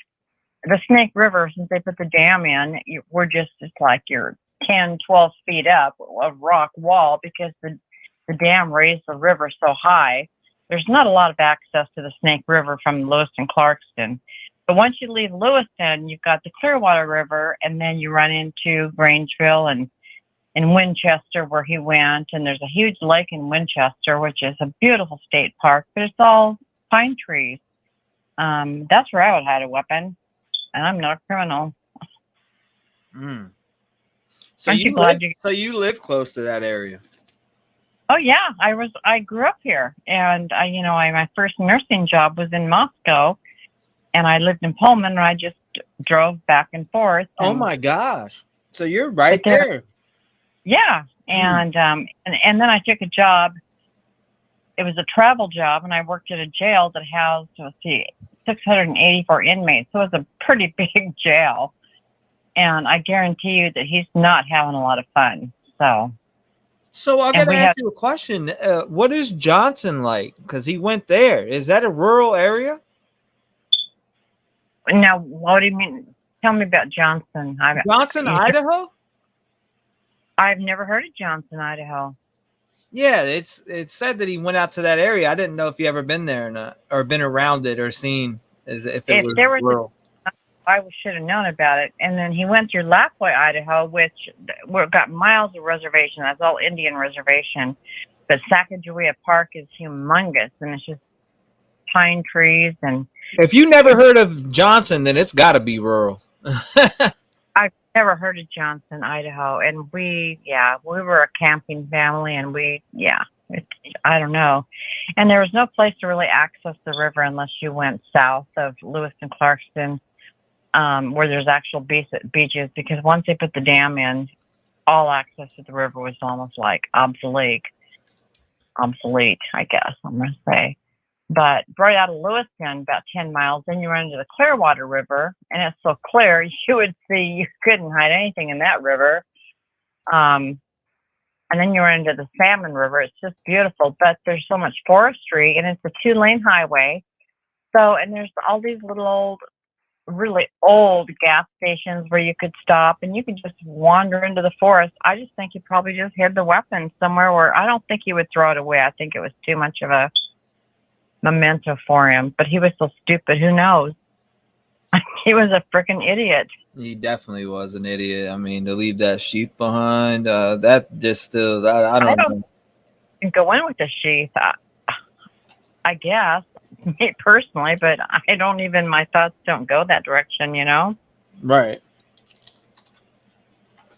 It's just, I don't know. This dude blows me away with how stupid he is. How stupid he is. He didn't even, I don't know. What did he do with the knife when he went out? Like, you had to know I guess his adrenaline was pumping or what. I can't even say what was going through his mind. Yeah. And I'm so thankful that he didn't kill Dylan. I'm so thankful that he didn't go back and grab the sheath. I'm thankful that he left that bad boy right there. He was just scared shitless. I think he just got himself into more than he thought. I am so glad that he left that there, because you know what? That right there was a good piece of evidence to have.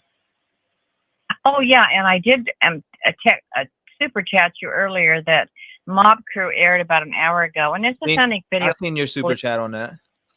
Yeah, it was. I put it up on screen. I read them, but I try not to talk over people that are on the phone and stuff like that. I don't want to, you know what I mean? A ring bell or something. You've got that footage on your phone, so the police can take the camera away, but you still have. Mm-hmm. Yeah, no, I think it's real. The dog barks. Allegedly, Ethan yells, and there's girls talking and girls asking for help. So he did block some of that. I said it was too graphic, but yeah, that was interesting. So you might want to pull that up. All right, my time's up. Well, thank you so much, ma'am. I appreciate you calling in and having a voice, and God bless you. Lock your doors and stay safe. Now, hopefully this is not the last time I hear from you. No, it's not. I'm Kayla's nurse, remember? Thank you so much for calling in and having a voice in the community. All right. And I appreciate you, man. God bless you and your family. You too. Bye. Thank you. Shout out to her. If you want to call in, you know the number. You know the number. If you want to call in, you know the number. Y'all talking about foul foods? You know what? I'm normal. I eat normal foods too. Just like everybody goes by Taco Bell, I go by Taco Bell. Like McDonald's, I go, you know what I mean? You go by Wendy's, McDonald's, Taco Bell, whatever. All the fatty Call foods. from Robert. I probably should stop though. Yo, what up, Robert? You're live. What's going on, my man? Hey, T-Rev. How you doing, buddy? I'm hanging in there, my brother. The floor is yours for 5 minutes, man. What's going on? What are you thinking about with this case? Well, I was thinking about Dylan. I don't know if anybody out there, your viewers, have actually seen, a crime or something horrifying, a car accident or something like that. I have. And that stuff, I mean, even at my age, I'm watching a car accident. It took me a day and a half to process what I saw. And when I was a kid living in Rhode Island, you got to keep in mind, I'm from Hampton, Virginia. So me being up in Rhode Island, some of the violence that I had seen up there, I saw a guy get his teeth kicked in for the first time when I was 16 years old. And I stuttered for a day. It took me, I literally stuttered for a day because I could not comprehend what I had seen. So with Dylan, I mean, this happened 13 days after Halloween. What do you do during Halloween? You sit around with your friends, you drink beer, you watch scary movies and stuff like that. And for her to step out and to actually see something like that, I'm almost sure it put her in a state of shock.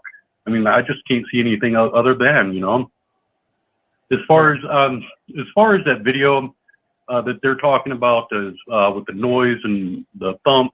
That shitty video, yep.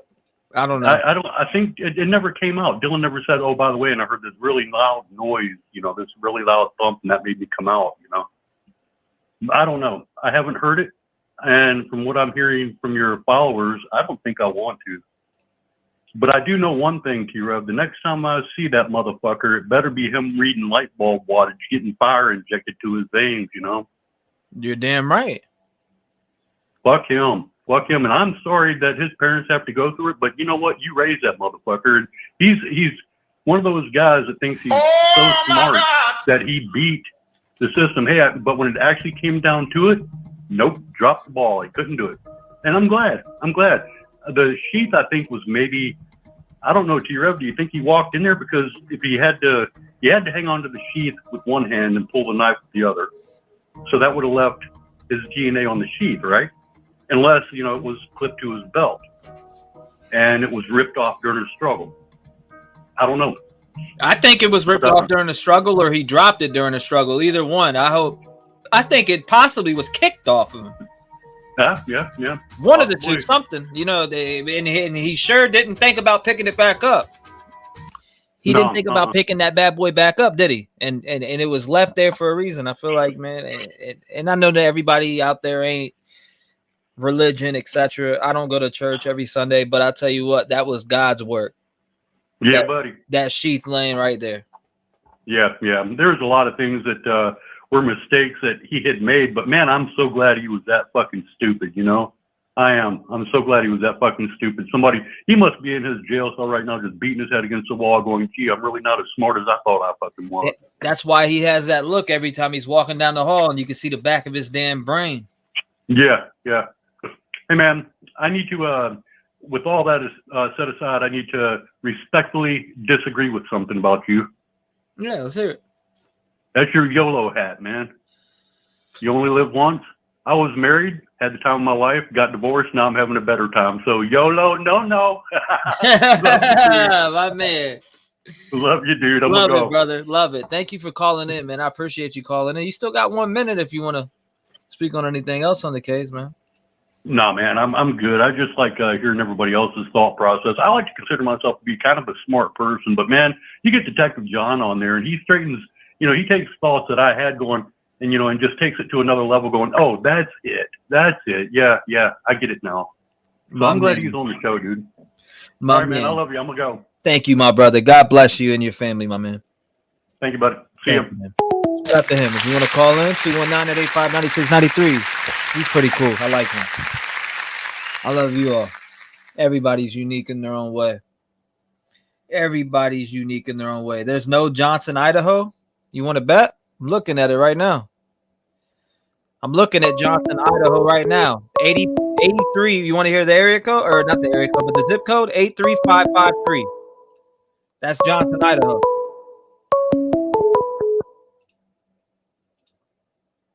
Call from. To accept, press 1. Hello? Hello. Hey, what's up? You're live. Hello. Hi. Hi. I'm just calling because I think it's okay that I called, because what I understood from Detective John, that it's okay that I'm not getting from speaking, just as because they told me to not say anything. Is that correct? Say again. Or not? So my children attend Washington State University and have relevant knowledge, and have turned it over, the reporting over to the detective I spoke with.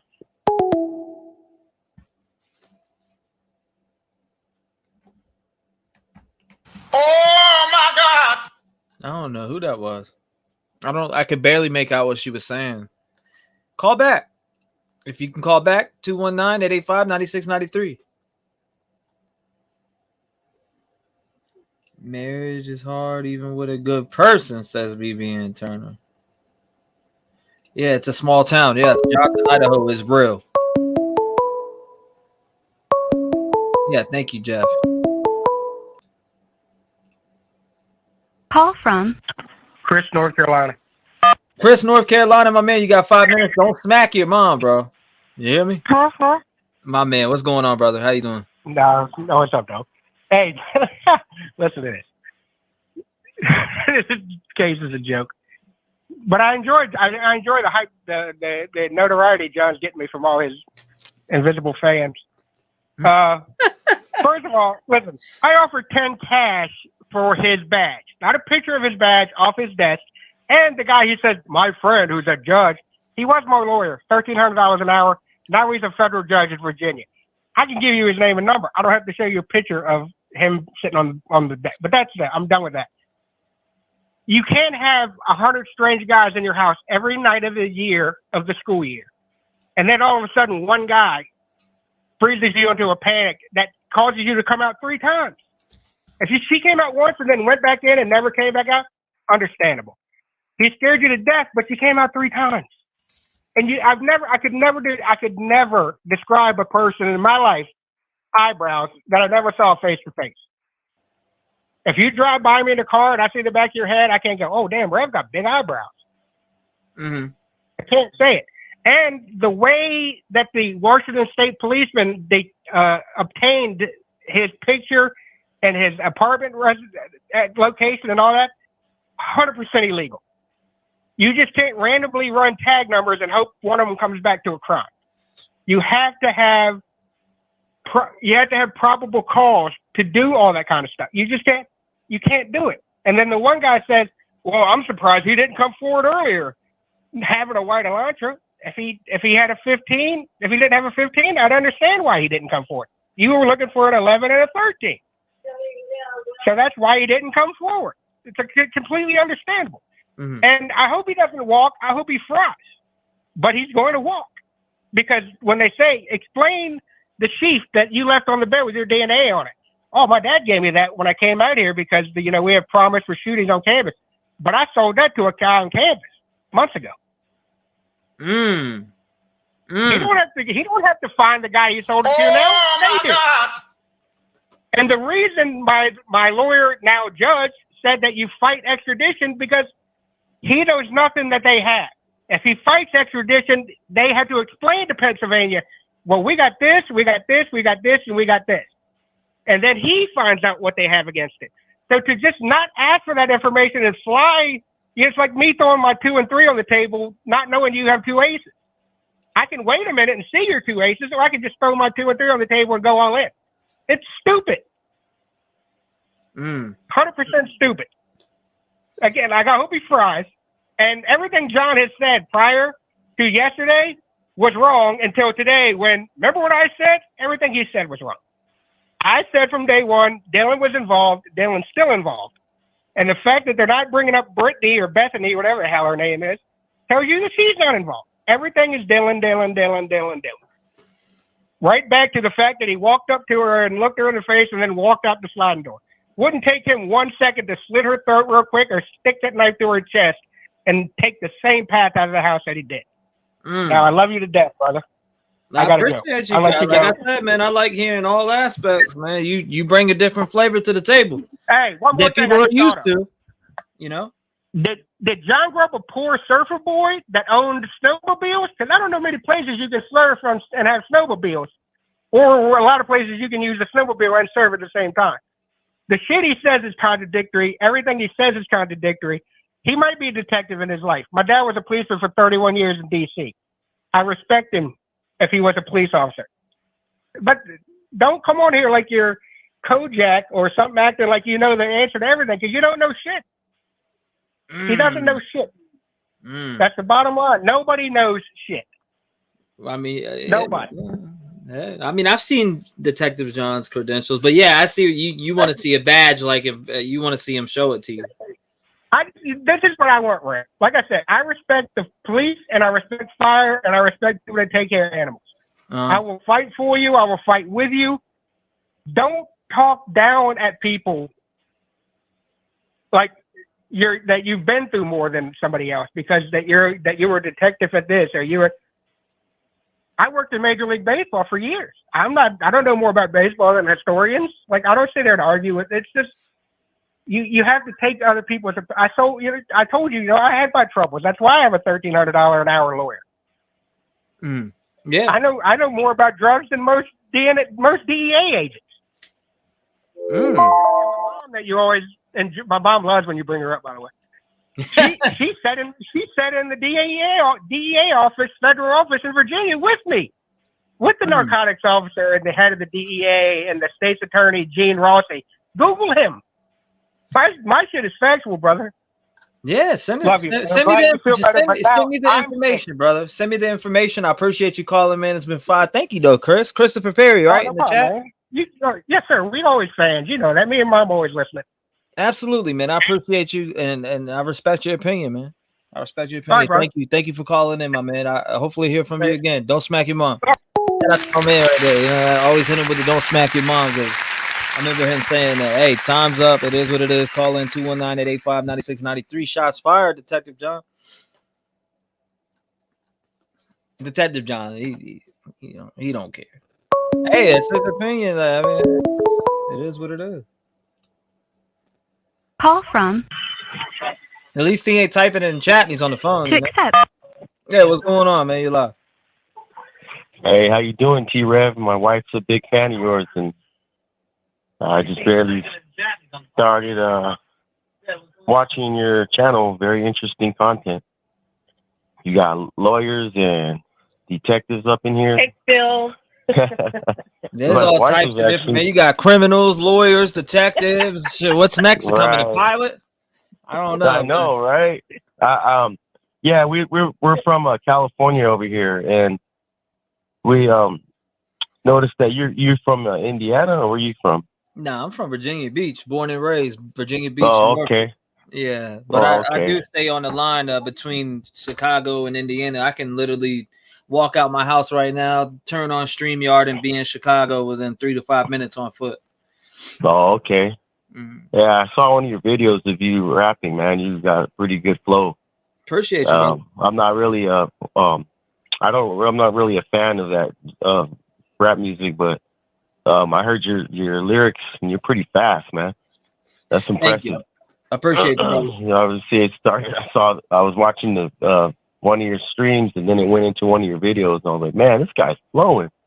You guys got some talent here. You're gonna have Appreciate you, to man. get some record deals going. But Nah, long story short, I passed on that. Oh, how did the whole thing go with Ashley? Because he was on the news. Ashley, the news lady. How do you think? Nah, I never went on. Oh, he never went on. Okay. Yeah, I don't know what she's talking about, but anyway, Because they long got story shit, short. go ahead. Oh no, go ahead. I want to interrupt you.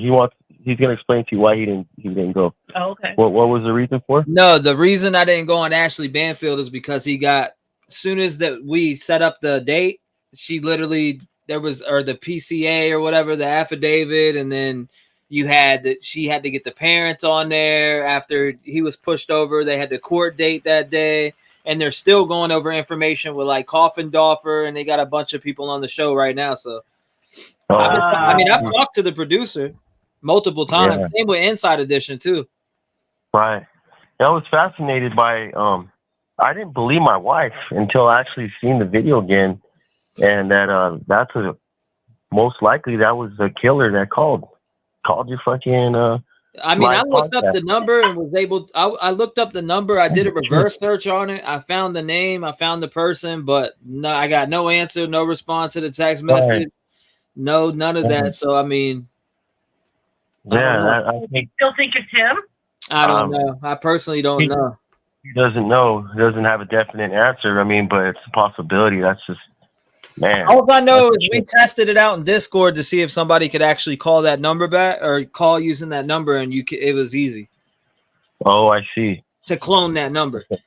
Clone the number, yeah. But he never got a response from the FBI either. I never got a response from the FBI or that guy. Right. Interesting. I left a voicemail, text message, told him the clip was viral. You need to call me. Nothing. Right. Whoa. Hey, they why do we even pay our taxes? Wow. Half the time they're not even doing their damn jobs, these guys. But anyway, yeah, that was it was strange to me how everybody's saying the same thing. Why did the girl wait 8 hours? But we're not going to know until the trial starts. It's going to be. I want to know the motive. Like, why would this motherfucker go out and kill these young kids? He's 28. You know, they're 20 years old. I hope that motherfucker gets killed in jail. Someone's gonna get to him. That's what he deserves. That's just me. I don't want to. I mean, that sounds harsh, but to be Somebody got the Dahmer. Yeah, that's. When your case is all over the news like this was, bro, this was across the world. When your case is across the world, best believe almost everywhere you go is gonna know about you. That's all they do in prison is watch news and play cards and sit there and watch the TV. So. And then they're knowing that they can't be with their families, and this motherfucker went out and killed some other younger kids like that. You know, that someone's gonna get to him. Definitely. That's my prediction. But I just want to know, like, what was his motive? We could only, all speculation aside, because he was studying, and I guess he wanted to feel how it would be to kill, and it sounds like a thrill kill to me. But there's got to be some type of motive for him to do this for all, you know, if they were targeted. To get his sick ass mind off, I feel like. I mean, that dude's a sick bastard, bro. Yeah, I don't know. I can't even imagine how a motherfucker can do that. You know, that's man. I saw that face and I just wanted to get a cinder block and just smash his head. if he is the killer, but not like he is. I got it. Oh my God. Yeah. Well, I don't want to hold you up, homie. I'm glad I got through. My wife said she was actually the first caller when you decided to do these live calls on your show. Yeah. Oh, yeah? You just want to say hi real quick. Yeah, I was the first one that called in. I only have 30 seconds, but I just want to let you know that it's such a good thing. I know it took you a long time to get it all hooked up with the phone system, and you're waiting for that so you can get people to call in and everything. And I'm so glad you followed through with it and you did it. And oh my God, you caught a killer too. Thank you, guys. I appreciate it. Hey, God bless you, man. God bless you. God bless you and your wife too. Take it easy, my brother. All right, take care. God bless. Call in 219-885-9693. She said, whoop, whoop, ha, ha. Oh man. We got the couples calling in tonight, man. We got them all. Warren Chan said he lost touch with reality, for that matter. I don't think what anyone thinks about him at this point. Oh my God! Call from Chris. What's going on? You're live. I'm live. Yeah, you're on live right now. You're Oh live. my God, I've been calling all night. I can't believe it. Now I have to remember what I was going to say. You got it. You got this. Just get right in. Oh, two things. I think you should have a panel with Detective John and that Chris guy, the lawyer. Oh my God! That'd be a what, criminal Wouldn't that be great? criminal versus lawyer? Or Yes. what? Mano y mano. Oh man. I think it would be lit. That would be one toxic ass panel. Wouldn't that be great? Yeah, yeah. You just have to mediate, and they could just go at it. Oh man, I don't know what to think about that one. That would be pretty crazy. Okay, but enough about the tea. The other thing I was going to say is the audio recording. My thought on that was nothing in the affidavit. Is that what it's called? Yes, the PCA probably. Nothing in that said. Nothing in that said there was a scream. Mm-hmm. Right? Or am I misremembering? Yeah, there is something about a scream in there. Is there? Yes. Okay, because I thought it said they heard whimpering and a thud. Pretty sure I've seen this. I've seen something about a scream, or her hearing one of them like say "stop it" or something like that in there. I have to go back in there. And look. Okay. Yeah, I you might remember be reading right. over that part somewhere in there. Because I thought I remembered Dylan said she heard a couple statements, and one was somebody's here, and then there was something else, but I didn't remember. Now you're making me have to read, even though I read this thing like 10 I to didn't 12 remember times. anything about a scream. Mm-hmm. So I don't know if you have it there to pull up or. Oh hell yeah, dude! I've been going over this Okay. thing left and right. Okay, because when people were saying that, I was like, am I losing my mind? Because I don't remember ever hearing anything about there being a scream. Because I think that would be a pretty prominent thing that would stick out. Let me take it back up. Now you're making me think again. I'm like, hold up. I could be totally wrong. I could be losing my mind too, but it was bugging me. Mm-hmm. That's why I started calling in, because I'm like, oh, am I misremembering this? I'm reading. I thought it said there was a dog's barking, and then there was whimpering followed by a thud, which would contradict the audio that is out. Okay, I'm reading through this bad boy again because now you got me thinking again. Was there a screen? Was there not a screen? I know. And there's so much information. Well, you're out right. that Everybody's saying you're right. I thought I seen something about a screen. Okay, good. I'm not losing my damn mind, which happens frequently. No, you're not. So that could've- I'm losing okay. my damn mind. We all are probably at this point. Mm-hmm. I'm losing my damn mind.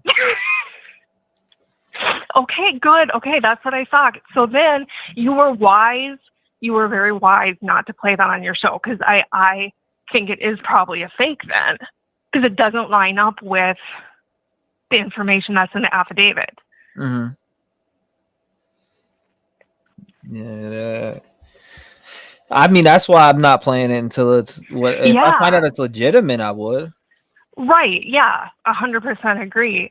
Which, I mean, there's always a chance there that it is, but based on solely the information, it didn't. I kept thinking that didn't say there was a scream in that.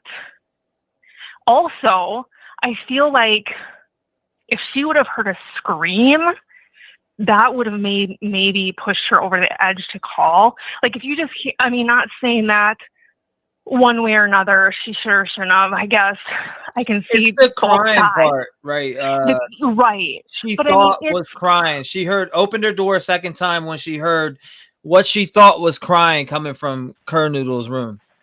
okay, which is plausible. I mean, I've lived in college housing where there's a lot of people. It's possible you would think, okay, maybe she's having an argument with her boyfriend. I'm just going to stay the hell out of it. Not my business. Maybe text. But if you heard somebody screaming like that was in that audio, you damn well would check. Right. Do you know what I'm saying? It's a little bit more plausible that you would hear crying or talking and let it go, but a scream, probably not. No doubt. Shit. Well, I know it's my time, but I just those were the two things I wanted to say. I know. I'm over here like I'm reading it again, looking because like, I know there's stuff about the dog barking. I thought I seen something about screaming, but maybe I'm just maybe it's just my head rethinking her hearing something loud enough to open that door for her. Right. That's what's making me feel that way. But in any case, I think you should set up that panel with Detective John and the lawyer, Chris. And let them But go. that's all I have to say. Yeah, that's all I had to say. Well, thank you so much. I appreciate you calling in, and God bless you. Thanks so much. Thank you. Bye. Shout out to her. If you want to call in, it's 219-885-9692. Audio is fake, in my opinion. Maybe not. Caller. Page 4, affidavit does say something about audio. So page 4, you're saying, or does it say it about the audio on this page 4 right here? Where?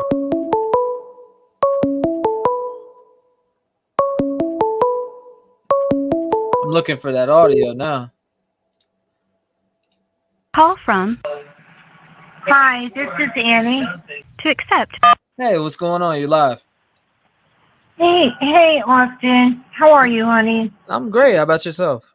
I've called you before. I've been real sick with the flu, so how are you doing? I know you were sick too. Yeah, I hope you get better. Oh, I'm almost better. How are you doing? I'm hanging in there. I'm feeling pretty decent. Yeah, that's how I am. I'm kind of like at the end of it. Yeah. Before we even get started, I just want to tell you something. I really, really, in my heart, feel that God put you in this place to be such a blessing to people. And you're not here by accident, honey. You're just not. Well, thank you. So please know that and believe that in your heart. Yes, ma'am. Mm-hmm. And I want to tell you, I have 8 grandsons, 1 great-grandson, 3 granddaughters, and 3 kids. And I would be so proud to be your Nana. Oh, thank you. I appreciate the kind words. You're just so real, so real. And you have a heart of gold. And God put you here for a reason, honey. And you're just a blessing. But I want to get on with this. And my feeling about Dylan, there's so many questions. But I think everybody's jumping to conclusions, this and that. We don't really know. And nobody knows what they would do at that point. I would like to think that my kids or my grandkids would immediately press 911. I don't know. I don't know this. Okay? Mm-hmm. I don't.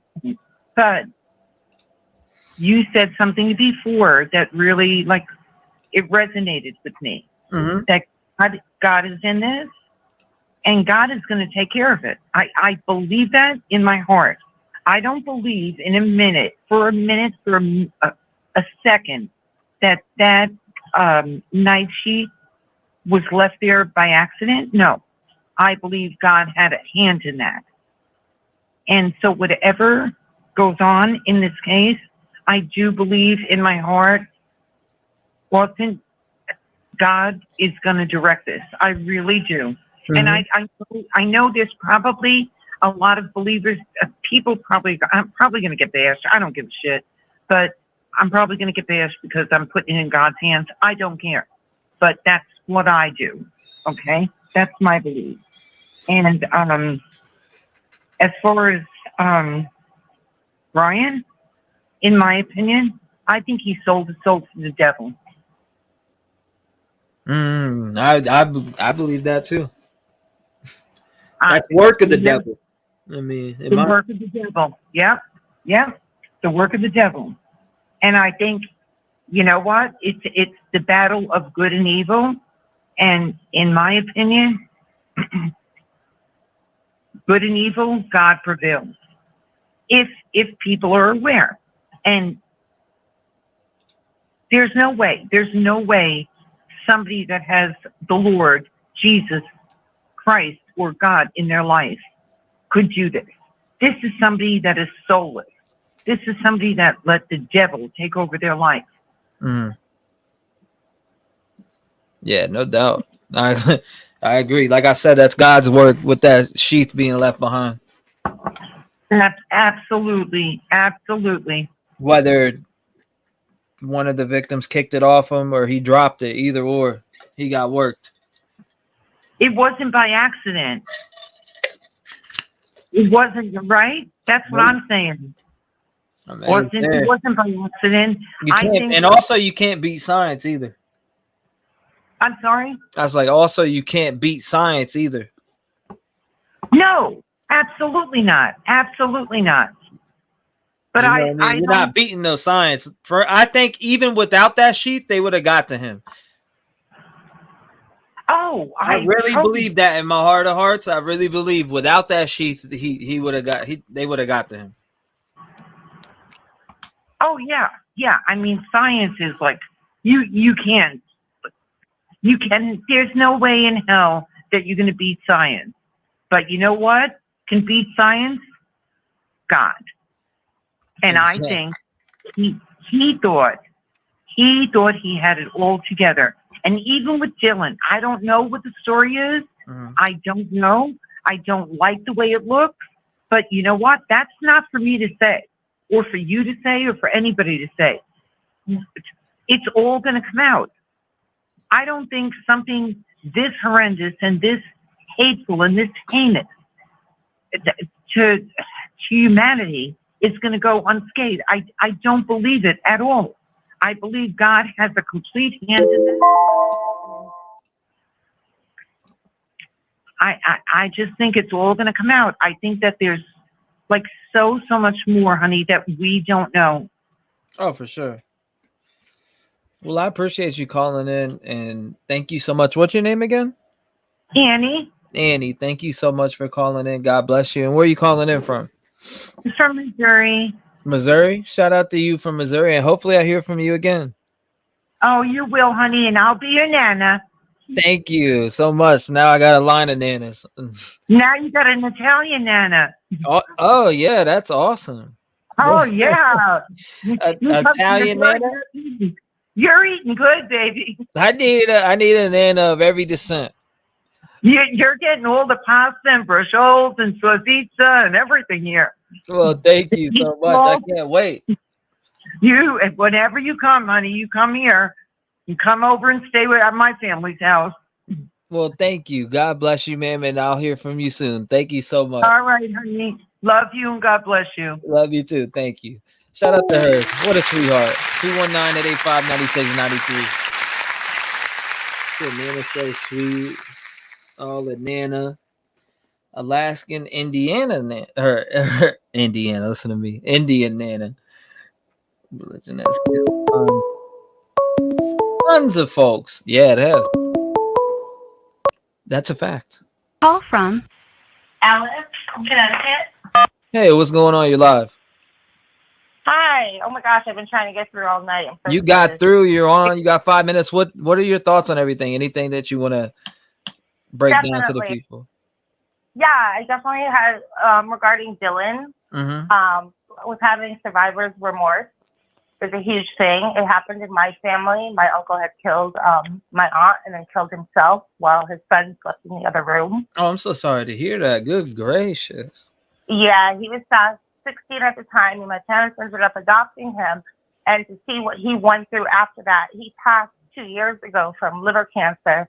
But, you know, I just hope that these girls, you know, whatever they saw, whatever they have to live with, that survivor's remorse is a huge, huge thing that, you know, one day, you know, maybe not now because they're still numb, but it's going to come up like, why didn't he take me? You know, why didn't he come after me kind of thing? And I think people are forgetting the human side of it, you know, not so much, my cousin, I could have said the same thing. Why didn't he hear what was going on? Right. Right. And, you know, it was just a regular ranch style house and a big house. And he woke up to find his mom with her, you know, neck cut. And my uncle put his own neck and tried hanging himself. So crazy stuff. Like, you know, and he called my mom, and then he ended up taking off, like running down the road, just screaming. So you don't know how somebody's going to act, you know. But my thing is that these girls have that support, because I know he tried seeing a therapist, and the therapist said to him, "Oh, I know what you've been through," and he lost it after that. Like nobody's known what he's been through, you know. Mm-hmm. So I hope people take that into consideration, that there is such a thing called survivor's remorse, especially in this situation, whatever comes out of it. But you're doing a great job, and I love listening to you. I listen to you all the time, and I thank you for that. Well, thank you so much. I appreciate you calling in and just bringing things up and being a voice in the community, because that's what we need. We need a lot of people to be able to be heard, because a lot of you guys are just in comments, you know. Right, and well, I mean, I think there's a lot that people go through, you know, that other people might not understand. But being 14 at the time, it was like yesterday to me. You know, I'm going to be 44.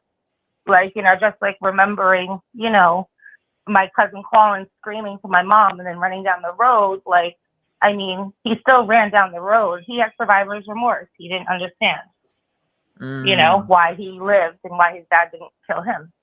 You know, and unfortunately, because he got involved in drugs, and I just hope those girls get that support and don't look to numb themselves, you know. Yes, ma'am. So, but thank you very much. I don't want to take up any more of your time. I've been trying to call all night. I'm so happy to be able to speak to you. Well, I'm glad that you got through. Thank you so much. You're doing a great job. Thank you. Thank you so much, and God bless you. Thank you. You too. Thank you. Bye-bye. Shout out to her. Hold up. I got to reopen this tab. Give me 1 second before I'm going to open the line in 2 seconds, right about now. Okay, you should be able to get through now. Good caller. Survivor's remorse. I wish one of them had a gun. Let me see something here. I don't know if y'all are able to get through. You should be able to, though. What did I have? I had this in here somewhere. Yeah, we don't want to look at that. I remember we having that up and talking about that left and right. I do not want to pull that up.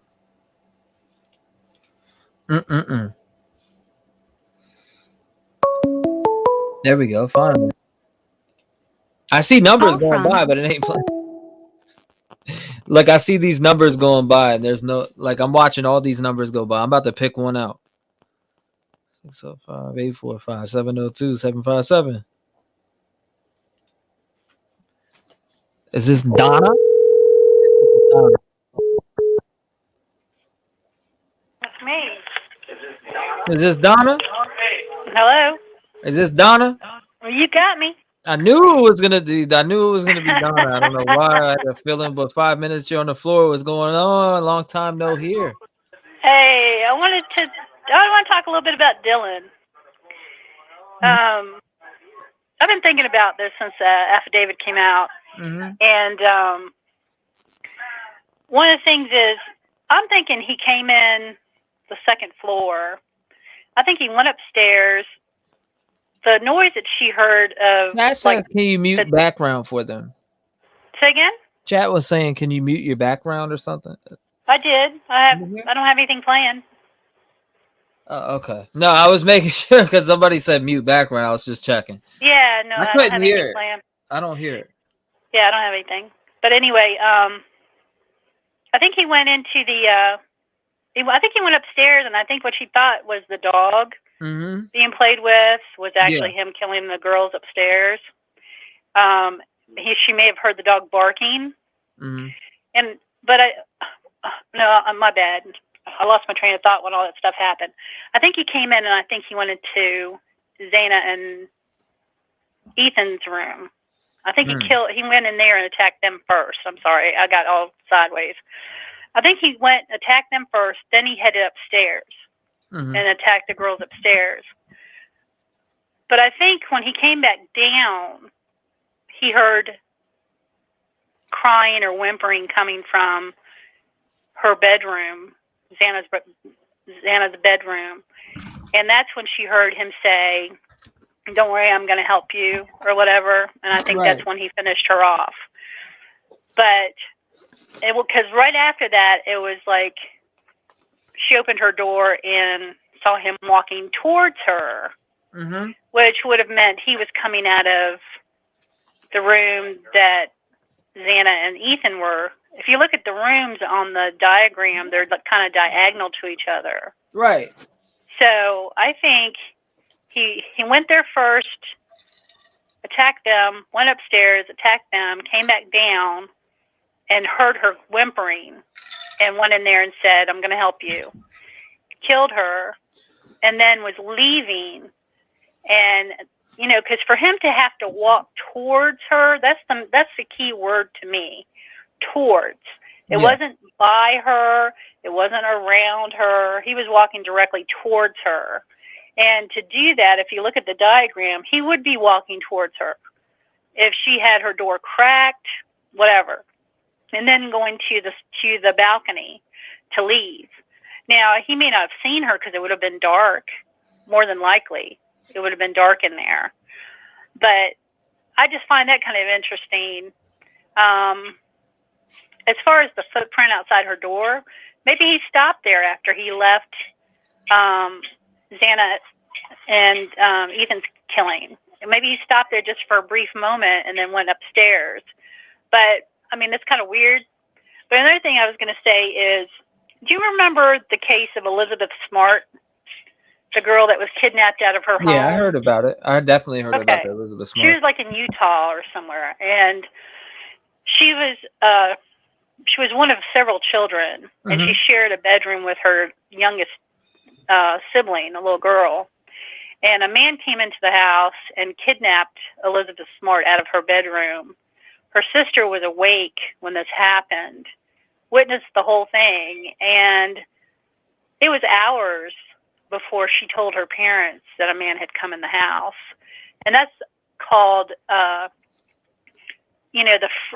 freeze,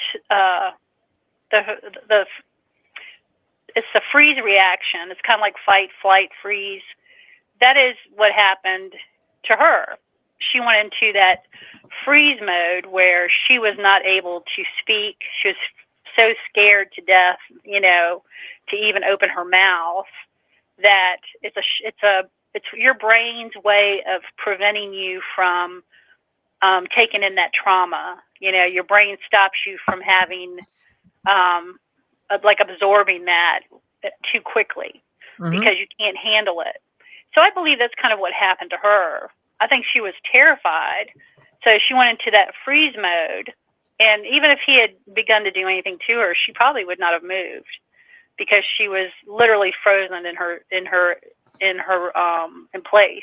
But I think once he did pass, because she was able to see him close enough to see his eyes and his eyebrows, he got pretty close to her. Right.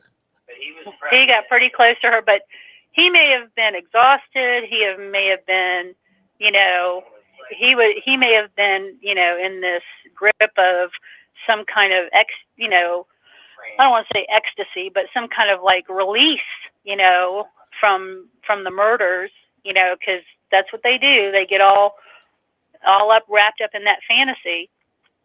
And he may have just walked right past her and never saw her, you know. He may have been all up in his own business. But the thing is once she went back in her room, I believe she either, you know, like got in the bed, like, you know, I was listening to John, you know, she probably was so terrified that, you know, and this is real quick, the Bethany, the roommate downstairs, I believe that she went out that night. She went out partying with everybody else or on her own, whatever. I think she slept in like a normal day. I think she got up thinking she was going to go upstairs and say, what's up? You know, what's everybody doing? You know, let's have breakfast or let's have coffee or whatever. And I think she went up the stairs and she saw something. And I think what she saw was so horrific. She ran outside and that's where she collapsed, because they did say that a passerby was walking past the house and saw the collapse. So that's what I think happened. I think she saw something so horrific. Yeah, that's very possible that's very possible. Honestly, a lot of people do pass by there. I appreciate you calling in, Donna. It's All been right, no fun. I gotta problem. get somebody else on. Thank you so much for calling in. Like, All right. Take care of God yourself. bless you. You too, All Donna. right. Shout out to Donna. Call from Altagracia. Hey, what's going on? You live? Hey, how are you? I'm great. How about yourself? Good, thank you. I want to hold on. I have to use Google and translate. And I'm from Brazil. And one few years ago, there was a car accident, really bad, really, really bad. And the car was ripped in half, yeah? So the man died. The lady that was in the car, she survived. Yes, ma'am. And from this shock, she started to do her makeup while in the car, while the car is what do you call it? Sorry. While the car is break in half. You know, and I mean, I'm saying smash. Completely shocked. And I will send you the link so you can see, because it doesn't make sense. Somebody is in a car accident like that, and complete car is broken in half, and she's doing her makeup, holding a mirror like normal, and her boyfriend is right next to her, dead, graphically, with, you know, blood everywhere. And she's sitting there doing her makeup like nothing. It's really weird. So, you know, Bethany, sorry, what is how you pronounce her name? Bethany. Yeah, Dylan and Bethany. Oh, Dylan, yeah. Yes, ma'am, Dylan. So I can't see why or how she would be in shock for that many hours, because for some people, shock is different, because it's not. Tell me it's normal for you to sit there in accident doing your makeup, looking in a mirror. It's weird, you know. But shock will do something weird to your body. Do you think she was in shock? Do I think she was in shock? I'd be. Do you think that is what happened? You don't. I don't know. To be honest with you, I can't place myself in a woman's shoes. I mean, I can only go off things that I've been through, and that's why I want to hear the full facts surface about, you know, what because it's going to come out in trial. She's going to it has no choice but to come out in trial. Right. You know what I mean? So I want to see the stance and you know what, you know, how the story is described on trial, because that'll help me understand why the cops weren't called until 7 to 8 hours later. You know what I mean? So that right there will explain that for me. But could she have been a shock? Absolutely. But you think not for that long? To be honest with you, I can't. That's a long time. I've never studied shock. I've seen things happen in front of me which bother me till this day. So, I mean, I can't explain what shock is because I'm not an expert at that. But in general, I don't know how long that lasts. All I know is from my experience, what I've been through. Okay, and then I will tell you something else. I don't talk about too much, but my my cousin was killed. I was in the house and I was inside. I put myself. It's okay. I put myself inside of the kitchen cabinet, and I stayed in there for like 2 hours and a half because I was scared that the other people are still there. Mm-hmm. And I can hear them. I can hear what was happening, but I just couldn't move, and I stay inside of the cabinet. Wow. And I couldn't come out for like two hours and a half almost. So it's very weird what your body actually, what fear will do to you. Yes, ma'am. So I do think she was in shock for that long. Yeah, I can't wait to see the facts. I do appreciate you calling in. What's your name? Altagracia. How do I say it? Altagracia. Ade. I don't know if I can say it. I don't want to ruin your name. That's so rude. Altagracia. Yeah, that's perfect. Okay. It's All okay. right. That was But I try to get better at learning your name. And where and what you calling in? What country you calling in from? I'm from Brazil. And you're in the United States now or no? Yes, I'm here for vacation. Oh wow! Congratulations. Thank you. But my friend, and she called the other day, and she is so annoying because now I just want to watch you, and I don't go out anymore. Thank you so much for watching. I like the channel very much. I don't understand too much, but it's okay. I used to Google and translate. I put it in the speaker. Well, thank you so much for calling, and I appreciate you. Your voice matters. Thank you so much, man. God bless you.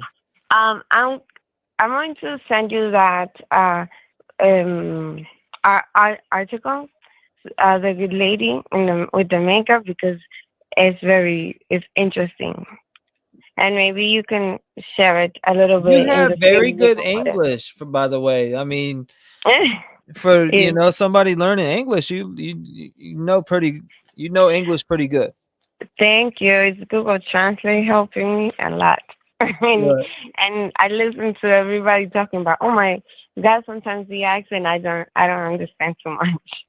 I understood everything you just said. Thank you.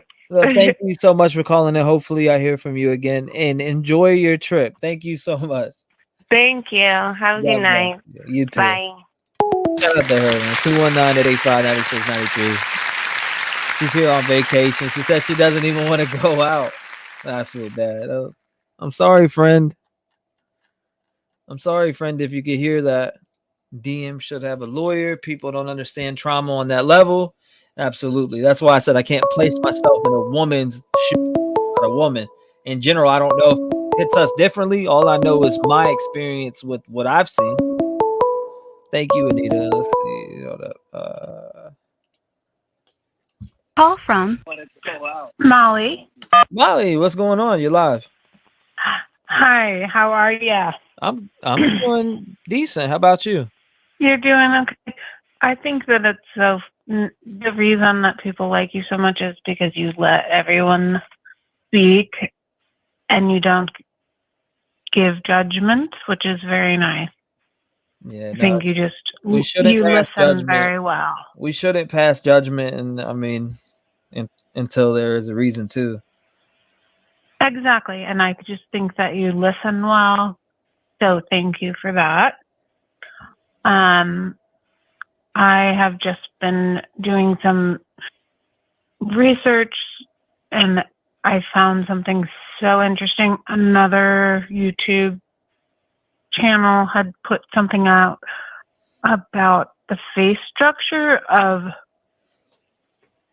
these killers, and it's so interesting, like putting Brian and then another half of the face being the Sandy Hook killer. It's so creepy. It's so What? interesting. Like there's like a facial structure of certain killers, and it's very interesting. And I think that there's just some sort of disorder or something. I don't know. Like I think who put that out? I'll have to find it, but it was so weird. Like it's like Dylan. I think his name's Dylan. The Sandy Hook killer. Oh wow, that's crazy how people. And then you split the faces. It is so weird. Symmetrical? So it's almost like there's some sort of telling of their face structure or something. But also like Brian is just not good, like not well. Like I read another thing that was saying this is such hearsay and allegedly he became vegan because he thought tasting flesh would be addictive, like he was addicted to heroin. Mm-hmm. And it's like leading into him being cannibal, which is so freaking out there, but it's interesting. And, you know, he just has OCD. I can just tell he has just severe OCD. Mm. And then with Dylan, the roommate, I think everyone needs to shut up. Stop saying anything about her. You don't need to target her. This is not about her. Mm. It's about the 4 people killed and the complete maniacal murderer that did this. Dylan is not a target. And I think it's sick that people are even talking about it. You have no idea.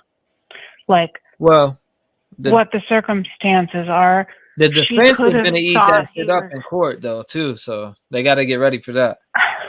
Yeah, okay, but it's like, what are you going to? The defense is going to say it was her.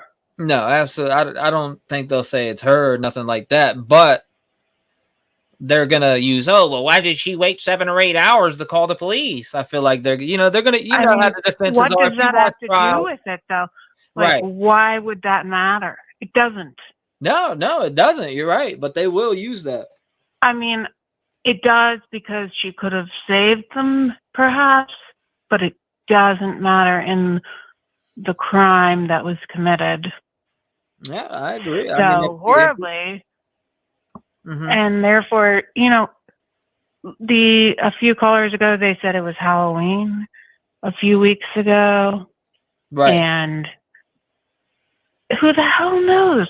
There's these costume parties that happen all the time on college campuses with different themes. And if she thought they were playing with the dog, and then she thought Ethan was just screaming, joking around, I can't imagine, but she's probably fucked up anyway. So it's just like, you can't put yourself in her shoes and say anything. Then all this happened. She shuts down. Mm-hmm. Her brain is going a mile a minute. Was that a killer? Was that just a guy in costume? Blah, blah, blah, blah. Right. She passes out. Yeah, The you next never know what day, she's wakes thinking. That's up. a great You point know, that you made. A great point. you can't say anything about her. And I think it's sick that people are saying anything about her. It's not about her. It's not going to stop either. So, and people are going to keep going on about it, and they're going to go on about it and go on about it until there's an answer. It won't stop. Yeah. You know? And unfortunately, it won't. I will send you that face structure thing now. Yes, ma'am. Because it's super interesting. And then the last thing I'm going to say is when we were talking about science, and science ain't lying.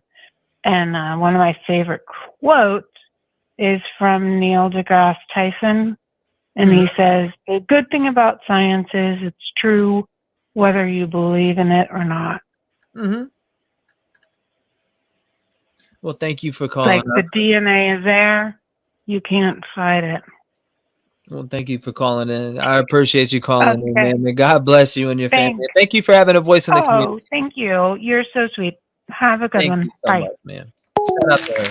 219-885-9693. You may not like what you hear on this channel, but you're going to get unfiltered opinions on here from people. I'm telling you, you're going to get the unfiltered, raw, uncut opinions that may offend you to the end of the movie.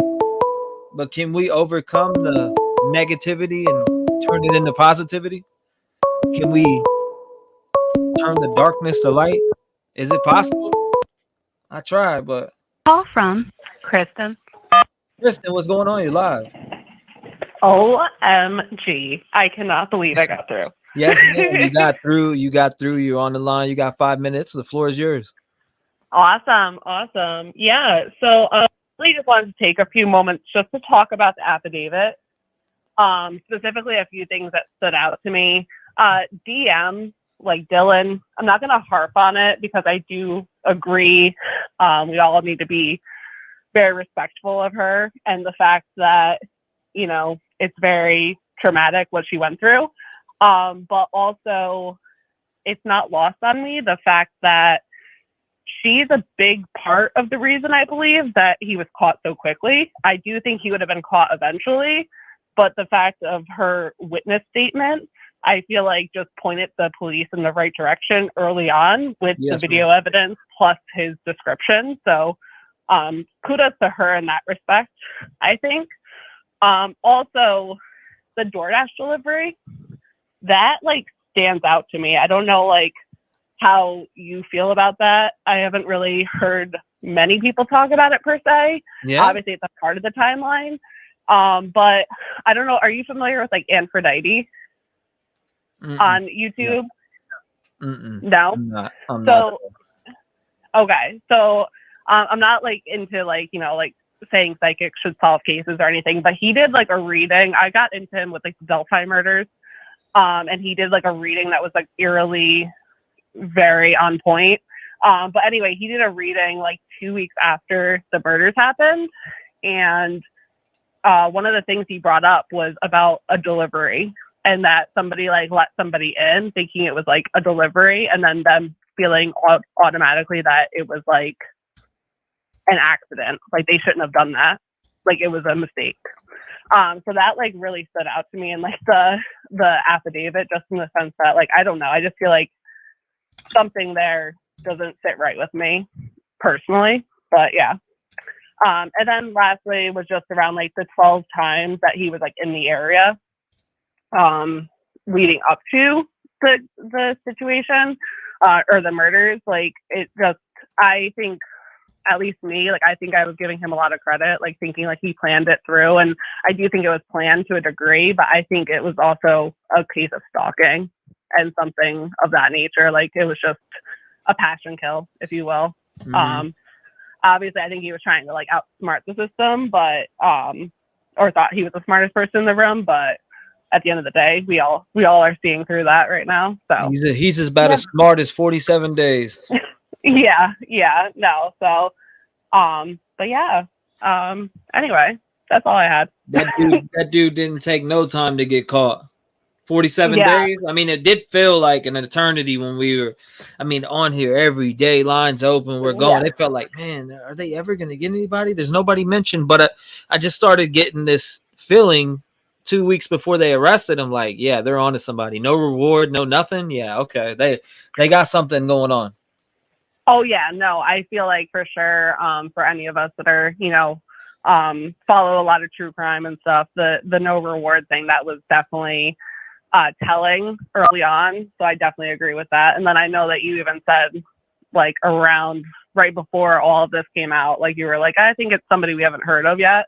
And sure enough, that's what ended up happening. But luckily they were on it. But like I said, I think, DM to a degree, like, her testimony, I feel like it helped put that in place early on so that they could get that DNA evidence to get this wrapped up, opposed to like the Delphi case where it was like, 5 years of waiting Six to years, get that all. I followed that from day one. That case blew me away. I know. It's just like chilling, Nancy Grace that was they at had- HLN when that started. Exactly. It's crazy. It's crazy. But yeah. I appreciate you calling in and having a voice in the community. I do appreciate Yeah. because not a lot of people want to call in. They like to stay in the comments and talk, but which is lovely. We love that. But I like to hear people come up and speak what they, what they're feeling on the case. Because in true crime, we all have questions, and sometimes we may never get the answer to those questions either, even after trial. So Yeah, no, exactly. Exactly. so, No, it is what it is. It's great. It's great. I love the community and watching, like, obviously this case, but I'll continue to follow you with anything in the future, not hoping any ill will on anyone in the anywhere. No, unfortunately, it unfolds daily. So Exactly. But so much. All right. well, thank you so much for calling, and I appreciate you. God All bless right. you. Lock your doors Thanks. and stay safe. Yeah. Thank you. Bye. Bye-bye. Shout out to her. Good call. Damn, I want to listen to this so bad.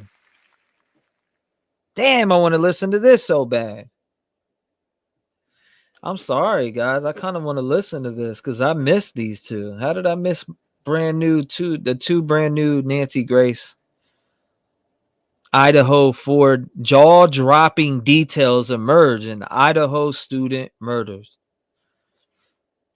Damn, there's two sequences to that. I really almost want to listen to it bad. Oh my God. I love Nancy. I'm sorry, guys. I'm sorry. I love Nancy, but there's two sequences right here. I mean, I can play them live. We can listen to it together. There's two sequences. One's 30 minutes and one's 40. I can play it for sure. I can play it all the way through. I can play it for all of us to listen together. Unreal this stream. Strong. I've been here all day. Let's go. Thank you, Justin. I appreciate you, man. Shout out to you, Justin. Thank you. Yeah, let's play it. Let's hear it, man. We are so sucked into this. I want to hear because she gets some very credible people on there, and we'll start from here. Let me pull this over here so you guys can see what I'm talking about. Here we are, guys. Ladies and gentlemen. We'll skip through the commercials. I'm Joseph Scott Morgan. I was the youngest medical legal death investigator. All is said and done, I was the voice of the dead. Listen to Body Bags with Joseph. Slayings of 4 beautiful young Idaho University students has been unsealed. And what a bombshell, from DNA to cell phone records. It goes on and on. Police now believe and reveal that they say BryanKohberger stalked the 4 victims all the way back until June, watching them at odd hours, late in the night and early in the morning hours, very similar to the times the murders took place. I'm Nancy Grace. This is Crime Stories. Thank you for being with us here at Fox Nation and Sirius XM 111. This probable cause affidavit has also spun out more questions than answers. For instance, what did I say? More questions than answers. Take a listen to our friends at King 5. The first thing coming out of this is that one of the surviving roommates in that home tells investigators she was woken up by the sound of crying and saw a masked man dressed in black walk right. Hold up. She was woken up. Did I hear that right? By her. Another big takeaway is that investigators say DNA was found on a knife sheath found at the crime scene. A small piece of DNA was found on there. And then DNA taken from Kohberger's family home in Pennsylvania was matched to that knife sheath, they say, with more than 99.9% accuracy. 99.9998% accuracy, excluding all other possibilities that DNA came from anyone other than the killer's biological father. Again, thank you for being with us here at Crime Stories. We've got an all-star panel to make sense of what we are learning now from a bombshell document. But first, I want to go to a very special guest joining us, Laura Ingle, senior correspondent, Fox News. You can find her on Twitter at Laura Ingle. Laura, thank you so much for joining us. What we were just playing from King 5 really lets the cat out of a bag regarding one of the roommates, Dylan, one of the roommates that lived. Do you see the, let me just say, inconsistency in her statement? Not that she's inconsistent, but it's inconsistent with what we think we know. All right. Because we've been led to believe that she and another roommate lived on the bottom floor with two roommates on the second floor, other room on the third floor. But if she is on the bottom floor, Laura Ingle, then how did she see the perp dressed all in black, 5'10" or taller, bushy eyebrows, face over nose and mouth, athletic?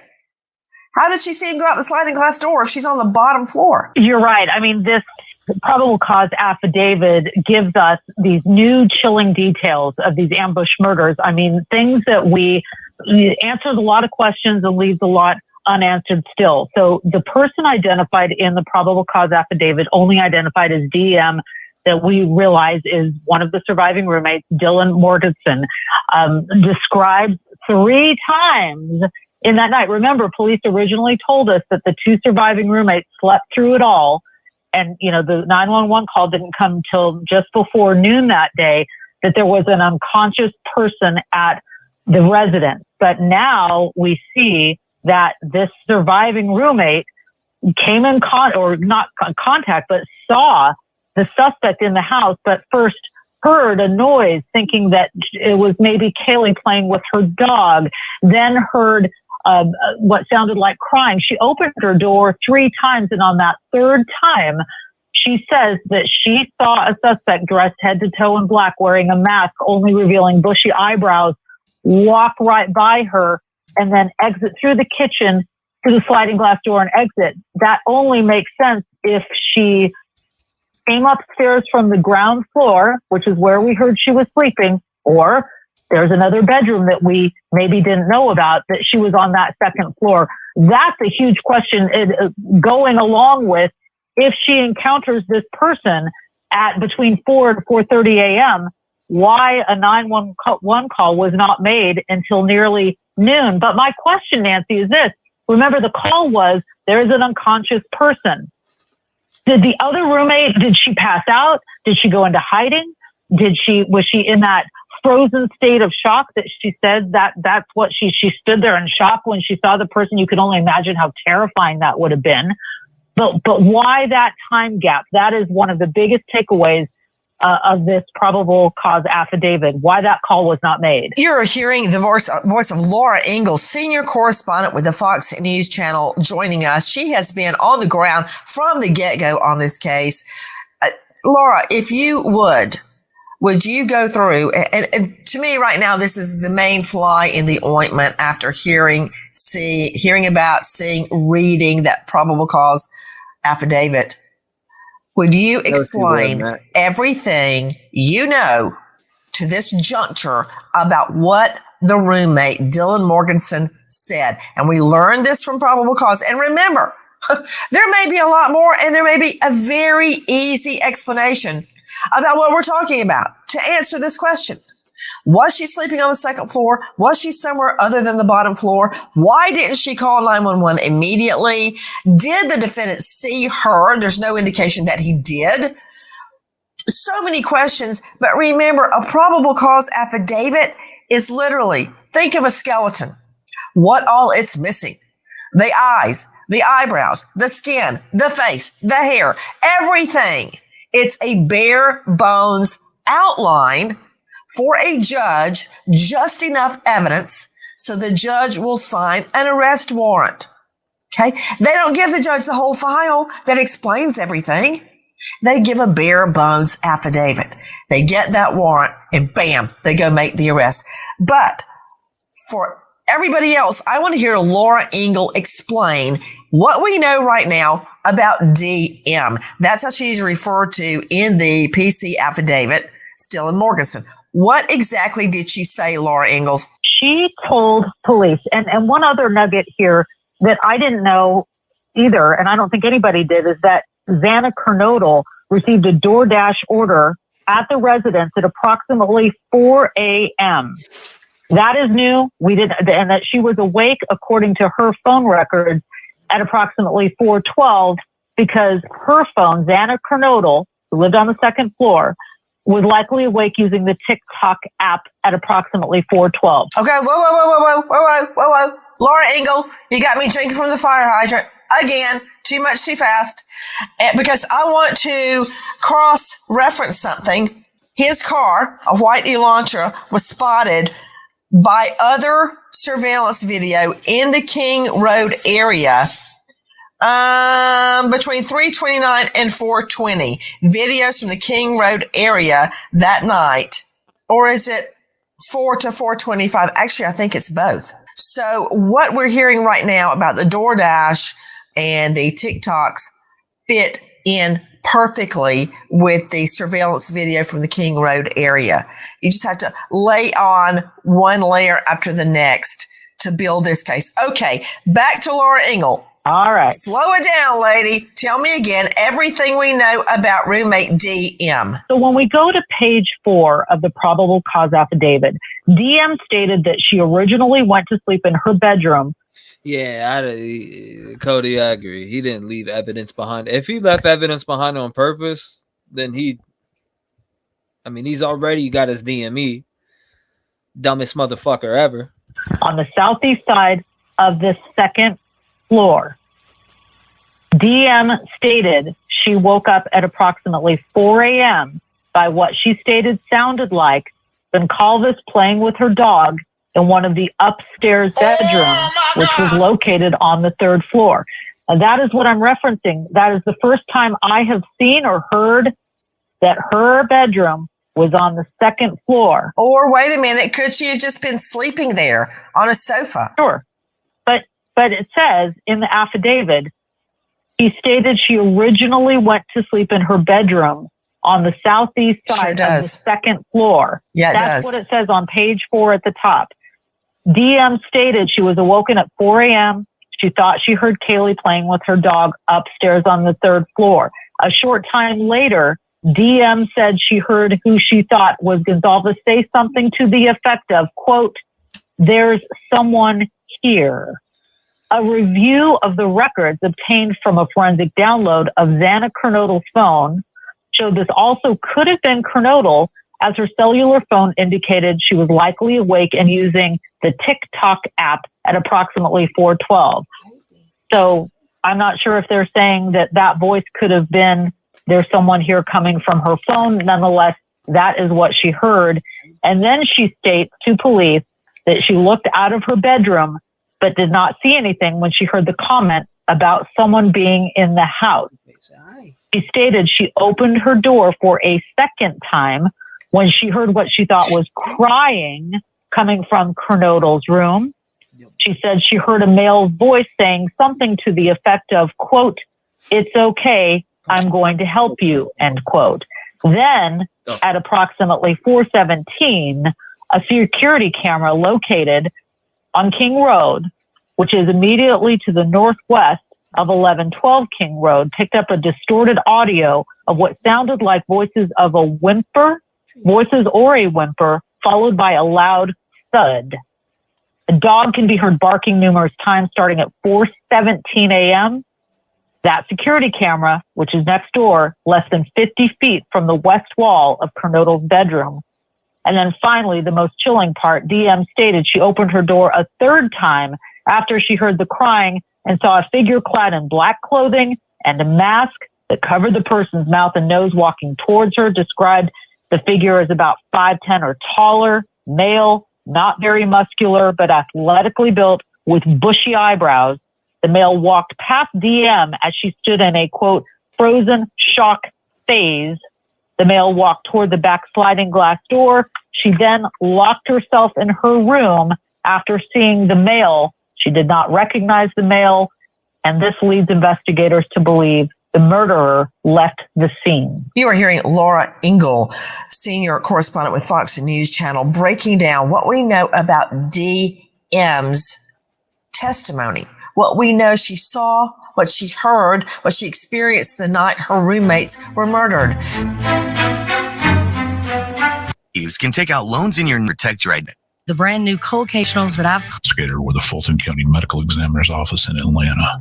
It's the first time I ever made a death notification I knew how done. curious to me because Institute. You can find her at coldcasecrimes.org. Cheryl, what do you make of it? it sounds like to me that the murder started on the third floor, which is really curious to me because if you've got DoorDash coming at 4, she's on TikTok at 4:12 on the second floor. Do me a favor, use proper names so we all know she who. Go ahead, start over, please. Okay. Well, again, if you've got Dylan hearing dogs barking, hearing the crying, having this strange person talking to her between 4:12 and 4:17, and then you've got the car that we all knew to look for, the white Elantra at 4:20, leaving at a high rate of speed. It sounds to me like Dylan at 4 o'clock heard something on the third floor that she thought was Kaylee playing with her dog.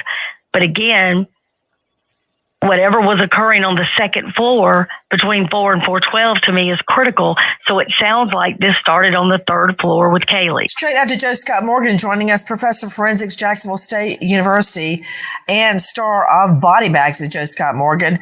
What do you make of Cheryl's interpretation of the timeline? There's one piece of evidence here that I think gives an indication that it's third floor. It started on the third floor. Yes, it started on the third floor, and the indication of that is a single piece of evidence, which is, in fact, the sheath that was found adjacent, according to the affidavit, to Megan's body in the bed right there. And the fact that the knife was unsheathed in that area and floor, and the indication of that is a single piece of evidence. The timeline. There's one piece of evidence here that I think gives an indication that it's third floor. It started on the third floor. Yes, it started on the third floor, and the indication of that is a single piece of evidence, which is, in fact, the sheath that was found adjacent, according to the affidavit, to Megan's body in the bed. Megan? Get your fucking names right. Right there. And the fact that the knife was unsheathed in that area and left behind gives an indication that that's where it started. At least to me, that's a place to begin. And then after it was done, these homicides were committed on the third floor. The progression goes down to the second floor, where Ethan and Zena were. Guys, I'm just trying to take in everything that happened to these young people that night. Think about it. My twins just turned 15. These victims are just a few years older than them.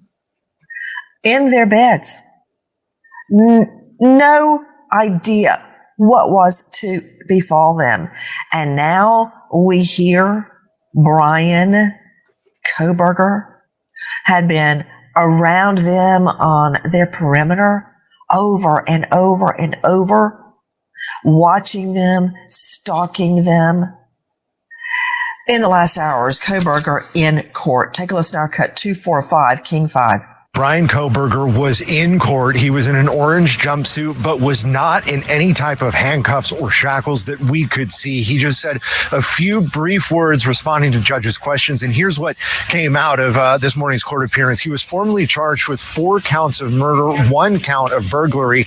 But the big takeaway is that due to Idaho law, once he makes that appearance in court, the probable cause documents are then made public. That's essentially a paper that's written by law enforcement laying out their case as to why they believe this is their man in this murder investigation. Straight out to a special guest joining us in addition to Laura Ingle from Fox News. CC Moore is with us. And to the rest of the panel, I'm getting to you as quickly as I can, but please jump in when you have a thought. CC Moore is, well, she's brilliant. She's chief genetic genealogist at Parabon Nanolabs. CC, I want you to address this. The first time I used a statistic like this in court with DNA trying to prove a case, it's, an astronomical, a fantastical number. But the number is, and this is what we know, and anybody on the panel can backtrack on this after CC answers. We know that team that was watching Kohberger as he crisscross the country to go back home, 2,500 miles from Idaho to the Poconos with his dad in the Elantra in question. They had 2 tasks. 1, to keep eyes on Kohberger. So the moment that arrest warrant issued, they could effect an arrest when the time was right. This is what was called a highly at-risk arrest. It's called a dynamic entry. When the person you're going to arrest could really do anything, you got to be ready. Keep eyes on him and to secure DNA. Okay? And this is how they did it. We learned from the affidavit. They watched Bryan Kohberger at his parents' Pennsylvania home. They saw him leave the home. Did you know this, Jack and Sid? They see him leave the home around 4 a.m. in the dark of the night, taking out the trash. Now, I took out the trash this morning at 5 a.m., but that's just me. But here's the kicker. I didn't put it in the neighbor's in their dumpster. He did. He took the family trash to the neighbors and put the trash in their trash can. He also put some in their own trash can later. So why would he do that? Well, of course, they went right over there and got it out. And guess what, CC Moore? It proves that the DNA on the snap button of that knife hilt, the DNA found there, the male DNA, compared to the trash from the Kohberger family home, all the male population of the world is excluded to 99.9998%. Could you explain that, Cece? Yes. So these are numbers, as you know, that we see in court. This is court admissible evidence, but it is also what we see in traditional paternity tests. So anytime someone is taking a paternity test, they're doing the exact same type of comparison that they did here. And those are the numbers that are court admissible in those cases as well, when you're trying to establish paternity. But that is not the final step. Once they have gotten that DNA to that crime lab, realized, okay, this is a male DNA, but it's not our suspect. This is the father of our suspect. The next step would be, after they get that warrant for arrest and they get Bryan in custody, they want to get his DNA directly from him. That is going to be the final step of the DNA testing and evidence. And once they get that exact match from Bryan, they're going to have numbers similar to what they quoted for that paternity test certainty. And then that will be set aside. So we're seeing multiple steps of the DNA testing here, getting closer and closer, and the noose is tightening. CC Moore, you're the brilliant genetic genealogist. There's got to be a better way to say it than I said it, because I had a really lengthy, circuitous sentence to try to explain this stat. What I'm trying to say, and I would have to work on this before I went to a jury, Jack. Absolutely. I'm trying to say that it's 99.9998 to 1 that this DNA comes from anybody but the killer's bio dad? What's an easy way to say that? You're never going to hear them say 100%. That's just not how the scientists present this type of evidence. They're saying he cannot be excluded as the father or the parent of the suspect or of the person who left the DNA behind at the crime scene. And so these numbers are astronomical. Like you said, it is greater than the number of people in the whole world many times over. And so it's just their way of explaining the level of confidence that they have in this. But it is not going to be what it will be used in court eventually. That's all they needed to get this arrest done. And they may have more DNA evidence that they just didn't list in the affidavit because it wasn't necessary. As you said, they're just going to lay out what they need to get that next step without showing all their cards immediately. Joining me also, Brian Fitzgibbon, VP Operations, USPA Nationwide Security. Brian, I want you to hear something. It ups the creepy factor, if that's even possible. Take a listen to our cut 247, Sebastian Robertson. The suspect's phone was used at least a dozen times near the suspect's home ahead of the murders, and notably, investigators say the phone was turned off at the time of the killings. It's obviously an emotional time for the family, seeing the defendant for the first time.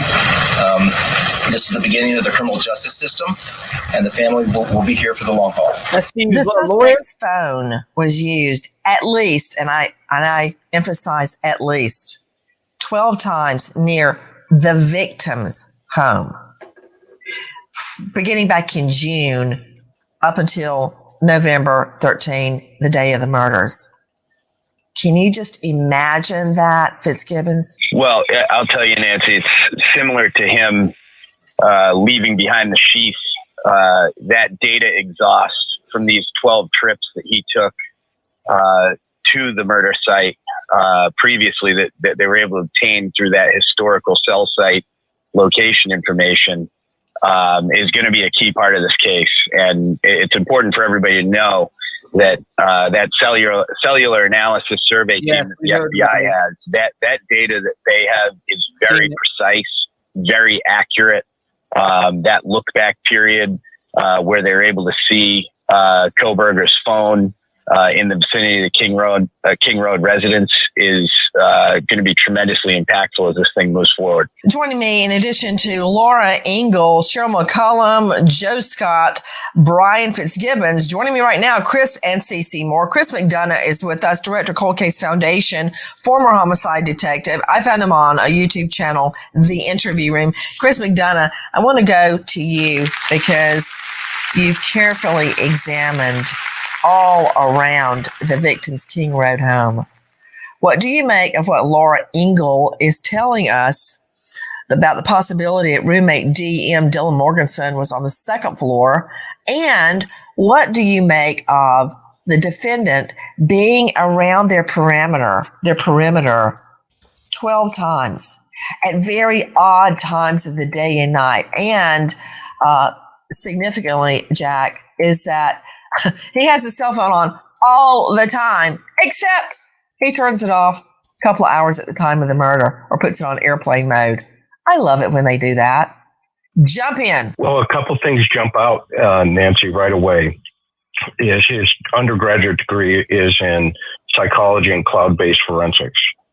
So, and he was signing up for an internship with the local PD to teach him about how to avoid, how criminals avoid detection in that. Something else that is really bothering me is the fact that the police have now identified this. I see a lot of people that don't like Chris. Is it what do you guys not like about Chris? I think I like Chris. I think Chris is great. But I mean, I know not everybody's gonna agree with me, but what do you not like about Chris? To those who don't. Homicide goes down between 4 a.m. and 4:25 a.m. The fact that these 12 contacts, which we would call pre-incident behaviors, occur through the cell phone analysis is exactly what we've been talking about here on this panel in your show, Nancy, is this guy spent a lot of time taking a look at his target set. And that brings me then to Dylan. This child, there's one part of the affidavit that just stuck out to me, where the officer says she stood in a frozen shock phase.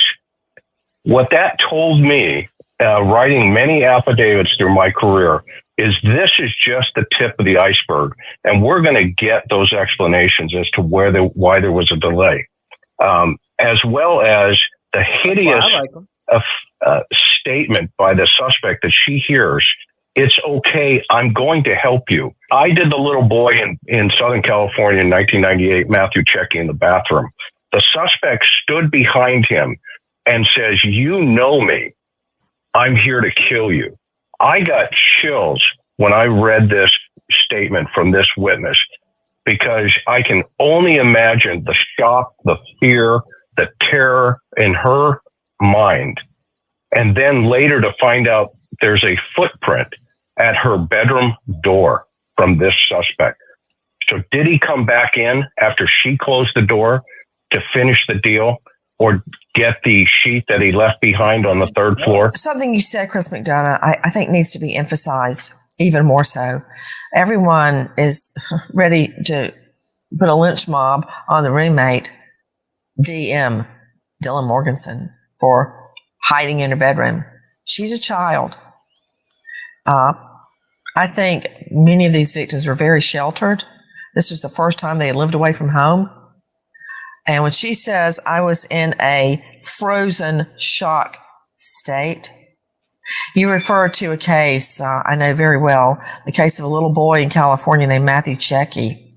As I recall, he was about 9 years old, and he was at a family picnic reunion sort of deal on the ocean, and he wanted to go to the bathroom, and his aunt said, "Oh, I'll go," and they went to the public bathroom. Everything was fine. And the aunt stood outside the door, and in those few moments, a guy goes in and slashes Matthew's neck. Just never had met him, didn't know anything about him, just went in and murdered him. Matthew Checky.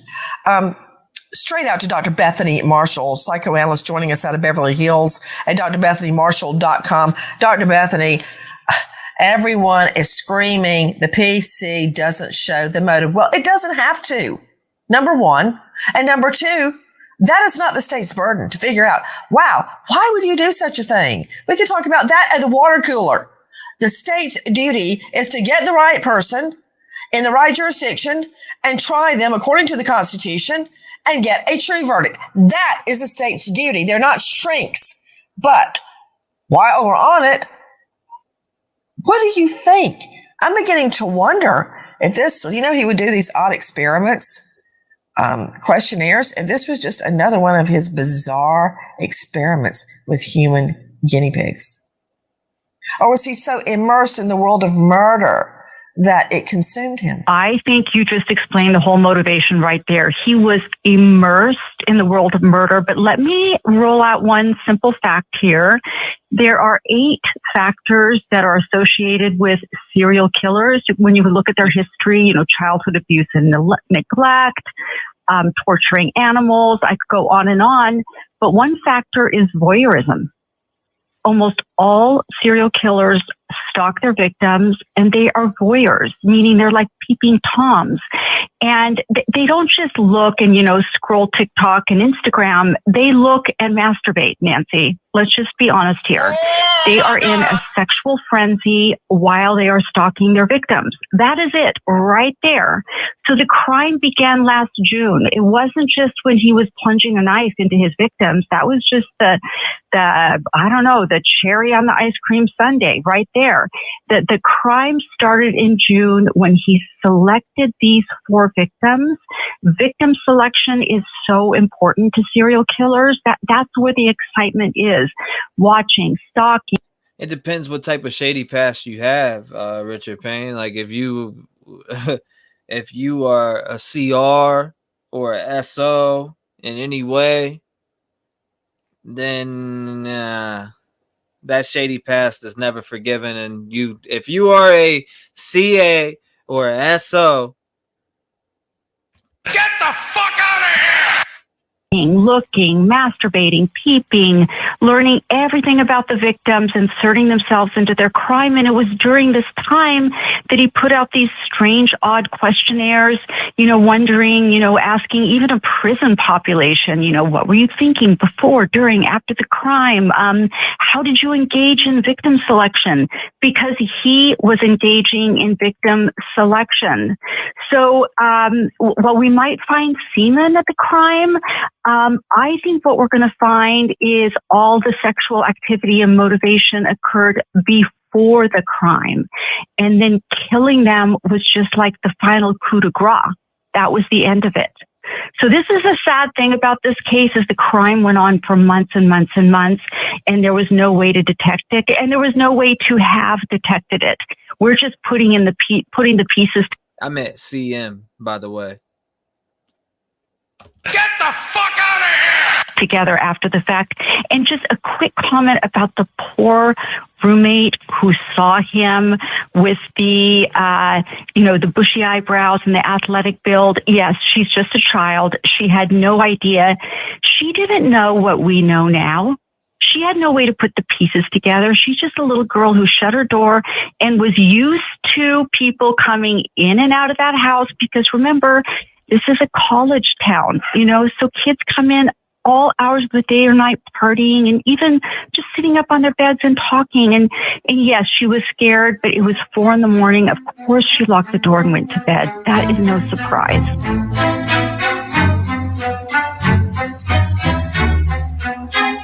Examiner's office in it.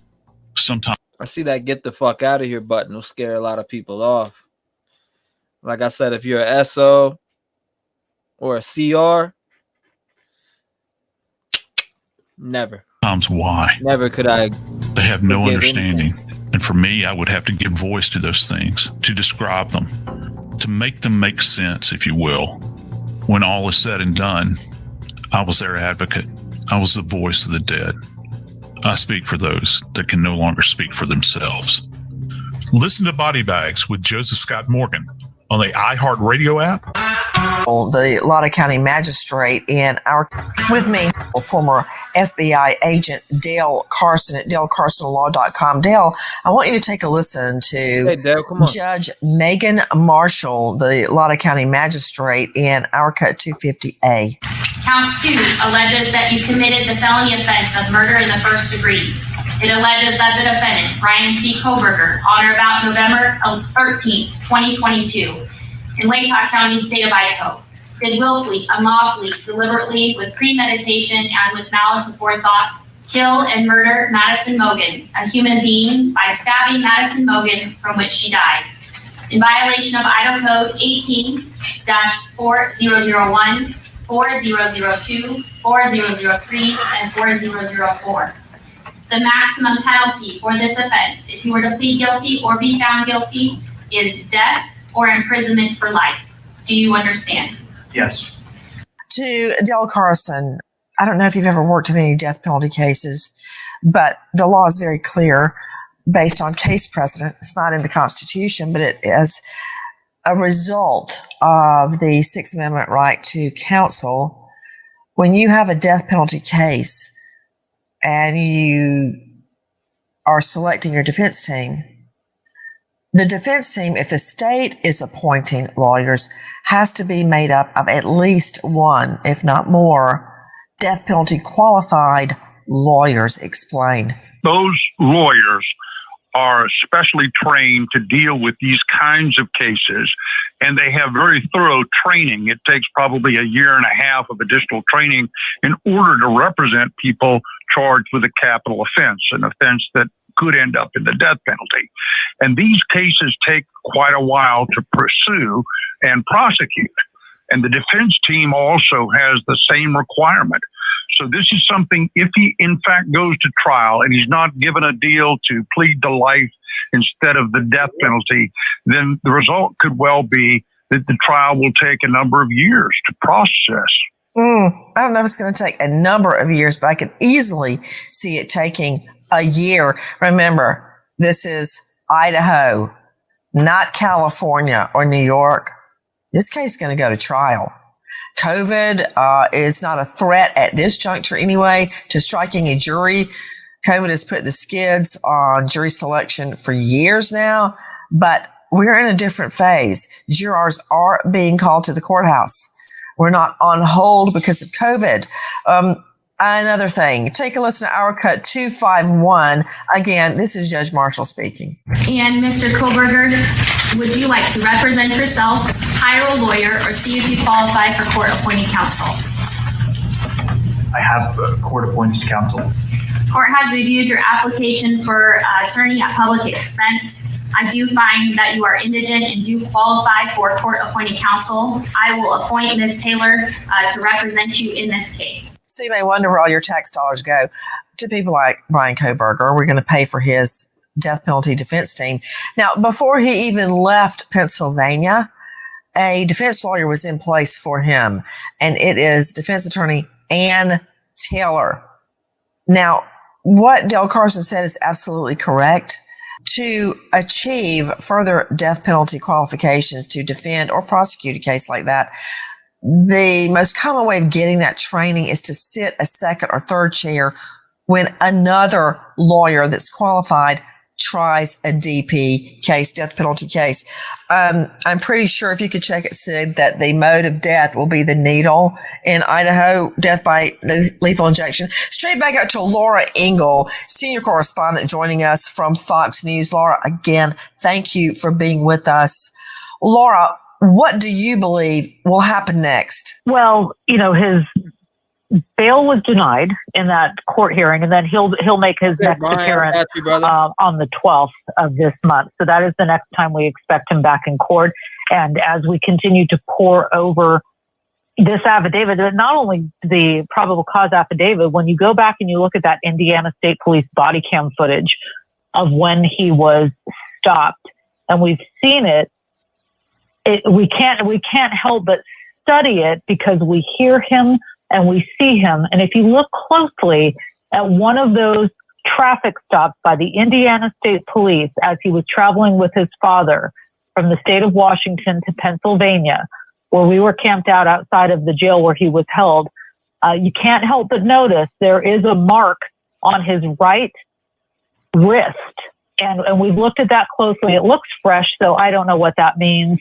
But that is another clue. His demeanor, his voice, that is something that will be, of course, heavily analyzed by law enforcement and by all of us. Joe Scott Morgan joining me, professor of forensics, Jacksonville State University. Joe Scott, we also learned that the defendant, Kohberger, thoroughly cleaned his car on multiple occasions. He was watched doing it.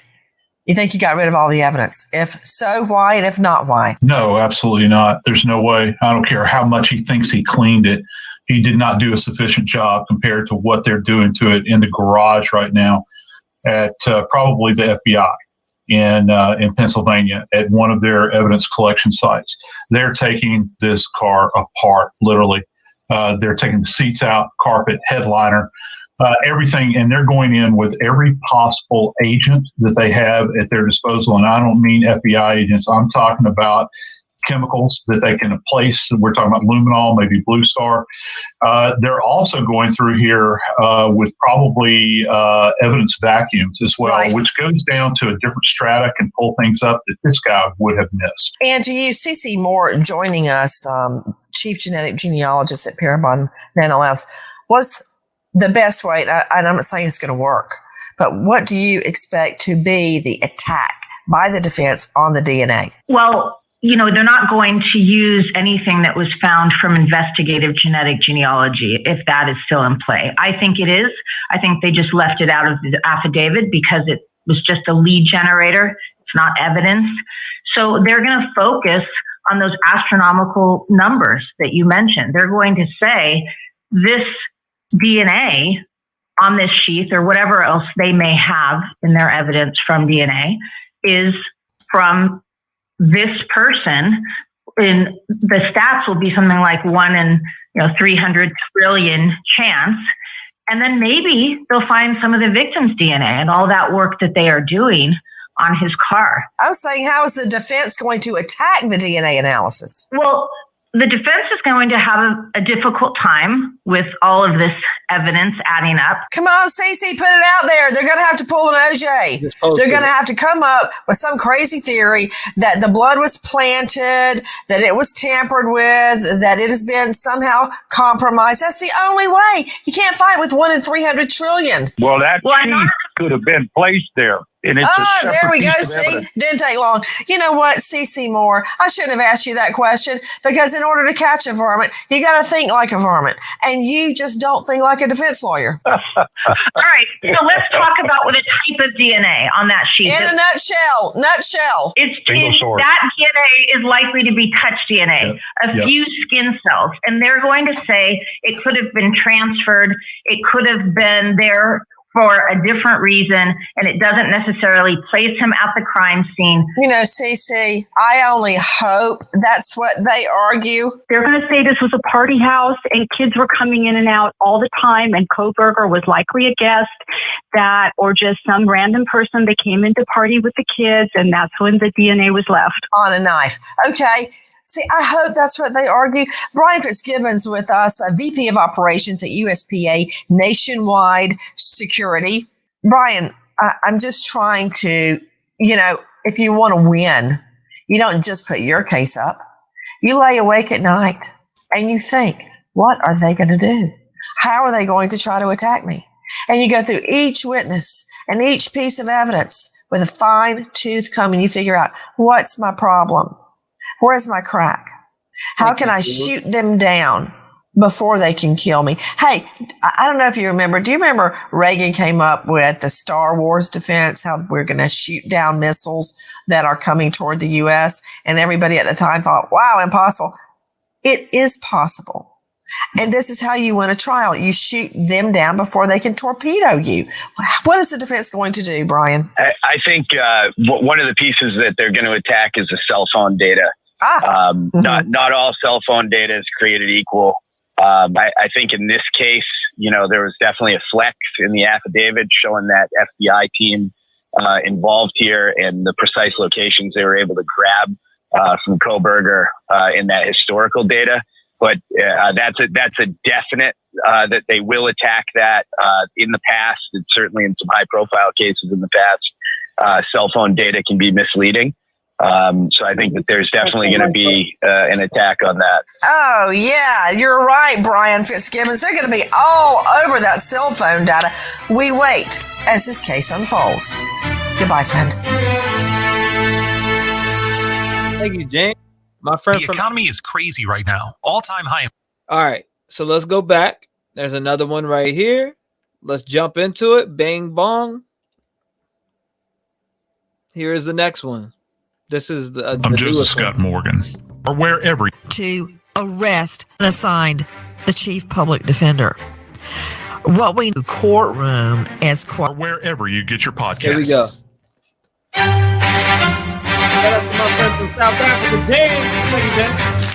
All eyes on an Idaho courtroom as quadruple murder suspect Bryan Kohberger is formally read his charges and assigned the chief public defender.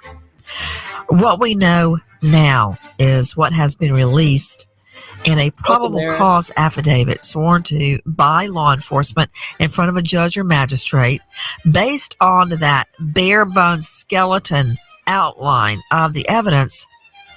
Authorities were warranted to arrest Kohberger at his family home in the Poconos. A lot of speculation has resulted from discussion of the PC probable cause affidavit attached to the search warrant. But what exactly does it say? I'm Nancy Grace, and this is Crime Stories. Thanks for joining us. What a great idea.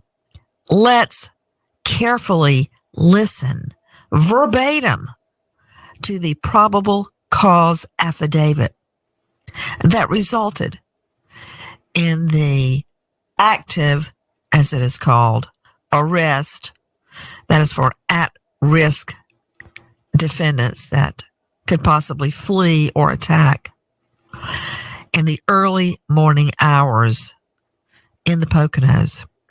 Take a listen to crimeonline.com's Dave Mack as he reads verbatim the probable cause affidavit that led to the arrest I like that. of bryankohberger. Page 1. Exhibit A, Statement of Brett Payne. The below information is provided by Brett Payne, who is a duly appointed, qualified, and acting peace officer within the county of Latah, state of Idaho. Brett Payne is employed by Moscow Police Department in the official capacity or position of corporal and has been trained and qualified peace officer for approximately 4 years. Corporal Payne is being assisted by members of the Idaho State Police and agents of the Federal Bureau of Investigation. On November 13th, 2022, at approximately 4 p.m., Moscow Police Department Sergeant Blaker and I responded to 1122 King Road, Moscow, Idaho, hereafter the King Road residence, to assist with scene security and processing of a crime scene associated with 4 homicides. Upon our arrival, the Idaho State Police forensic team was on scene and was preparing to begin processing the scene. MPD Officer Smith, one of the initial responding officers to the incident, advised he would walk me through the scene. Officer Smith and I entered the King Road residence through the bottom floor door on the north side of the building. Officer Smith and I then walked upstairs to the second floor. Officer Smith directed me down the hallway to the west bedroom on the second floor, which I later learned through Xana's driver's license and other personal belongings found in the room was Xander Kernodle's, hereafter Kernodle room. Just before this room, there was a bathroom door on the south wall of the hallway. As I approached the room, I could see. We should actually play this for the people that haven't read this, because I get plenty of people that call in that haven't read the affidavit, and I feel like they should hear it. I really do. See a body, later identified as Kernodle's, was Xander Kernodle's, hereafter Kernodle room. Just before this room, there was a bathroom door on the south wall of the hallway. As I approached the room, I could see a body, later identified as Kernodle's, laying on the floor. Kernodle was deceased, with wounds which appeared to have been caused by an edged weapon. Also in the room was a male, later identified as Ethan Chapin, hereafter Chapin.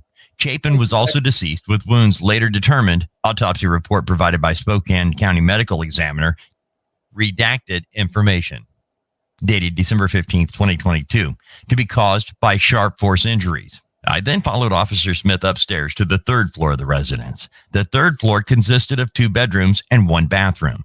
The bedroom on the west side of the floor was later determined to be Kaylee Gonzalez, hereafter Gonzalez room.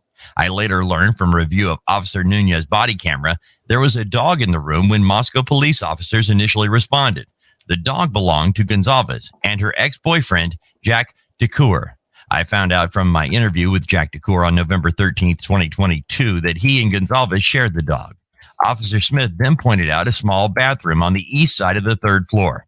This bathroom shared a wall with Madison Mogan's, hereafter Mogan bedroom, which was situated on the southeast corner of the third floor. As I entered this bedroom, I could see 2 females in the single bed in the room. Both Gonzalez and Mogan were deceased with visible stab wounds. I also later noticed what appeared to be a tan leather knife sheath laying on the bed next to Mogan's right side when viewed from the door. The sheath was later processed and had a K-bar, USMC, and the United States Marine Corps Eagle Globe and anchor insignia stamped on the outside of it. The Idaho State Lab later located a single source of male DNA, suspect profile, left on the button snap of the knife sheath. As part of the investigation, numerous interviews were conducted by Moscow Police Department officers, Idaho State Police detectives, and FBI agents. 2 of the interviews included BF and DM. Both BF and DM were inside the King Road residence at the time of the homicides and were roommates to the victims. BF's bedroom was located on the east side of the first floor of the King Road residence. Gonzalez and Mogan were at a local bar, the Corner Club, at 202 North Main Street in Moscow. Gonzalez and Mogan can be seen on video footage provided by the Corner Club between 10 p.m. on November 12th and 1:30 a.m. on November 13th. At approximately 1:30 a.m., Gonzalez and Mogan can be seen on video at a local food vendor called The Grub Truck at 318 South Main Street in downtown Moscow. The Grub Truck live streams video from their food truck on the streaming platform Twitch, which is available for public viewing on their website. This video was captured by law enforcement. A private party redacted information reported that he provided a ride to Gonzalez and Mogan at approximately 1:56 a.m. from downtown Moscow in front of the Grub Truck to the King Road residence. DM and BF both made statements during interviews that indicated the occupants of the King Road residence were at home by 2 a.m. and asleep, or at least in their rooms, by approximately 4 a.m. This is with the exception of Kernodle, who received a DoorDash order at the residence at approximately 4 a.m. Law enforcement identified the DoorDash delivery driver who reported this information. DM stated she originally went to sleep in her bedroom on the southeast side of the second floor. DM stated she was awoken at approximately 4 a.m. by what she stated sounded like Gonzalez playing with her dog in one of the upstairs bedrooms, which were located on the third floor.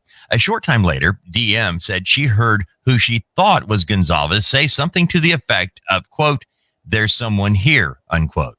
A review of records obtained for a forensic download of Kernodle's phone showed this could also have been Kernodle, as her cellular phone indicated she was likely awake and using the TikTok app at approximately 4:12 a.m.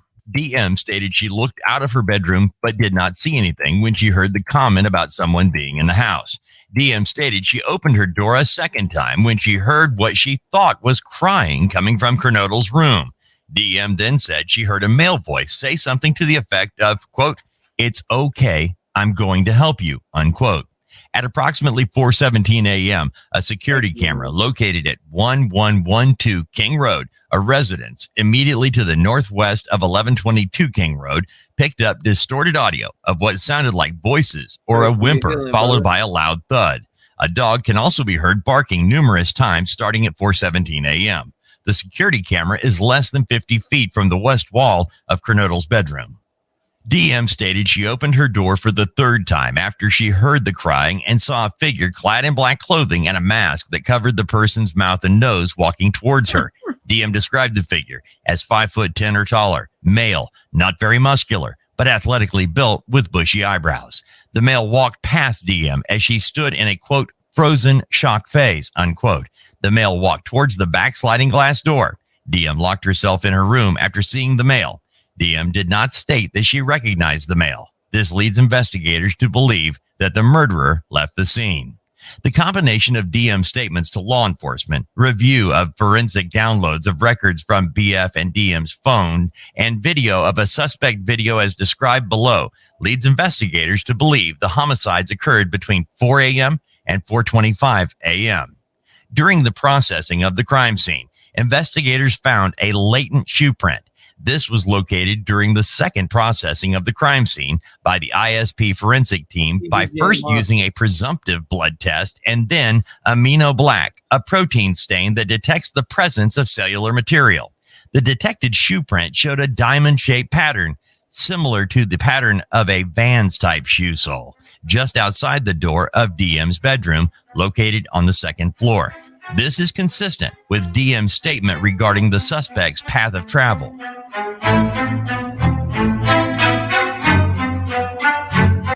Bro, I was just playing it because some people haven't heard it. So we got to be considerate of those who haven't heard it. You know what I'm saying? So that's the reason why I played this part, because a lot of people haven't heard the affidavit. A lot of people don't even read the affidavit. They make phone calls and they make statements without reading the affidavit. So that's why I'm letting it play.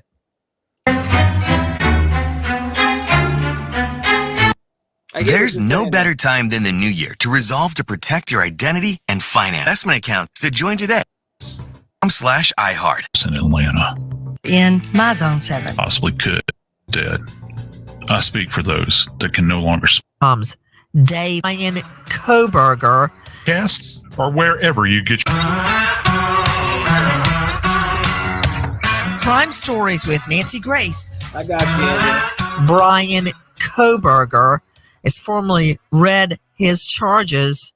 Take a listen to crimeonline.com's Dave Mack as he reads welcome, verbatim the probable cause affidavit Page 5. As part of the investigation, an extensive search, commonly referred to in law enforcement as a, quote, video canvas, unquote, was conducted in the area of the King Road residence. This video canvas was to obtain any footage from the early morning hours of November 13, 2022, in the area of the King Road residence and surrounding neighborhoods in an effort to locate the suspect or suspect vehicle traveling to or leaving from the King Road residence. This video canvas resulted in the collection of numerous surveillance videos in the area from both residential and business addresses. I have reviewed numerous videos that were collected and have had conversations with the other MPD officers, ISP detectives, and FBI agents that are similarly reviewing footage that was obtained. A review of camera footage indicated that a white sedan, hereafter, quote, suspect vehicle 1, unquote, was observed traveling westbound in the 700 block of Indian Hills Drive in Moscow at approximately 3:26 a.m. and westbound on Steiner Avenue at Idaho State Highway 95 in Moscow at approximately 3:28 a.m. On this video, it appeared suspect vehicle 1 was not displaying a front license plate. A review of footage from multiple videos obtained from King Road neighborhood showed multiple sightings of suspect vehicle 1, starting at 3:29 a.m. and ending at 4:20 a.m. These sightings show suspect vehicle 1 makes an initial 3 passes by the 1122 King Road residence and then leave via Willenta Drive. Based off of my experience as a patrol officer, this is a residential neighborhood with a very limited number of vehicles that travel in the area during the early morning hours. Upon review of the video, there are only a few cars that enter and exit this area during this time frame. Suspect vehicle 1 can be seen entering the area a 4th time at approximately 4:04 a.m. It can be seen driving eastbound on King Road, stopping and turning around in front of 500 Queen Road number 52, and then driving back westbound on King Road. When suspect vehicle 1 is in front of the King Road residence, it appeared to unsuccessfully attempt to park or turn around in the road. The vehicle then continued to the intersection of Queen Road and King Road, where it can be seen completing a 3-point turn and then driving eastbound again down Queen Road. Suspect vehicle 1 is next seen departing the area of the King Road residence at approximately 4:20 a.m. at a high rate of speed. Suspect vehicle 1 is next observed traveling southbound on Willenta Drive. Based on my knowledge of the area and review of camera footage in the neighborhood that does not show suspect vehicle 1 during that time frame, I believe that suspect vehicle 1... She can have it. That's awesome. I hope she does. She deserves it. likely exited the neighborhood at Palouse River Drive and Conestoga Drive. Palouse River Drive is at the southern edge of Moscow and proceeds into Whitman County, Washington. Eventually, the road leads to Pullman, Washington. Pullman, Washington is approximately 10 miles from Moscow, Idaho. Both Pullman and Moscow are small college towns, and people commonly travel back and forth between them. Law enforcement officers provided video footage of suspect vehicle 1 to forensic examiners with the Federal Bureau of Investigation that regularly utilize surveillance footage to identify the year, make, and model of an unknown vehicle that is observed by one or more cameras during the commission of a criminal offense. The forensic examiner has approximately 35 years law enforcement experience with 12 years at the FBI. His specific training includes identifying unique characteristics of vehicles, and he uses a database that gives visual clues of vehicles across states to identify differences between vehicles. After reviewing the numerous observations of suspect vehicle 1, the forensic examiner initially believed that suspect vehicle 1 was a 2011 to 2013 Hyundai Elantra. Upon further review, he indicated it could also be a 2011 to 2016 Hyundai Elantra. As a result, investigators have been reviewing information on persons in possession of a vehicle that is a 2011 to 2016 white Hyundai Elantra. Investigators were given access to video footage on the Washington State University campus located in Pullman, Washington. A review of that video indicated that at approximately 2:44 a.m. on November 13, 2022, a white sedan, which was consistent with the description of the white Elantra known as suspect vehicle 1, was observed on WSU surveillance cameras traveling north on Southeast Nevada Street at Northeast Stadium Way.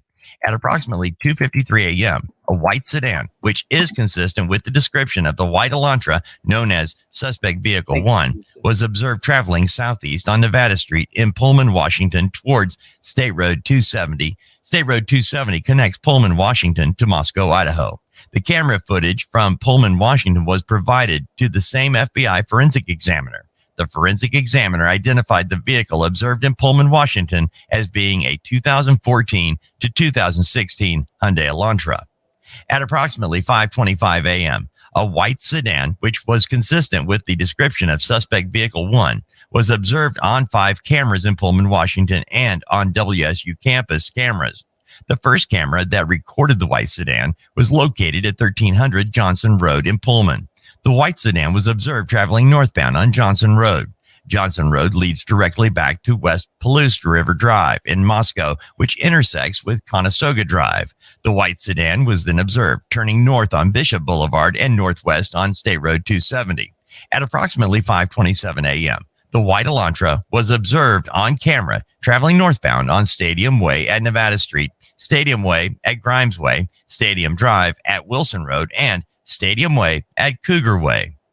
On November 25th, 2022, MPD asked area law enforcement agencies to be on the lookout for white Hyundai Elantras in the area. On November 29, 2022, at approximately 12:28 a.m., Washington State University, WSU, police officer Daniel Tiengo queried white Elantras registered at WSU. As a result of that query, he located a 2015 white Elantra with a Pennsylvania license plate, LFZ-8649.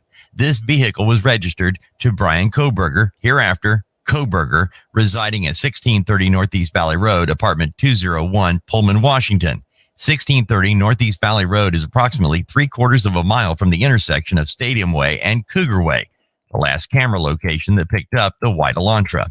That same day, at approximately 12:58 a.m., WSU officer Curtis Whitman was looking for white Hyundai Elantras and located a 2015 white Hyundai Elantra at 1630 Northeast Valley Road in Pullman in the parking lot. 1630 Northeast Valley Road is an apartment complex that houses WSU students. Officer Whitman also ran the car, and it returned to Kohberger with a Washington tag. I reviewed Kohberger's Washington State driver's license information and photograph. This license indicates that Kohberger is a white male with a height of 6 foot and weighs 185 pounds. Additionally, the photograph of Kohberger shows that he has bushy eyebrows. Kohberger's physical description is consistent with the description of the male DM saw inside the King Road residence on November 13. Further investigation, including a review of Latah County Sheriff's Deputy Corporal Duke's body camera and reports, showed that on August 21st, 2022, Brian Kohberger was detained as part of a traffic stop that occurred in Moscow, Idaho by Corporal Duke. At the time, Kohberger, who was a sole occupant of it, was driving a white 2015 Hyundai Elantra with Pennsylvania plate LFZ-8649, which was set to expire on November 30th, 2022. During the stop, which was recorded via a law enforcement body camera, Kohberger provided his phone number as redacted information, 8458. Hereafter, the 8458 phone as his cellular telephone number. Investigators conducted electronic database queries and learned that the 8458 phone is a number issued by AT&T. On October 14, 2022, Brian Kohberger was detained as part of a traffic stop by a WSU police officer. Upon review of that body cam and report of the stop, Kohberger was the sole occupant and was driving a white 2015 Hyundai Elantra with Pennsylvania plate LFZ-8649. On November 18, 2022, according to Washington State Licensing, Kohberger registered the 2015 white Elantra with Washington and later received Washington plate CFB-8708. Prior to this time, the 2015 white Elantra was registered in Pennsylvania, which does not require a front license plate to be displayed. This was learned through communications with a Pennsylvania officer who is currently certified in the state of Pennsylvania. Based on my own experience and communication with Washington law enforcement, I know that Idaho and Washington require front and back license plates to be displayed. Investigators believe that Kohberger is still driving the 2015 white Elantra because his vehicle was captured on December 13, 2022 by a license plate reader in Loma, Colorado. Information provided by a query to a database. Kohberger's Elantra was then queried on December 15th, 2022 by law enforcement in Hancock County, Indiana. On December 16, 2022 at approximately 2:26 p.m., surveillance video showed Kohberger's Elantra in Albrightsville, Pennsylvania. The sole occupant of the vehicle was a white male whose description was consistent with Kohberger. Kohberger has family in Albrightsville, Pennsylvania, learned through a TLO search and locate tool database query. Based on information provided on the WSU website, Kohberger is currently a PhD student in criminology at Washington State University. Pursuant to records provided by a member of the interview panel for Pullman Police Department, we learned that Kohberger's past education included undergraduate degrees in psychology and cloud-based forensics. These records also showed Kohberger wrote an essay when he applied for an internship with the Pullman Police Department in the fall of 2022. Kohberger wrote in his essay he had an interest in assisting rural law enforcement agencies with how to better collect and analyze technological data in public safety operations. Kohberger also posted a Reddit survey, which can be found on open source internet search. The survey asked for participants to provide information to understand how emotions and psychological traits influence decision-making when committing a crime. Yeah. As part of this investigation, law enforcement obtained search warrants to determine cellular devices that utilize cellular towers in close proximity to the King Road residence on November 13, 2022, between 3 a.m. and 5 a.m. After determining that Kohberger was associated to both the 2015 white Elantra and the 8458 phone, investigators reviewed these search warrant returns. A query of the 8458 phone in these returns did not show the 8458 phone utilizing cellular tower resources in close proximity to the King Road residence between 3 a.m. and 5 a.m. Based on my training, experience, and conversations with law enforcement officers that specialize in the utilization of cellular telephone records as part of investigations, individuals can either leave their cellular telephone at a different location before committing a crime, or turn their cellular telephone off prior to going to a location to commit a crime. This is done by subjects in an effort to avoid alerting law enforcement that a cellular device associated with them was in a particular area where a crime is committed. I also know that on numerous occasions, subjects will surveil an area where they intend to commit a crime prior to the date of the crime. Depending on the circumstances, this could be done a few days before or for several months prior to the commission of a crime. During these types of surveillance, it is possible that an individual would not leave their cellular telephone at a separate location or turn it off, since they do not plan to commit the offense on that particular day. On December 23, 2022, I applied for and was granted a search warrant for historical phone records between November 12, 2022 at 12 a.m. and November 14 at 12 a.m. for the 8458 phone held by the phone provider AT&T, approximately 24 hours preceding and following the times of the homicides. On December 23, 2022, pursuant to the search warrant, I received records for the 8458 phone from AT&T. These records indicated that the 8458 phone is subscribed to by bryankohberger at an address in Albrightsville, Pennsylvania, and the account has been open since June 23, 2022. These records also included historical cell site location, CSLI, for the 8458 phone. After receiving this information, I consulted with an FBI special agent, SA, that is certified as a member of the Cellular Analysis Survey Team, CAST. Members of CAST are certified with the FBI to provide expert testimony in the field of historical CSLI and are required to pass extensive training that includes both written and practical examinations prior to being certified with CAST, as well as the completion of yearly certification requirements. Additionally, the FBI CAST SA that I consulted with has over 15 years of federal law enforcement experience, which includes 6 years with the FBI. From information provided by CAST, I was able to determine estimated locations for the 8458 phone from November 12, 2022 to November 13, 2022, the time period authorized by the court. On November 13, 2022 at approximately 2:42 a.m., the 8458 phone was utilizing cellular resources that provided coverage to 1630 Northeast Valley Road, apartment G201, Pullman, Washington, hereafter the Kohberg residence. At approximately 2:47 a.m., The 8458 phone utilized cellular resources that provide coverage southeast of the Kohberger residence, consistent with the 8458 phone leaving the Kohberger residence and traveling south through Pullman, Washington. This is consistent with the movement of the White Elantra. At approximately 2:47 a.m., the 8458 phone stops reporting to the network, which is consistent with either the phone being in an area without cellular coverage, the connection to the network is disabled, such as putting the phone in airplane mode, or that the phone was turned off.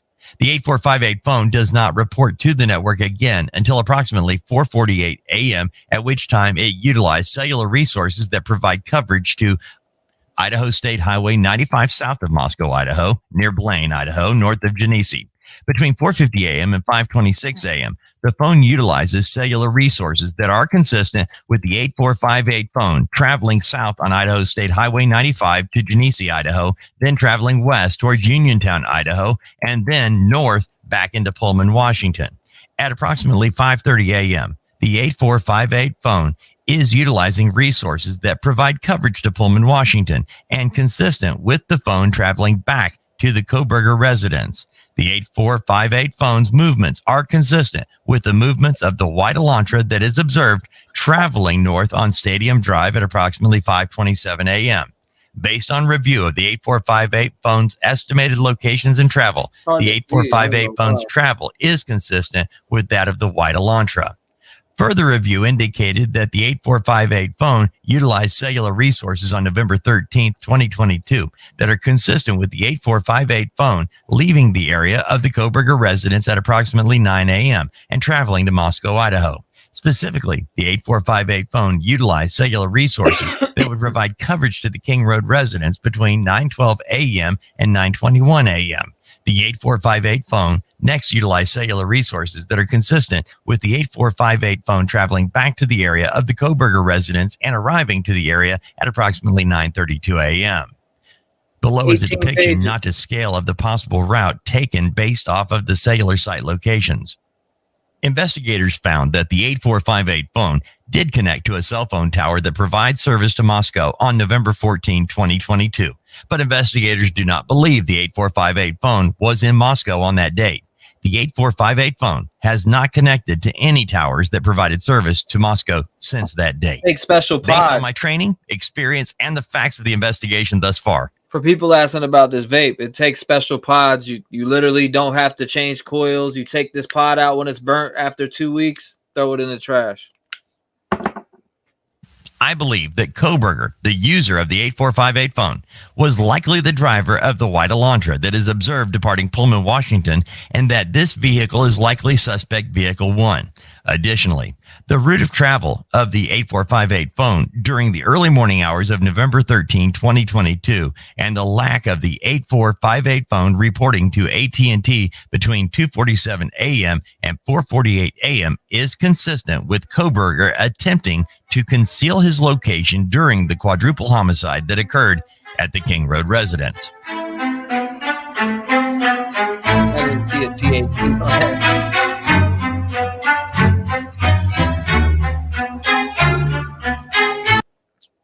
Rocked by death. Scott Morgan. Crime story. Respective location information and a pen. Page 16. On December 23rd, 2022, I was granted a search warrant for Kohberger's historical CSLI from June 23, 2022 to current, prospective location information, and a pen register trap and trace on the 8458 phone to aid in efforts to determine if Kohberger stalked any of the victims in this case prior to the offense, conducted surveillance on the King Road residence, was in contact with any of the victims' associates before or after the alleged offense, any locations that may contain evidence of the murders that occurred on November 13, 2022, the location of White Elantra registered to Kohberger, as well as the location of Kohberger. On December 23, 2022, pursuant to the search warrant, I received historical records for the 8458 phone from AT&T from the time the account was opened in June 2022. After consulting with CAST SA, I was able to determine estimated locations for the 8458 phone from June 2022 to present, the time period authorized by the court. The records for the 8458 phone show the 8458 phone utilizing cellular resources that provide coverage to the area of 1122 King Road on at least 12 occasions prior to November 13, 2022. All of these occasions, except for one, occurred in the late evening and early morning hours of their respective days. One of these occasions, on August 21st, 2022, the 8458 phone utilized cellular resources providing coverage to the King Road residents from approximately 10:34 p.m. to 11:35 p.m. At approximately 11:37 p.m., Kohberger was stopped by Latah County Sheriff's Deputy Corporal Duke, as mentioned above. The 8548 phone was utilizing cellular resources consistent with the location of the traffic stop during this time, Farm Road and Pullman Highway. Further analysis of the cellular data provided showed the 8458 phone utilized cellular resources on November 13, 2022, consistent with the phone traveling from Pullman, Washington to Lewiston, Idaho via U.S. Highway 195. At approximately 12:36 p.m., the 8458 phone utilized cellular resources that would provide coverage to Kate's Cup of Joe coffee stand located at 810 Port Drive, Clarkston, Washington. Surveillance footage from the U.S. Chef store located at 820 Port Drive, Clarkston, Washington, and adjacent to Kate's Cup of Joe showed a white Elantra consistent with suspect vehicle 1 drive past Kate's Cup of Joe at a time consistent with the cellular data from the 8548 phone. At approximately 12:46 p.m., the 8458 phone then utilized cellular data in the area of the Albertsons grocery store at 400 Bridge Street in Clarkston, Washington. Surveillance footage obtained from the Albertsons showed Kohberger exit the white Elantra consistent with the suspect vehicle 1 at approximately 12:49 p.m. Interior surveillance cameras showed Kohberger walk through the store, purchase unknown items at the checkout, and leave at approximately 1:04 p.m. Kohberger's possible path of travel is depicted below, not to scale. Additional analysis of records for the 8458 phone indicated that between approximately 5:32 p.m. and 5:36 p.m., the 8458 phone utilized cellular resources that provide coverage to Johnson, Idaho. The 8458 phone then stops reporting to the network from approximately 5:36 p.m. to 8:30 p.m. That is consistent with the 8458 phone being the area that the 8458 phone traveled in the hours immediately following the suspected time the homicides occurred.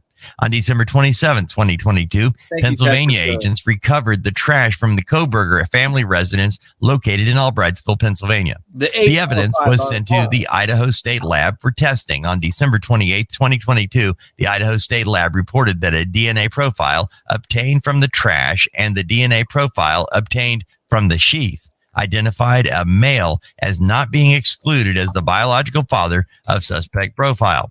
At least 99.9998% of the male population would be expected to be excluded from the possibility of being the suspect's biological father. Based on the above information, I am requesting an arrest warrant be issued for Bryan C. Kohberger, DOB 112194, for burglary at 1122 King Street in Moscow, Idaho, and 4 counts of murder in the first degree for the murders of Madison Mogan, Kaylee Gonzalez, Xana Kernodle, and Ethan Chapin.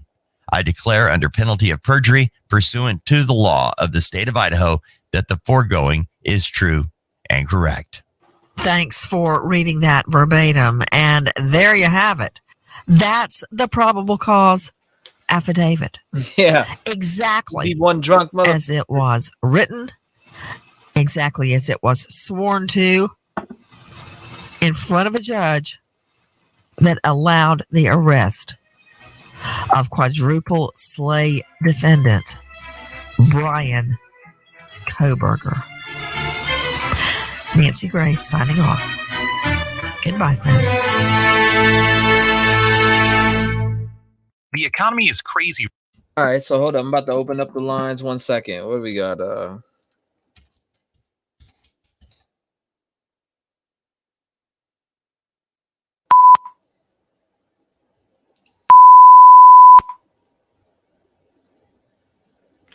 Yeah, I think I need to download that one for when people are cussing. Just hit the... You know what I mean? Put that one in the box. Beep. Somebody comes on cussing, you know? No, I'm just playing. All right. If you want to call in, make sure you call in. Let me exit that. Let's get the timer ready again. Let's take a couple phone calls. Now that some people have heard the affidavit, I know some haven't.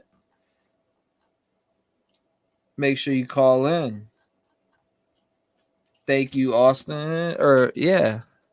Austin, maybe. I think I'm butchering your name. Say goodbye, friend, says April. All right, hold up. Yeah. We just got into it with that bitch. What? We just got into it with that bitch. What do you mean? That bitch Robin that dated my grandpa, the hoe. She just started sharing a bunch of my aunt's pictures talking shit. I said, bitch, I'm coming to your house. I'm going to beat the fuck out of you. This bitch blocked me. Nikki called her. We went outside. We were right at her crib. It's actually my grandpa's crib. Yeah. And Nikki was like, you need to come outside because my niece wants to beat your ass. And she straight blocked us, shut the lights off, and that motherfucker did not come out. What did you drink? Because she's online talking shit about my grandpa who's dead. But really, people don't know the truth about you. You're supposed to be a politician, right? You want a clean, squeaky background. Nobody knows that this bitch is a whore, that she cheated on her man for years, that she don't have no type of position and none of the government shit. My grandpa's what got her there. I don't give a fuck. I'm exposing this bitch already. I don't care if nobody hears me. She's lucky I don't beat her face in. And if I see her, I'm going to. I will gladly sit in jail. I will fucking cuff myself. But I'm beating this bitch's face in. And that's a promise. I promise that. All right. Drink some water, baby. Oh my God. Yeah. There's the bleeps for you right there. She ain't playing. That story's deep. And here is a much needed phone call. Detective John, Detective Juan. Call from Detective John. To accept, press 1. What's up, Detective Juan? What's up, brother? That was awesome. That was awesome that you played that from Nancy Grace. A lot of people that didn't have the opportunity to read that. Yeah. PCA got to actually hear it. Some people don't like to read. That's 19 pages. I mean, there's a lot of people that wouldn't read that. So yeah, ain't no doubt. That was good that she did that, for people as well, because they can actually understand what took place. but I gotta address this Christopher guy. I'm sorry, man. I hate to condescend to even reply to this infantile individual, but I am like, what is he talking about? I've never purported to be right about anything. I'm giving my opinion, and you know what? He's saying I'm wrong about everything. I don't really recall me being wrong about anything. I've called out a lot of stuff, but whatever. He's got his mommy with him going to in front of a DEA agent, so he's been popped for dope. So he takes his mommy with him with his high $1,300 an hour attorney. He's got to have his mommy. So the $10,000 that he owes me, don't even bother, bro. You've got all the info. Send it to him. I don't need to send him anything. I don't need to prove anything to him. I don't want to take his mom's Social Security money. I mean, I'm sorry. This guy is a clown, and you've not heard me, say anything bad about anybody. But good God, he's got anger management problems too. He's angry. Yeah, let's talk about. He's hangry. He's hangry or something. But anyway, listening to that being read, that was great for people that didn't get the opportunity to read it. That's why I played it, because some people can't. You got people with disabilities out here. Some can't read. Some, you know what I mean. So it's good for people to actually hear it. And some people may not have read it. You know what I mean. So that right. Was, and he articulated it very well. So anyway, that's all I wanted to say, man. But if there's anything anybody wants to ask or you want to ask, or what have you, I'm always here for you, brother. Yeah, ain't no doubt. But that guy attacking me for no reason is uncalled for. Oh yeah, I don't know what his problem is. I do not know what his problem is. He's a child, as far as I'm concerned. You might have to look up infantile, because he may not know what that means, or condescending. or patronizing, because that's what he does to you. Is he patronizes you, tells you how much he loves you and stuff. So I mean, hey, you know, I know those type of people. He's a manipulated person. Probably manipulated his mama to pay for his attorney, his $1,300 an hour attorney. But maybe the IRS should be on him, because if he's got $1,300, if you can afford a $1,300 attorney, and he was slinging dope and he got popped by the DEA, I'm sure the IRS is probably already on his ass. Yeah. So give me a call, Chris, or you know, put him in touch with me, man. I'll send him what I need so he can pay up that 10 grand. I'd love to take his damn money, but I just don't want to take it from his mommy, because I know that's probably where he's getting it from. Yeah. Anyway, Chris, have a good night, buddy. Hope you don't feel too bad when you try to sleep. You probably won't sleep tonight because I roasted your ass. Damn, man, the moon is out. Is there a full moon outside tonight? Or am I the only one in a good mood, man? I'm in a great mood, man. Little infantile people like that don't bother me one bit. Not one bit. But I gotta respond, because I know he's got his mommy on here typing right after him. Oh, I love Chris. And he's probably got like 4 or 5 ghost names on here as well. You know. Oh man. Yeah. Oh, also for the record, Detective Juan, he sounds like a funny. That's what? Just the Detective Juan, the guy Detective Juan that's on here on chat, is not me. Oh yeah, just for people to know. Yeah, that's not. And me and Trev got it. He jokes with me on it because that guy came up with that name. I seen Detective Juan. I thought it was funny. Yeah, I appreciate it. I thought it was funny, but yeah, no doubt, man, no doubt. But I wanted to say something too about the case. You know, Nancy Grace alluded to the fact that, you know, he's got the head PD. Here's the deal. No one's been able to talk to him in jail yet.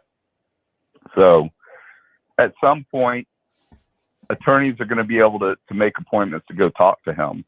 So if a PD stays on this case, I'll be pretty surprised. It very, very well may happen, but there's just too many high-dollar attorneys out there that will certainly want to take this case. So as soon as they get a chance, I guarantee they're already typing up letters, if not already sent one. Yeah. You know what I mean? Hey, I am out of the law firm of California. I'm willing to come down there and absolutely. You know, I got a degree over there in Idaho, and I'm ready to. You know, that's guaranteed. Yeah, that's absolutely what I just guessing. Predict is probably going to happen. You know, it's not unlikely for sure. I think it's most likely that another attorney is going to try and take the case, a high-dollar attorney. But hey, could be wrong. Like I said, Chris, don't eat me up on that one if it doesn't happen. But his high-dollar attorney was certainly wrong. Oh, and the PCA, the probable cause affidavit, was used for the extradition that Chris said would never happen because he was going to fight extradition. That PCA affidavit was also used in Pennsylvania to show probable cause that Chris seems to like to throw the word out, PC. So the PC affidavit was Did it used go to over prove my him. head that he said he was a lawyer? Did he say he was a lawyer? No, he's not. I think people think he's saying he's a lawyer. He's not a lawyer. People are referring to him as a lawyer, you know, the cop against a lawyer, but no. It's like it's like y'all stuck a bar in front of me, man. You're like, hey, you know, Chris is over here. I love you, guy, and I got Detective Juan over here. Like, man, yeah, you rock, but Chris, I want my 10 grand, man. It's like he's a convicted felon, it sounds like to me, and he was popped by the DEA and got a high-dollar lawyer that he loves and that he asked questions about this case who gave him the wrong advice. Well, shit, man. How about this? We, you know, I'll give you his number, and you can shoot him an unknown call, and y'all can hash out that deal. Nah, the only person I need to prove anything to is you. You have everything you need. Well, I've been seen it, or else we wouldn't have. You know what I mean? To certify to the people on here that I am who I am, and you know, I'm not saying I'm the most qualified detective. I'm not saying any of that. I have many years of experience, and that's all I can offer. And I know how the court system works. No, we already know that, but I mean, hey, you're gonna have people that are just, no matter what you provide, you could provide a picture, you can come up here and dance like this with your badge on, and you could do 50 million different things, and you could wear the shit on your chest. Fucking, you could come up here and show it in 50 million different ways, and and blow it up on a big screen, and you're still gonna have people that say, "Man, he had that made by a conspirator." Yeah. And the show is not about me. It's about this case. So I just wanted to clear that up, but, I can give insight if I'm asked. And, we've talked a lot about how this case is going to progress. And I think we've all done a good job. The callers are great. Everybody's got their own theory, and, you give them the platform, and that's awesome. Ain't no doubt, man. Ain't no doubt. Everybody's gonna have their own different stuff, man. All right, everybody have a great night.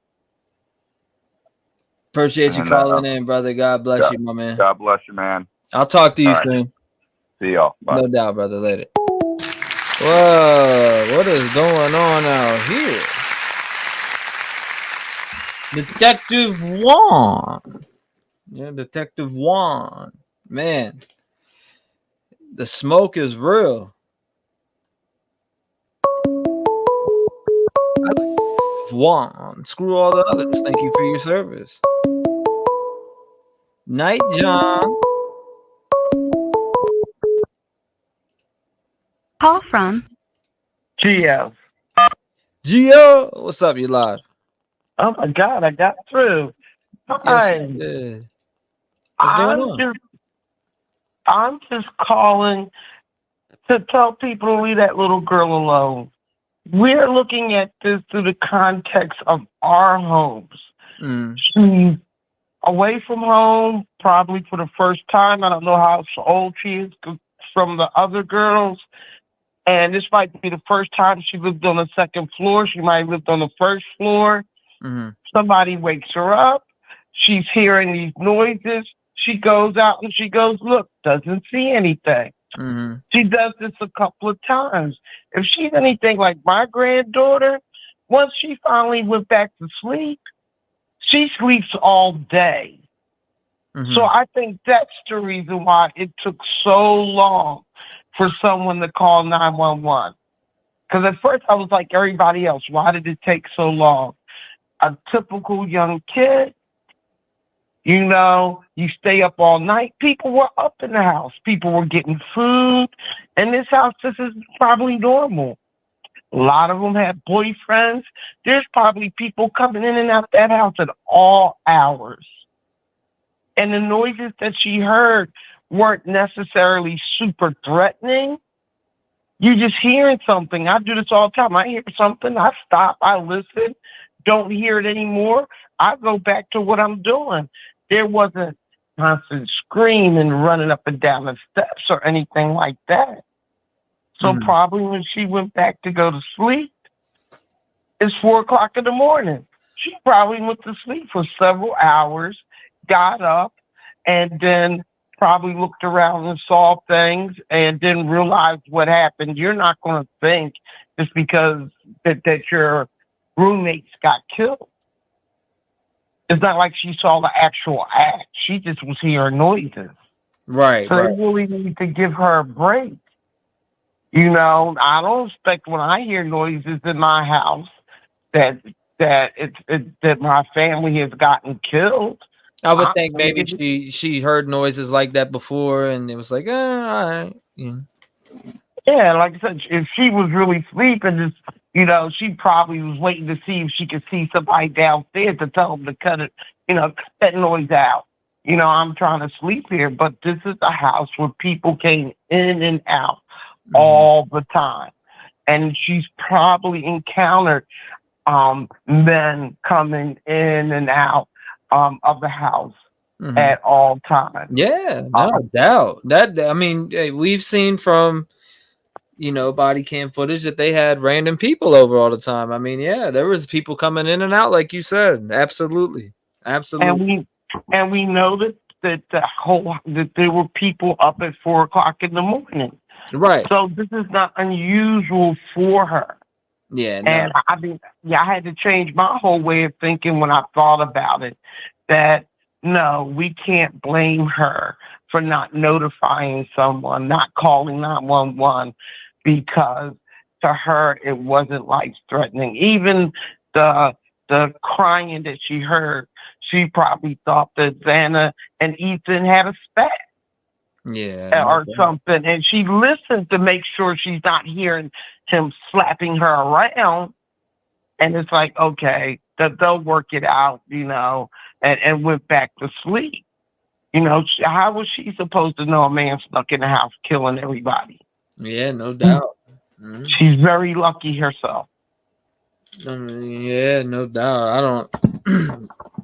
With the mask thing, that's the only part that confuses me. But well, what type of mask? But yeah, exactly. Though that'll be another thing that answers question. What type of mask did he have on? Because if if my family has a cold or I have a cold with COVID going around, like you said, a lot of people are still wearing masks. Absolutely. Here, every day, almost. When I went to Walmart earlier, I'd say 35-40% of people I walked by, some didn't have masks, but some did. And you're in a cold climate. So even if he had the hoodie thing on with the eyes just showing, maybe he thought it was extra cold and was going out. But my whole point is, unless they said that she seen him with a knife and she seen him covered in blood, that's a different story. We don't know the whole story. They just put a snippet to say that he was seen. Right. No, you're right about that. Yeah. So we don't have the whole story. So yeah, we they just put enough out to secure the arrest and make sure that the man doesn't walk free until everything is examined. Yes. And so we need to leave these 2 other girls alone. Like I said, we don't know the whole story. We don't live in that type of house. Mm-hmm. I'm going by a mother in a house where you're in my house by a certain time, the doors are locked. If I seen somebody walking through the house with a mask, strange man, yes, I'm calling 911. I don't live in a house with 5 young girls who have boyfriends who stay up until 4 o'clock in the morning ordering DoorDash and all that other type of stuff. So like I said, that's something that was normal. She did check on, I heard something, listened, and I do this all the time. I hear something, I stop, I listen. If I don't hear it again, I'm like, okay, it must not have been nothing, and go back to sleep myself. Mm-hmm. So she did peek out. She didn't see anybody. Yeah. You can't fault her for not noticing, not knowing. No one expects someone to come in your house, no matter what type of house it is, and killing people. Yeah, no doubt. Get a dog barking is probably nothing new. Come up in this house breaking in with that, you're going to get your ass shot and killed. But she didn't know anybody broke in. Ain't no doubt. How did she know that Ethan didn't have one of his boys stop by to pick something up or drop something off? They just didn't walk into the door to leave. Mm-hmm. How do we know? Yeah, we don't know. You're right. So they need to give the girl a break because she's going through enough. She doesn't need I even think Dylan, or I even think Bethany's going through it, even though, you know what I mean? I think she's replaying that night over and over in her head, too. I think they both are. But Dylan's getting the worst of it. Yes, because she actually saw something. And in our minds, because we know that there was a murder. She didn't know there was a murder. So we're like, why didn't you call 911? Mm-hmm. But we know she didn't. I'm sure if she thought that there was somebody in there killing someone, she would have locked that door and called 911. but she didn't know. She heard random sounds. That's a good point, and I'm glad you made that. Thank you for calling in. I appreciate you. Where you calling in from? I'm calling from Philadelphia, Pennsylvania. Well, shout out to you out there in Philly. I've been out there quite a few times. Lived in Allentown. Wasn't that far from there. That was not. And my granddaughter's laughing at me. But it's okay. You have a good night, and Yes, thank you for letting me get this off my chest. Yes, ma'am. Yeah, you're more than welcome anytime you want to. God bless you, and thank you for having a voice in the community, ma'am. And stay safe, lock your doors, and protect. Yeah, you too. Thank you, man. Shout out to her. Good call. 219-885-9693. Who can squeak through? Matter of fact, who cannot squeak through? Who can shut this down? What is it, 7 hours? I think it might be time to shut down because 7 hours. Yeah, I'm gonna go chill for a little bit. It is late. It's time for me to go chill for a little bit. But yo, I'll holler at y'all. Love y'all. I'll end y'all off with this here. Set your goals, set them high, and make sure that you conquer them. Maybe. Maybe not. Maybe fuck yourself. Yeah, I got goals. And you know what? I was trying to help a lot of people and not worried about myself, not pushing forward, not worried about my grind. I put everyone before me. And I promised myself when I woke up on my 32nd birthday that I would make a change. And I'm gonna stick to that. People need to understand that I put my energy and everything that I have in my soul into this music shit. I live, I breathe it. I got this music running through my soul. You may never know. Step away, cause I see the fake. Foot up to his throat. Anybody stepping in my lane, they gon' catch the smoke. Got my goals and I'ma stick to it. I ain't playing hoes. Listen, homie, I ain't playing around and run circles around these fucking clowns. Plus, anytime that they talk shit, they know I'm ready to go walk them down. I do what I do with the best style. Say the shit with my chest style. Fuck my mind, you get stepped on. I run the track with no legs on.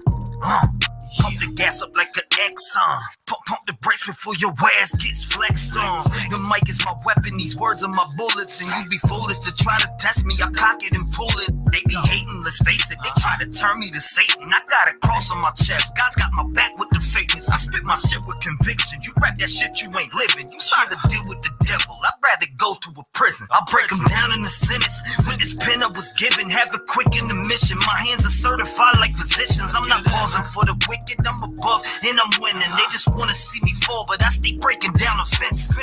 Over the years, people always wanna get at me. No matter what, they try to turn me to an enemy. I had a lot of folks become a fucking friend of me. They stab me in the back once they get every bit of me. Get rid of it, I'm done, dog. Back away, cause I'm pissed off. You better stay your way. If you know what's up, you better get lost. I'm the big boss, call me Jigsaw. When they get a taste, it's like withdrawals. I could chop through any beat like a swing around blade from a fucking chainsaw. Back up, act up, run them over like a Mack truck. The only time you seen a G is from that keyboard that you whack from. Homie, I've been through the struggle, overcame all of the stumbles. If you ain't made a mistake, then you ain't never see trouble.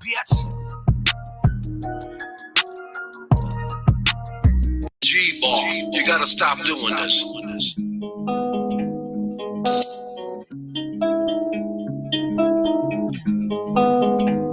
Look. All my life has been neglection, so now I pick up the pen and use it as a weapon. Yeah, you can see that I'm affected. People getting killed for nothing but obsession. You need to look at your reflection and decide who you are. Stop acting disconnected. Got mothers killing kids. People kill to live. Well, I be on the mic, speaking how I live. Every day I wake up, it's another person that's dead, and YouTube has to solve it because the law is filling kids. I'm disgusted at the evil in the end, and if you connect the dots, you'll see the vision in your head. Why do people die as victims to the streets? They wonder why I'm up all night and can't sleep.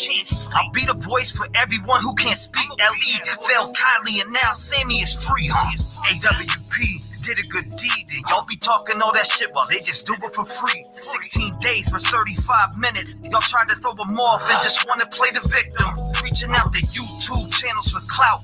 I wouldn't check it. TV if I went in your house. And SF Investigate, stay sending out the hate. Why you mad at Doug and Nick for finding Kylie in the lake? Make it make sense. You're a fake bitch. You were there for money and now you're mad over fake shit. And that's something I can't relate with. Zero emotion from the mom or the statements.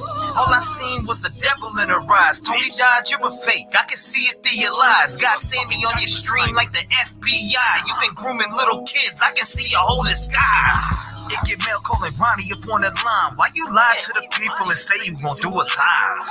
Santa Mae out here looking extra sus. Got an arrow on the ground pointing towards Kylie's truck. Then you wanna come and up church. I think your butt hurt. You tried to blame the man for your dog but couldn't find the dirt. I guess that's what they mean by the trucky way. If you step foot in the town, you might die from foul play. And I don't know what to say, but I can feel it through my soul. She didn't drive in LA. So y'all can try to go convince somebody else, cause I'm not falling for that shit. The autopsy really smells. See, let me explain what I'm talking about, man. And you know what I'm talking about. No water in the lungs. Y'all test for the weirdest shit. I guess it is the trucky way. You gotta stop doing this. I mean, I really guess this is...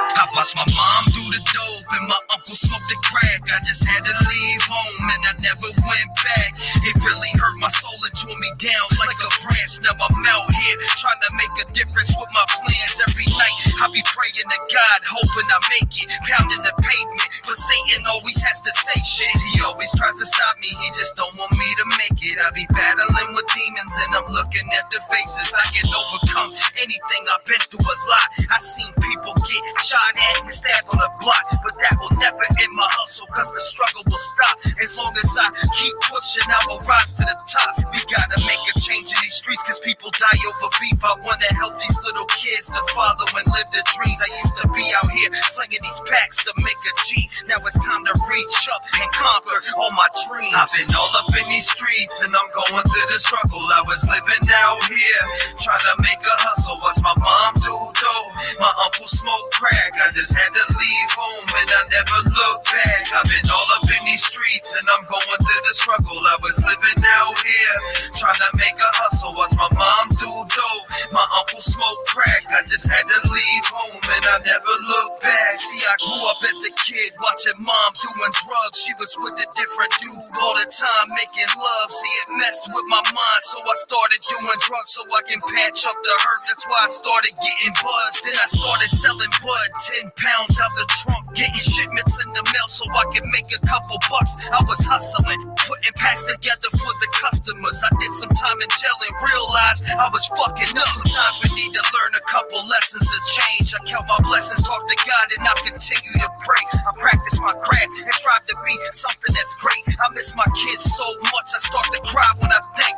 Tears rolling down my face, eyes watered looking dazed, but I keep my chin up no matter what I think. I can't wait for the day I get to hug them every day. Daddy misses you so much, now I don't know what to say. I've been all up in these streets and I'm going through the struggle. I was living out here, trying to make a hustle. Watch my mom do dope, my uncle smoke crack. I just had to leave home and I never looked back. I've been all up in these streets and I'm going through the struggle. I was living out here, trying to make a hustle. Watch my mom do dope, my uncle smoke crack. I just had to leave home and I never looked back.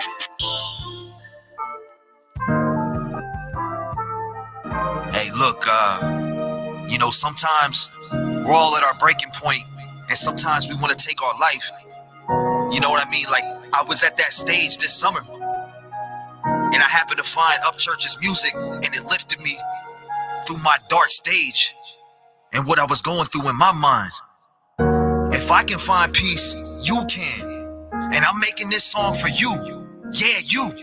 The one going through it, the one struggling, the one feeling like this is the last day, the last piece of air that you're gonna take into your lungs.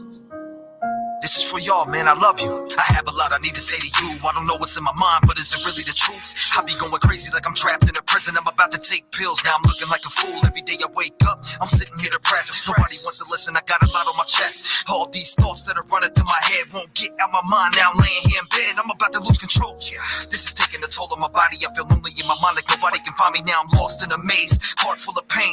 Every single day I become more afraid. I look at myself and I hate what's displayed. I wish I could rearrange the thoughts in my brain. I'ma be a voice for everybody struggling, going through life, wishing that they were never made. I'm sitting here talking to you, would you please listen? My mind isn't capable, the walls are like a prison. I feel like everything is falling, nobody gets it. And when I talk to God, I just don't think he listens. Where were you when I was looking up to you for help? Where's my mom? The drugs got us stuck in a cell. But I can't help but feel like I'm the one that fails. Is this what it feels like when you burn in hell? Everything feels like a knife in the heart. No, why does every thought I had gotta be so dark? Everyone around me always tells me that I'm smart, but then I take a look in the mirror and the past always sparks. It sparks, man. I spill my heart when it comes to making music. But all my life, everything's been so abusive, and I can't get away from it. That's why I'm always losing. Every decision that I make always shows its proof. I don't really know, but I'm going with the flow. Every day I wake, I just keep my eyes closed, cause I can't go through this anymore. The pain in my heart drives me to the flow when I'm losing it. I don't know what to do with this. Everything is so ludicrous. I feel it when it moves within. The walls are closing on me and I really wanna change, cause every day I wake I'm going through this fucking pain. My body feels numb, that's when the thoughts enter my brain. I just wanna shut them off and let the picture pass. Look, I'm getting sick of it. Every day gets ignorant. I move one step, but then it's like I went and pitched a tent. No, I'm stuck in the mud and I can't move a bit. Every day is misery, but I'ma speak to my kids. Daddy loves you. I know that I ain't been the best. I love you. I feel like I failed, so now I wanna lay and rest. I gotta go. Maybe I need help, but now I'm thinking death. I gotta die. Nobody loves you till you're hanging up by your neck. Why do we have to die to be the best? Why can't God call us back or even answer texts? Please answer me. I spent many nights on my knees praying that Jesus would come take us to the light so we can go and rest.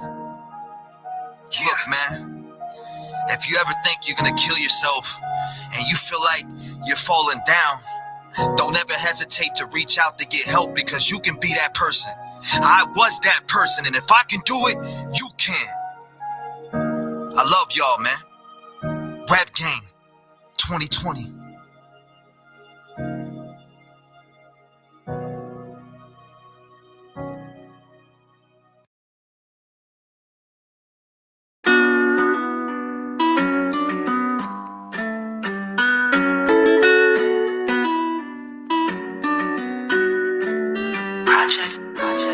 A lot of people try to come and put a stop to me, but I've been running through these beats kinda like a rocky scene. When I take over, they'll probably say it's a robbery. I'm sick of all these actors are lacking, living in mockery. I came up out the jungle, in and out of the poverty, training like Miyagi to make it out this economy.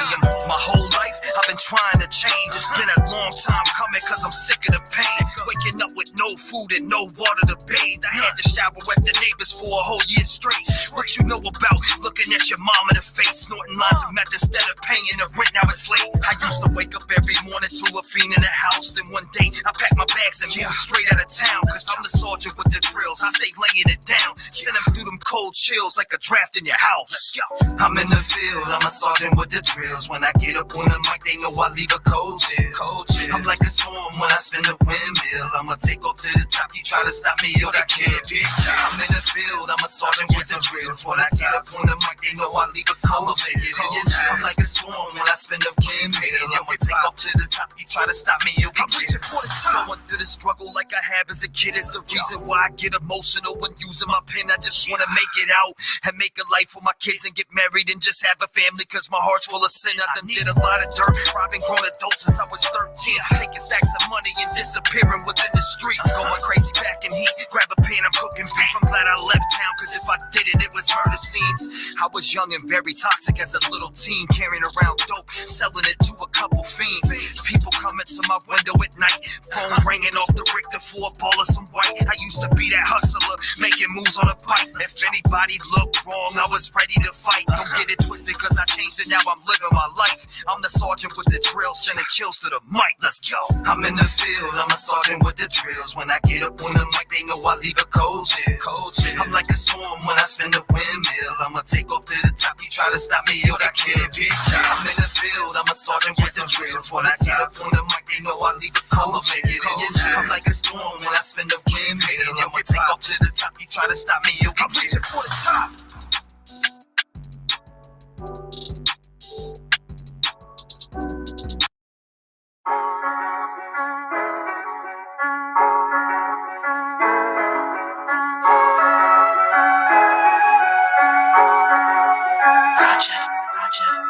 Baby girl, you're the best in the world. Got me riding around the city with my mind in a whirlwind.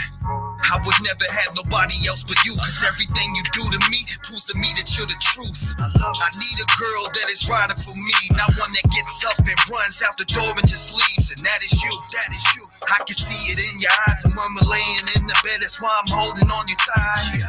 Everything you do to me is feeling right, that's why I wrote a couple lyrics and just talk behind this mic.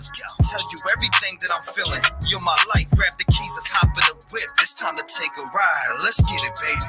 Baby girl, you know I'm with it every time we take a ride. I got you going through the city, baby girl. I want you by my side and I would never have nobody else come into my life, baby girl. Baby girl, you know I'm with it every time we take a ride. I got you going through the city, baby girl. I want you by my side and I would never have nobody else come into my life, baby girl. I don't need no one else to come in my life, cause I'm loyal to what is mine. If it's us, then you're my sign. I've been played so much that I'm tired of all the lies. All I really wanna know is if you're along for the ride. Baby girl, you're the best of me, so anybody tries to end us, then they're dead to me. Everything I give to you is the best in me, so why would I leave your side? I need you next to me. A lot of people try to knock us down, but I won't let it happen. I'm the captain of the ship and I'm controlling if it's crashing. Now it's 50-50 when it comes to me and you. As long as you don't cheat on me, I'll never go on cheat on you, baby. Baby girl, you know I'm with it every time we take a ride. I got you going through the city, baby girl. I want you by my side and I would never have nobody else come into my life, baby girl. Baby girl, you know I'm with it every time we take a ride. I got you going through the city, baby girl. I want you by my side and I would never have nobody else come into my life, baby girl. Now I'm cruising through the city while you hold my hand. You and I forever, I can never make no other plans. Baby got me going crazy, I'm in love again. But this time it's different and I feel it, let's not pretend. The same ones that are hating on me and you just wanna see us broken up cause they hate their life. And it's true, you got the key to my heart with the lock on the gates. There's no woman that can take me, you will never replace. I'm committed to the people that I love. I stand by the side in every situation, no matter what. You can be wrong or right, and I'm still gonna fight. That will never change. That's the way I live my life. Let's get it, baby. Baby girl, you know I'm with it every time we take a ride. I got you going through the city, baby girl. I want you by my side, and I would never have nobody else come into my life. This is Dave Jackson with YouTube News, and I wanted to report on a few artists here by T-Rev. T-Rev was calling them out. They're definitely buying views. We went and looked at their social blades, and it's 100% fact. They're really doing it. Look. Unique. Listen to me when I get on these beats. I'll put you to sleep with a pillow for free. I say what I say and I live what I speak. I don't give a shit about none of your beef. Ride with the heat, I'ma show you what it be. Evidently, you came around fucking with me. I'm talking to peace, I'm not trusting the streets. Everybody is a thug till they get put to sleep. Definitely moving ahead of these. I got the energy, I got the remedy. You will eventually see that I'm mentally on another level that you will never see. I got the legacy, this is the better me. Give him the beats like I'm swinging the enemy. You ain't a friend of me, you just pretend to be. Give him a Grammy, he's acting tremendously. Why you gotta fake shit? Take a hack out, give your ass a payslip. You dumb man still stuck in the basics. One flow and you never really say shit. Told maybe drag your ass out of basement. Me this Timberland boot, I'm in to shake shit. From the streets, I had to hustle just to make it. Flipping packs on the first is when we pay rent. What you know about it? At 13, I was taught how to make sense. You were in school playing with a paint pen. I was on the block really serving many men. By the way, I think you owe me like 50 cents. I am your boss, cause I got the sauce. Hop in my way, then you stick to a dog. You're taking this loss. I'm in the field, snagging this shit like my name anymore. Baby, back at it like a crack addict. Gotta jump like a jackrabbit, cause I'm that savage. If you ever wanna stab at it, take a pass at it. I'm running tracks like school, cause I'm fast at it. Vividly sick of your history. I got no sympathy. You live in misery, lacking consistency. Fuck the publicity, exposing your history. You was a bitch to me, come and get rid of me. You don't really wanna try that. Fuck around, you be stuck to the fly trap. Uppercuts make you wiggle from the contact. We ain't from the Bronx, but you know I got a bomb that. Humidity, I got the chemistry. This ain't a trilogy. We got the victory. Fuck all the industry. I'm independently signed to myself and I got all the infantry. Written ahead of my prime. I really think it's about that time that I take one of these rappers and put them in the back, cause they literally buy views from online. People respect this. I'm a neglected and tell the whole world you're faking your checklist. I'm eating my breakfast. I bet you regret this. Every single one of you gonna regret this, man. You disconnected from reality, and that's a fact. You need to get back in tune, but it's too late for that. Buying views and box for clout like it's gonna make a stack. You would really let your tonsils get poked for a couple racks. You're the type to buy 100,000 views and share the news to your people like you're making big news. Or some psycho motherfuckers probably posted by school. I bet you shoot the bitch up to see your face on the news. Is my face on the news yet? Oh my god! We them boys, what is up? We them boys, what is up? We them boys, what is up? What is up? Red gang, use crews, riding tough. Keep it lit up in this bitch, smoking blunts, fly stick. Catch a bullet when I pull it out the trunk. Ain't riding deep like my name was Donald Trump. Keep the party on fire, raise the roof on these chumps.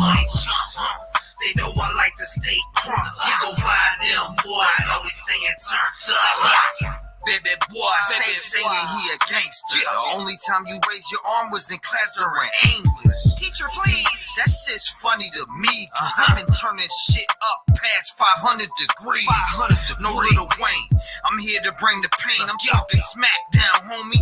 Here comes the pain. When you walk up in the building, they start laughing major pain. And you look me in the eyes and understand it ain't a game. I raised the roof, no Luther Campbell. Got you looking super. Took a dab, then you scrambled. Looking like a quarterback, but always getting fucking sacked. Weed looking like war shit when you brought it out the bag. I heard your best friend played with Reggie Miller. Well, I got LeBron James. Come and see me for the killer. We them boys turning up, going crazy like gorillas. Come getting crazy, cause them boys will fucking kill you. They will kill you. We them boys, what is up? What is up? Red gang, use crews, riding tough. Keep it lit up in this bitch, smoking blunts, pop shit. Catch a bullet when I pull it out the trunk. Ain't riding deep like my name was Donald Trump. Keep the party on fire, raise the roof on these chumps. They know I like to stay crunk. We go by them boys, always staying turned up. Take on with the sides, huh? Louis Beats.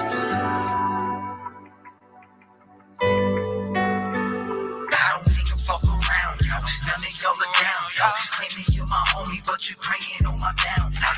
Block up, make his fucking face, see the ass fall. Staying in my lane, you stay in yours, and that's just that. You stay in your lane, and I'ma stay in mine. I'm out here getting to this paper like the New York Times. A lot of people wanna see me take a fall, but I done rose above it all. Middle finger to them loud. Fuck 'em. They need a couple blessings, so I'll teach them a lesson. Benji behind the keys in the street, you're a peasant. And I just use what God gave me. I love what he left. I feel the passion in my soul, but y'all wish that it left. But I don't give a fuck about you little punks, cause all you do is run around and wait for me to pop up. You put it around your mouth, but who's the one that's on my page? All you suckers really do is try to bring around the hate. That's why I lock you at the gate. Separate all the snakes, throw them all in the pit, and watch them burn with the fakes. I sat back for a couple of months just to see who was real. Now I know all the runts. Let's go. Fuck around, yo. Now they all are down, yo. Claiming you my homie, but you praying on my downfall.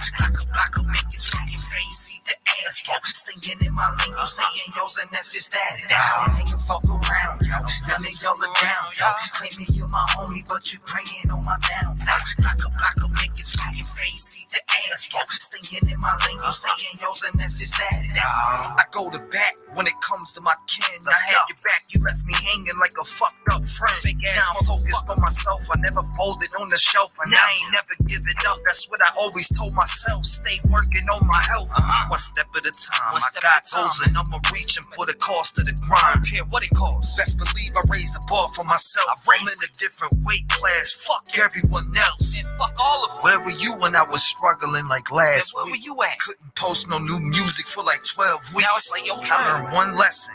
There's a ton of shit people out for themselves, so I just let them be. I had to learn a lesson to understand what I had. This whole time I had this music shit here in the bag. Man. Me up like Trev, I'm glad you're back. I never disappeared, homie. I was just leaning back. Ain't no fuck around, yo. None of y'all are down, yo. Claim me you're my homie, but you praying on my downfall. Block a make his fucking face, see the ass, yo. Staying in my lane, you stay in yours, and that's just that.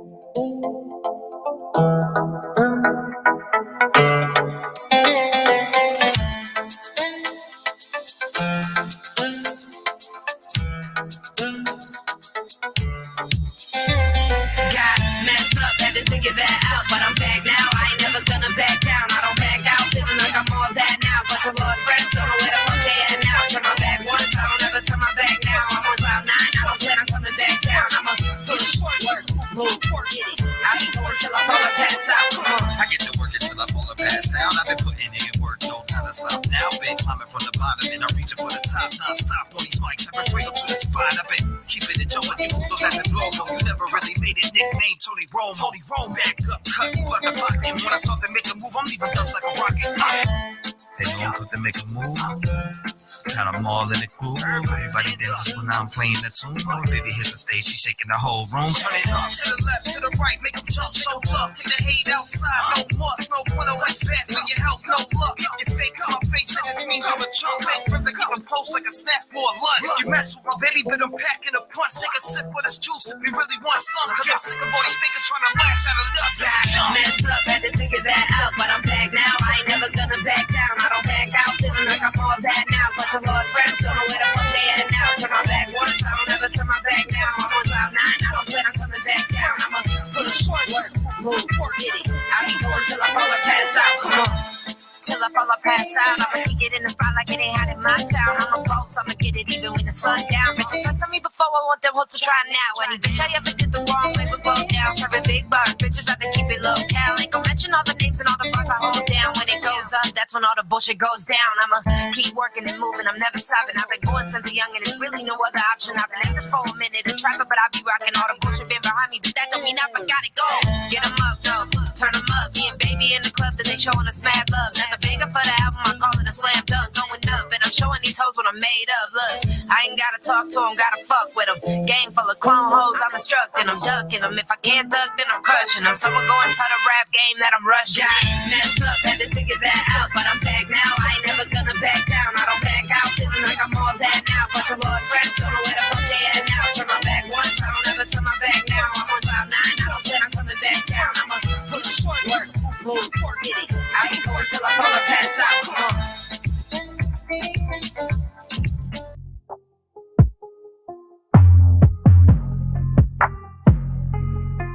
Motherfucker, I'm dripping. Falsy. Yo, motherfucker, I'm dripping. Falsy. Flexing. I be flossing. No bitch like me when I walk in. Ho, step back while a real bitch talking. Walk that talk, J's on J walking. Moonwalk, jaywalk, free falling. Big check, little check, we ballin'. Sit back, bout to go off, I'm mauling. Dripping. Frosted, flexing, I be flossing. No a bitch like me when I walk in. Ho, step back while a real bitch talking. Walk that talk, J's on J walking. Moonwalk, jaywalk, free falling. Big check, little check, we ballin'. Sit back, about to go off, I'm allin'. I'm street, so I never get boxed in. On a new bag to get lost in. I'ma take it to the bag or a coffin. Keywords, I don't give a fuck what the cost is. Big clips and a big biz, little bitch. Big game, keep you fucking with no fake shit. Same bitch with a new way of seeing shit. Handling my business on my own, I got this. Snow gang in this bitch, G rockin'. No creek, but I got drip, no Dawson. Not creep, pull up real quick, I got him. Yo, cheek loading bits, I'm plotting. G bitch, I know what to do with the drama. Big shots, call them out quick, I yada. Bitches don't know what to do with me, I mean, I ain't letting bitches through to me, I mean, what can bitches really do to me? If you bad, you gon' really have to prove to me, cause new friends just way too new to me. I don't trust nobody, don't trust in me, it's just me, my headphones and the beat. If you peep, we move so gracefully, don't give a fuck what these hoes gotta say, cause G, if they was about that, would've been said to me, till I'm dripping.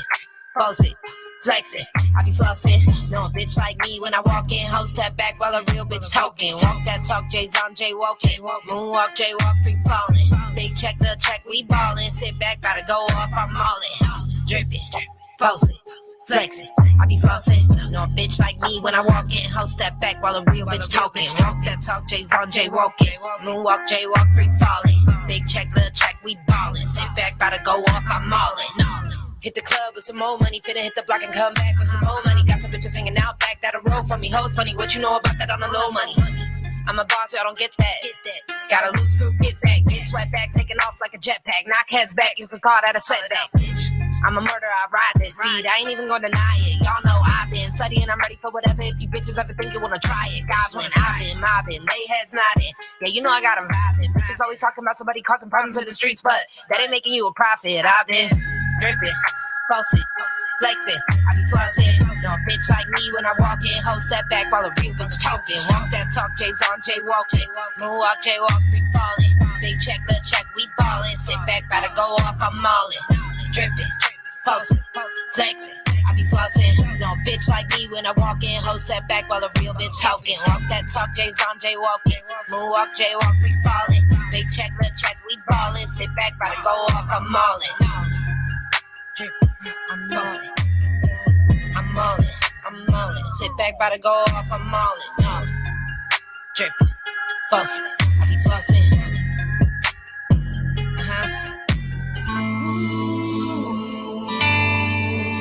Tell me, are you okay?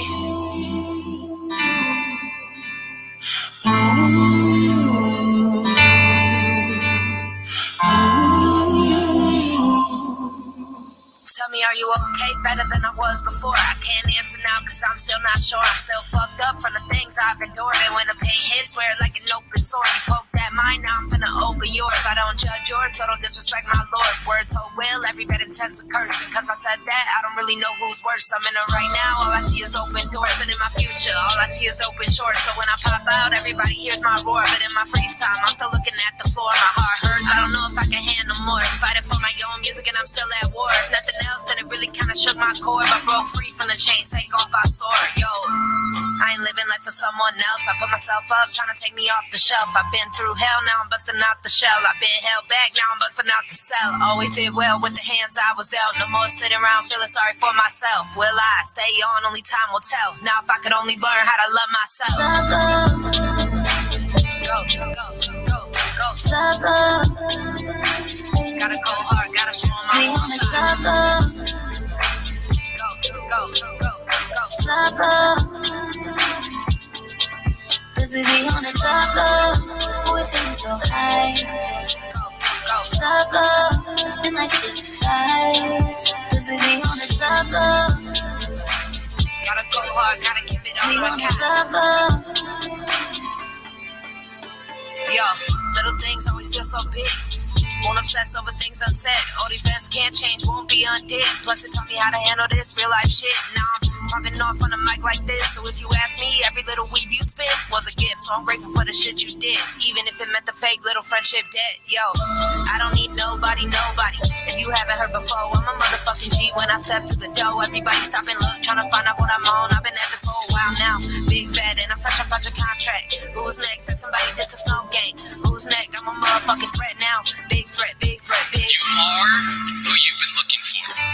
So stop looking for more unless you're looking in a mirror, because it's about time for you to see clearly that you are who you've been looking for. And That empty feeling you got, that hole in your chest, you only got that feeling because you think you're not blessed. Be honest, love. Go. Love. Gotta go hard, gotta show them be honest, love. Go. Love. Cause we be honest, love. We're feeling so high.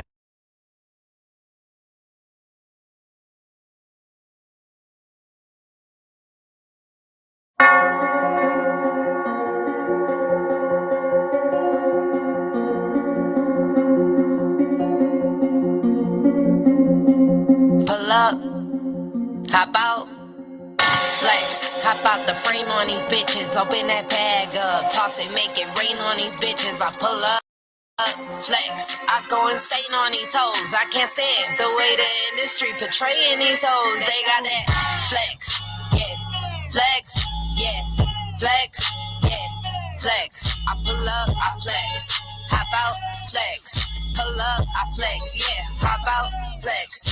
Yeah, flex, hop out the frame on these bitches, open that bag up, toss it, make it rain on these bitches. I pull up, flex, hop out, flex, pull up, I flex, yeah, hop out, flex, yeah. I ain't even got a flex with the whip cost. Catch me out to the hood with the top off, big heart, got a lot of passion with a real cost. So I gotta go hard, can't press pause, bad bitch, you don't wanna see me when I'm pissed off. Bend these hoes out of shape, get them crisscross. Big boss, got my own bag on loss. All I do is win, take no loss. They so lost, no hotter than a bitch, they stole off. Usually it's me, but it ain't no thing, so I let that shoulder roll up. Yeah, these hoes, they know I go up. I show up, flex, I pull up. I'm only able to go this hard, cause all these hoes go so. Try to rock this book, it don't know. I don't start no beef, that's your loss. I'ma worry about me, give a fuck about you. If you get fucked up, that's your fault. It's no gain in family, big votes. These bitches mad, ain't my fault. These hoes can be mad all they want to, but they know I've been on. Hey, flexing is when you feel your best. I've been on. Flexing is a representation of freedom. I've been on. Flexing is like when you drive past the aisles from high school, walking in the rain or some crazy shit like that. Flex, hop out the frame on these bitches, open that bag up, toss it, make it rain on these bitches. I pull up, flex, hop out, flex, pull up, I flex, yeah, hop out, flex, yeah, flex, hop out the frame on these bitches, open that bag up, toss it, make it rain on these bitches. I pull up, flex, hop out, flex, pull up, I flex, yeah, hop out, flex, yeah.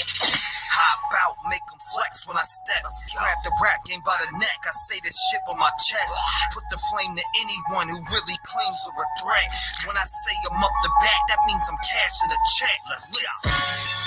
I put a rapper in his place, killing the beat, I put him to sleep. I'm like a surfer on the wave. The way I'm moving, you better just keep your distance. Tyson Fury with the punches, I land it more with precision. Weak bitch, I'm a star, can just swim in the deep end. Been pulled late, coach, skate this. Sit him down when I talk, he a weak bitch. You get branded up over, they ain't never gonna happen. The captain, the rapper, you capping, I'll fall for the shit, I'm the boss. If you ask me, you better get in line, cause it costs when I ass cent. If you ain't get that line, you ain't on your grind. 24/7 around the clock, I'm getting mine. I'm here to shine, like a bright light. Open up the top when I'm flex, you know I'm taking flight. Pop out the frame with some kicks. Always keep the hammer close, might have to pop on a bitch. Try me, I'll back you up like some shit. Then put the flame to the back like Billy Madison did. I'm out. Flex, hop out the frame on these bitches, open that bag up, toss it, make it rain on these bitches. I pull up, flex, hop out, flex, pull up, I flex, yeah, hop out, flex, yeah, flex, hop out the frame on these bitches, open that bag up, toss it, make it rain on these bitches. I pull up, flex, hop out, flex, pull up, I flex, yeah, hop out, flex, yeah.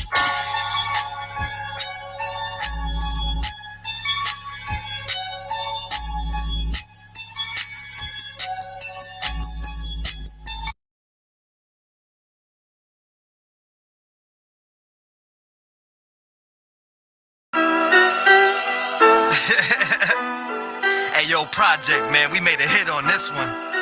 I put that on everything. Yeah, I got that flow when I get up in this bitch. I don't give a shit up with the dick up in your ribs. Listen with the kid, you about to fucking get hit. Smoking all these rappers like I'm smoking on a stick. Verbally murdering it, bitch. You gon' be wishing that you never rolled against me. Get up on the mic, then I hit it with the 10 speed. Right on these bitches like a motherfucking crack me. At it like a bad habit, make them jump.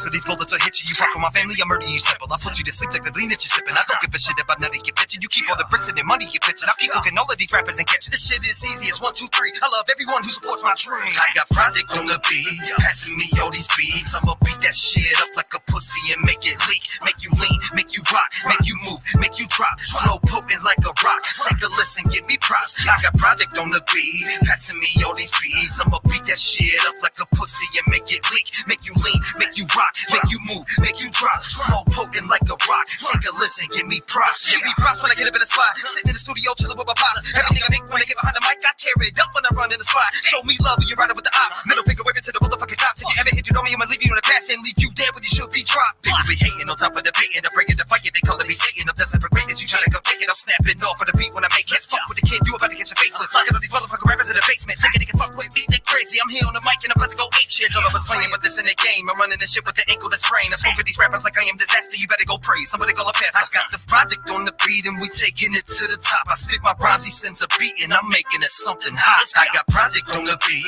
passing me all these beats. I'ma beat that shit up like a pussy and make it leak. Make you lean, make you rock, make you move, make you drop. Flow potent like a rock. Take a listen, give me props. I got project on the beat, passing me all these beats. I'ma beat that shit up like a pussy and make it leak. Make you lean, make you rock, make you move, make you drop. Flow potent like a rock. Take a listen, give me props. Back on the beat, I'm going in. Stroking the paper with the head of the pen. Get up on these beats every day of the week. When I listen to your shit, I fucking fall asleep. Back up when I go. Try the mic, get a rapper with a dope flow. Who be you trying to tell me that I'm garbage? I don't really give a shit cause I run shows. I'm chilling and relaxing, putting my energy in the passion. I got a crew that is with me and heavily known for rapping. Shout out to Upchurch, filling me with this madness. Your music did so much and now I'm paying back the masses. I got project on the beat and he's feeding me all these beats. I'm doing it for my people who wanna see me succeed, and I won't stop until I get it. Living out on my dreams, have you leaning and rocking to every word that I speak. I got project on the beat, passing me all these beats. I'ma beat that shit up like a pussy and make it leak.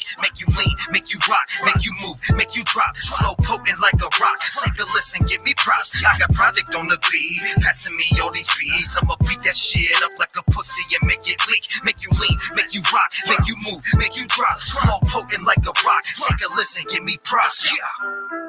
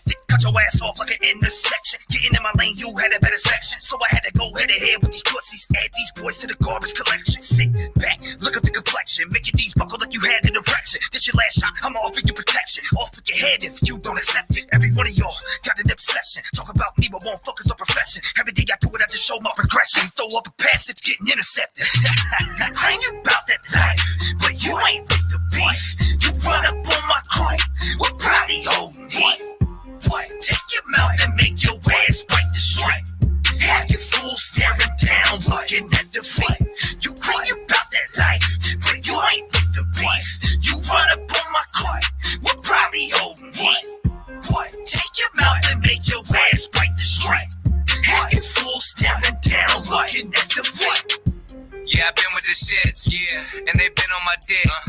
So I come with a stick. They ain't fucking with this. Leave a bum in the ditch. Tell them suck on my dick. They just be lying. They fuck with the kid. I do what I do. They ain't nothing to this. I'm nothing your bitch. Yeah, it's gang. No blood and no crip. It's Rev gang.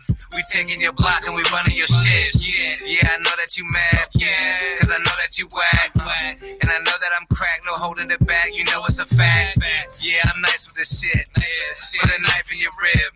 Yeah, I'm spitting these raps and getting these raps. It's the life that I live. Like a right and a left. Punchlines hit you right in the chest. Crunch time and I ride with the best. Bad move, not the way you should test. Sit back in your seat, while I rap on the beat. Yeah, I took a nap. Now I'm woken, I'm back on my feet. Yeah, never slack on my G. Never. And I'm back in the beat. I'm spitting that fire, they lacking the heat. Punchlines that be cracking their teeth. You claim you about that life.